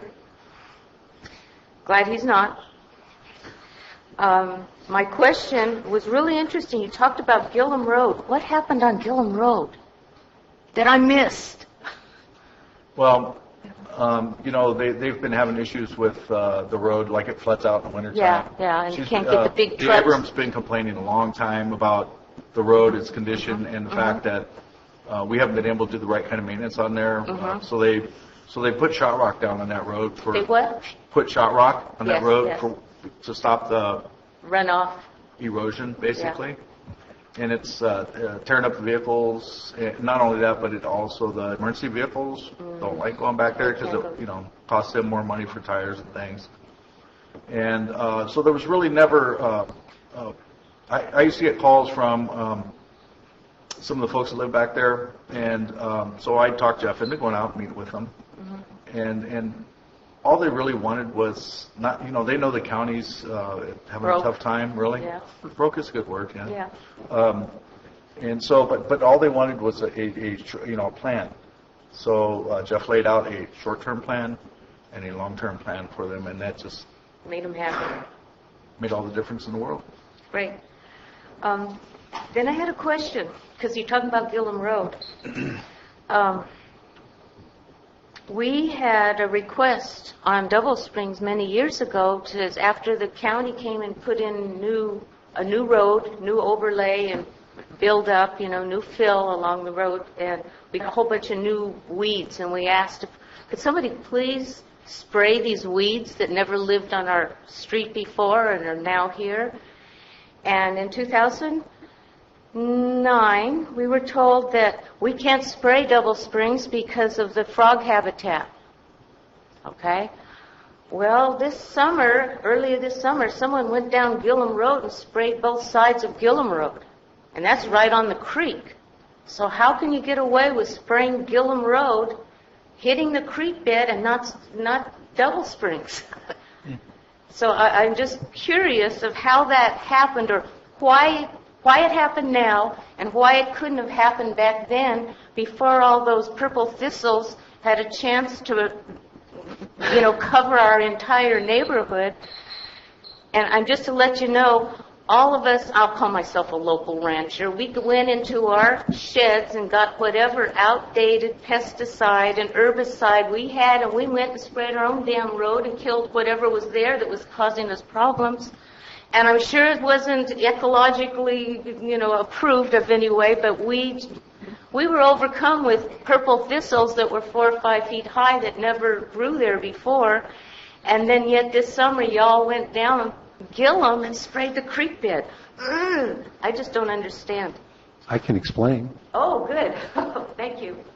Part of the history of Gillum, as well as history of Double Springs, is that they're jurisdictional wetlands, as recognized by the U.S. Army Corps of Engineers.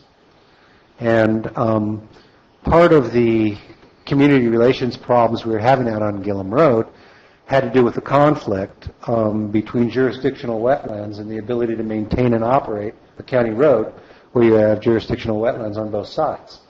And by jurisdictional wetlands, I mean that they are wetlands capable of supporting an endangered species. Okay? And so 2010, I couldn't spray. If I was here, I wouldn't have sprayed because it was so wet and there was so much water, and we would have frogs or amphibious species. 2015, it's completely dry. There's not a green spot along Gillum Road. So this is a perfect opportunity to take care of the weeds in the least expensive and the least environmentally obtrusive way as possible. So we took advantage of the drought where we could. So in wet years, we can't always spray on county roads. In very, very dry years, we can. So that's part of what we live with, that our overhead is, because we live in Calaveras County.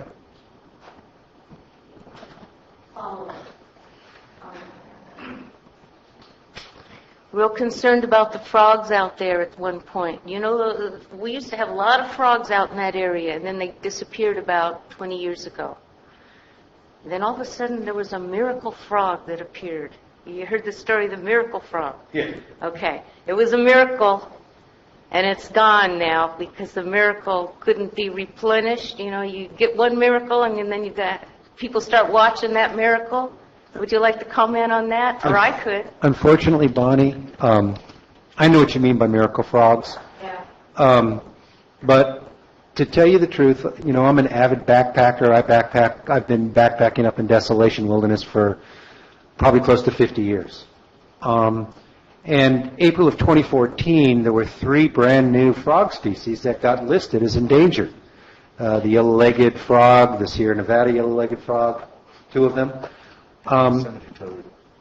Yeah, the toad doesn't live up there. But I'd gone up there for 35 years and never seen a yellow-legged frog. In 2011, I went up, and they were everywhere. They were everywhere. So I'm convinced that frogs are dehydratable creatures. Okay? And but it doesn't matter whether the frogs are there or not. The finding of the United States Fish and Wildlife Service says that if you have habitat that's capable of supporting an endangered species, we must protect the habitat, not just the species that can live there. So in spite of the fact that bullfrogs like red-legged frogs best for dinner, where you have bullfrogs, you don't have red-legged frogs, it doesn't matter. If the habitat in which the bullfrogs live are capable of supporting red-legged frogs, we must protect that habitat. So, miracle frogs notwithstanding, we have a responsibility to protect the habitat. That's federal? That's federal. Well, not all federal stuff is involved. All right. Yes. You can add wolves to it now. I believe you're going to have wolves in the county. You heard about that, right? Okay. Trinity. It was Trinity County, Peter. Oh, I'm sorry. It's going to happen here then. There's a lot of wolves around here. I got a question, and I apologize if you guys already discussed it. He wants to take care of waste, solid waste. Wonderful. Taxpayers also paying CCWD for administering, taking care of solid waste. That's got to be straightened out, because your constituents in their property tax pay CCWD to take care of solid waste, and this organization takes solid waste. Someplace along the line, I hope you re-examine this whole damn situation. I know it's a turf war, justifying everybody wants to take care of it, but there's so much bull in there. Probably Agenda 21. What? Probably Agenda 21. It's Hey, there's enough bull when they're over there also, and it's not dried yet either. So it would be nice to get that thing straightened out one of these days. Whatever it hits, go back and re-examine, because it's a Board of Supervisors created at monstrosity called CCWD. Thank you. Thanks. Any other public comments? Okay. Any board comments further? No? All right. Thank you very much for your report. We appreciate it. All right. Let's move on to board member announcements.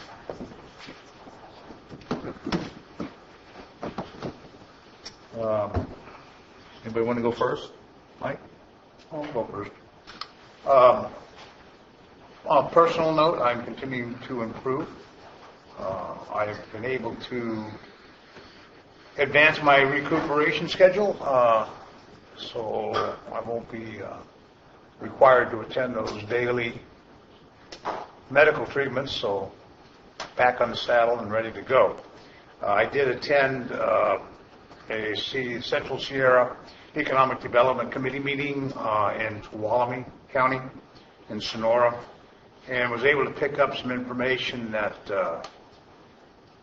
we can use in our county, especially in the Arnold area and Angels Camp area.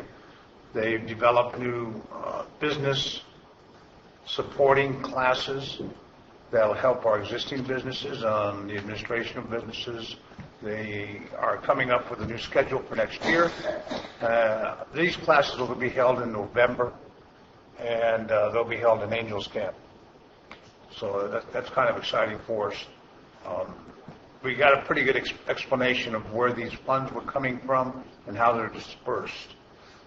More importantly, we have more input of what happens in Calaveras County, even though it's a 4-county GPA. I did attend yesterday the Central Sierra Child Support meeting in Bear Valley. In that meeting, we discussed new changes that they're doing, and I was quite impressed with their new employee evaluation form, which I will be talking with the CEO and assistant CEO, producing that for their use should we have a need for it in our county. They are revamping their schedule as far as their operations go. They have some concerns about some upcoming negotiation items that we're probably going to be facing in our county too, like every other county. I will be attending the Calaveras County Taxpayers Association barbecue, making presentation on behalf of the board at the request of Al Segala. That'll be on Saturday.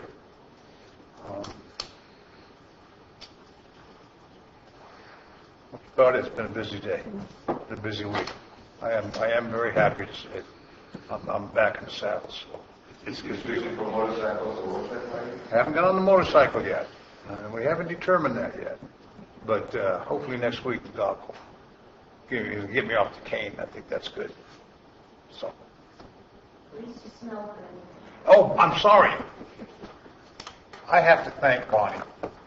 She reckoned I'm kind of an old guy, and I'm kind of an old traditionist, so I wear Brew as a shaving aftershave.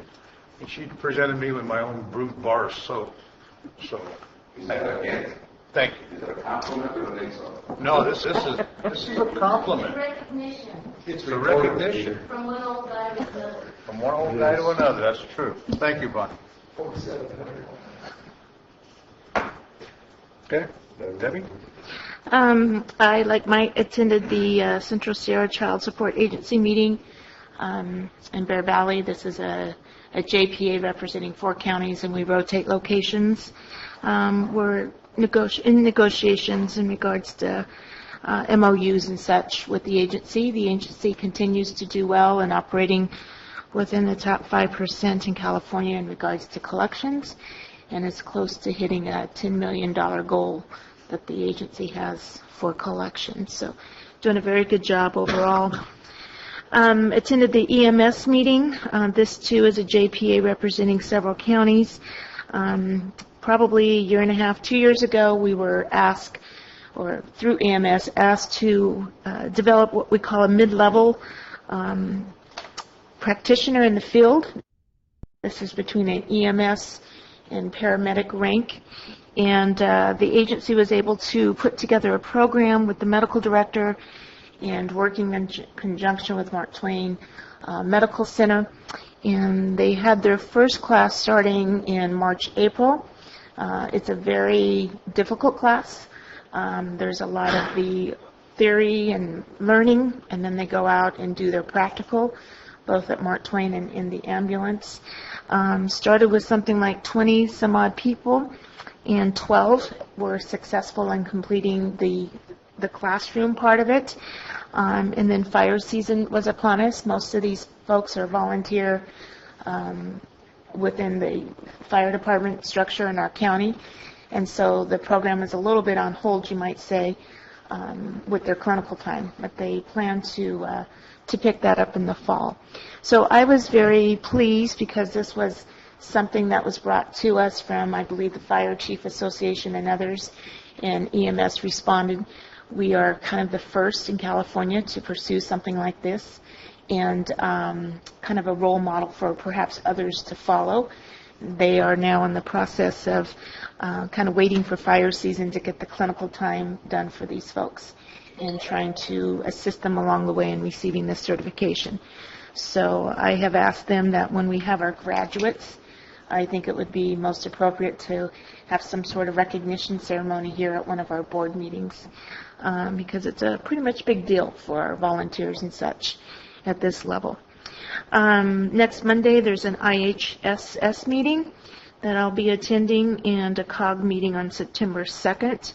As I mentioned earlier, I had an opportunity to tour District 4 and look at a variety of projects and service areas, and found it to be very helpful to have that one-to-one time with Public Works and talking about these areas and kind of our strengths and weaknesses and this sort of thing. So I would encourage others to do the same thing. And that's all I have. Okay, I had a couple of special district meetings here with representatives from special districts in District 2, Fire District in West Point, as well as a Vets Memorial District in West Point. Resolved some of the issues with hopefully all the issues with the West Point Fire District, and still working on the Memorial District issues. But I'd like to thank Rebecca Cowan, the auditor, and Shirley Ryan, who sat in on the West Point Fire District meeting as well, to help the communication work. And so that was a good, productive, some good productive meetings. Yesterday, I attended the Mariposa Calaveras Community Action Agency meeting in Mariposa. If you ever get the chance, they've built the prettiest looking human health building you will ever see.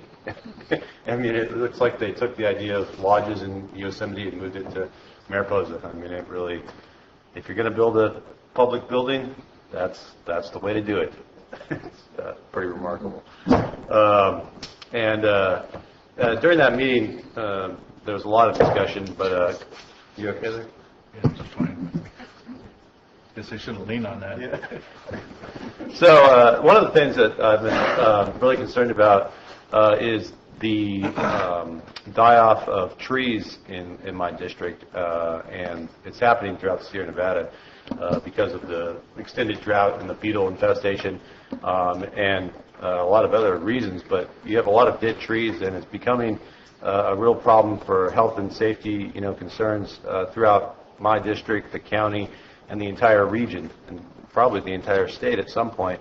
And one of the supervisors in Mariposa, Rosemary Smallcombe, has started to address that in Mariposa County. The board formed a committee to look at that and make recommendations on how to help landowners, deal with this public health and safety problem. So, if we could put that on the agenda for an upcoming board meeting and have a discussion around that, that'd be great. I don't know if you guys would be willing to do that. No, I would be very interested in doing that. We share that same problem. Done some research, and unfortunately, the drought condition has increased the bark beetle infestation. And instead of one tree in a group of 5, now we're getting 6 or 7 trees that they're attacking. It's becoming a very serious problem in my district. So, yeah. So I don't know when we can put that on the agenda. September. Probably it would be towards the end of September. Okay. So second meeting, September. Second or the evening meeting. The evening, I mean, that's fine. Night meeting. Yeah. Yeah, that would be great. People could attend that one. Let's go for the night meeting. That'd be good. Okay. Thanks. And I'll be attending the Fish and Game Commission meeting here tomorrow night. Okay. All right. So I don't have too much this time. I attended the Solid Waste Task Force meeting on the 17th in place of Supervisor Kearney, and it was a good long meeting. But it's nice to know that there's planning going on. Looking at open out of the box thinking, and also including all of the vendors that we have. So it was actually not everybody heard what they wanted to hear, but everybody knows that we're thinking about everything. So appreciate that. 18th was agenda review. That's normal stuff, right? Go 15 minutes turns into 3 hours, that sort of thing. It's normal. Yeah. So the 20th, I attended the executive chamber, and then after that, the chamber meeting. And so they have a couple of things that they're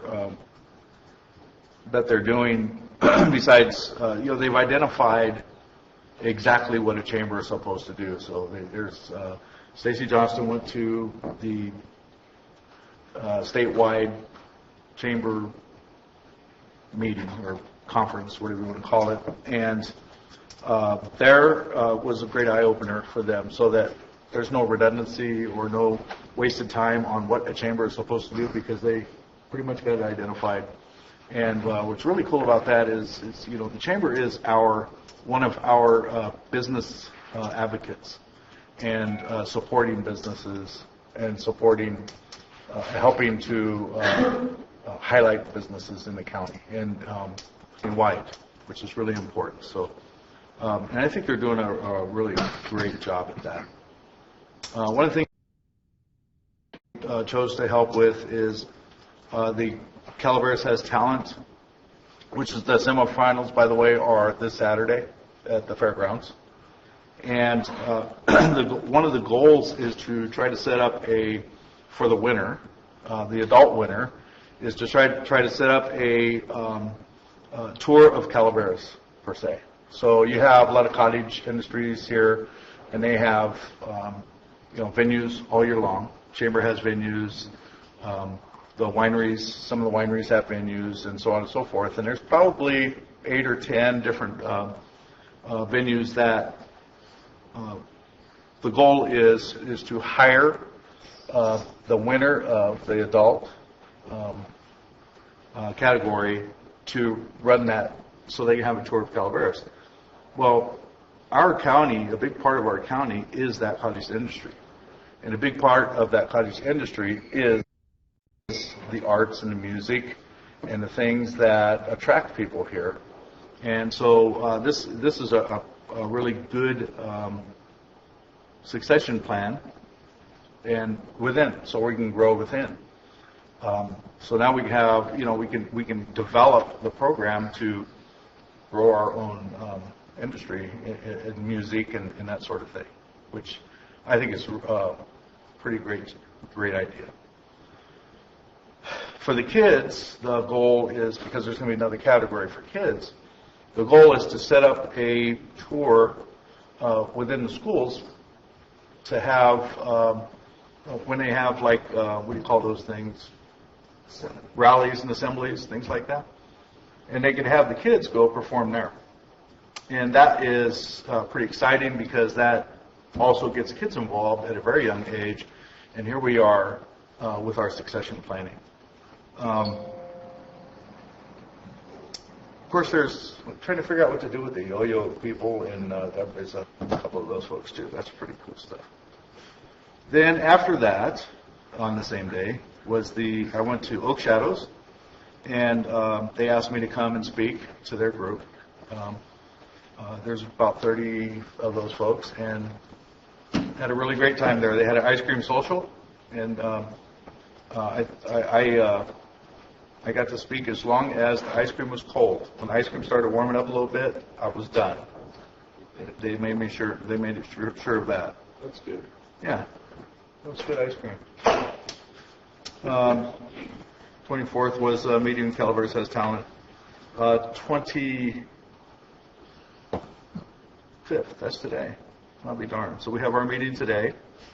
Then there's at 4 o'clock. Trenton Herring is having a fundraiser in Valley Springs at Eddie's.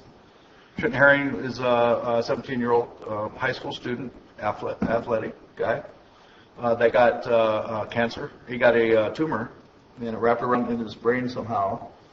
And so he was at UC Davis, and they took the tumor out. They got like 95% of it out. And he lost all functions of his hands. He couldn't speak. He couldn't walk. And they went back and looked, and they can't find the other 5%. It's gone. So He came back a few days ago to home. I've been contacting him once in a while. And so they're going to have a fundraiser for him and his family tonight because it costs a fortune to, for all these medical expenses. And Eddie's is putting on a spaghetti dinner in support of his family, and then a lot of the community has gotten together and donated different things so that it can be a real good fundraiser for him and his family. So if you have the time, it'd be a really great social event and a good way to support his family. And then also at 4 o'clock, I am meeting with Calaveras Community Engagement.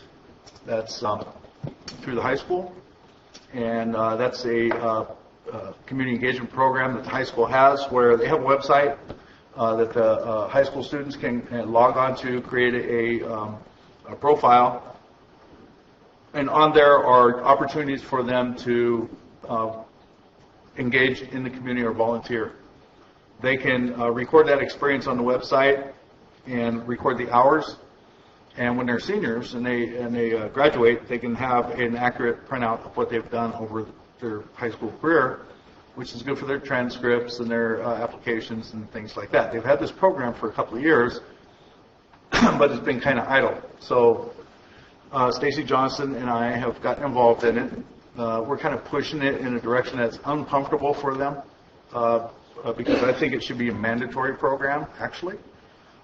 I'd like to see it develop into something where the students get an actual experience of their whole community, which includes government and which includes community service, government, and the private sector jobs, and everything within our community.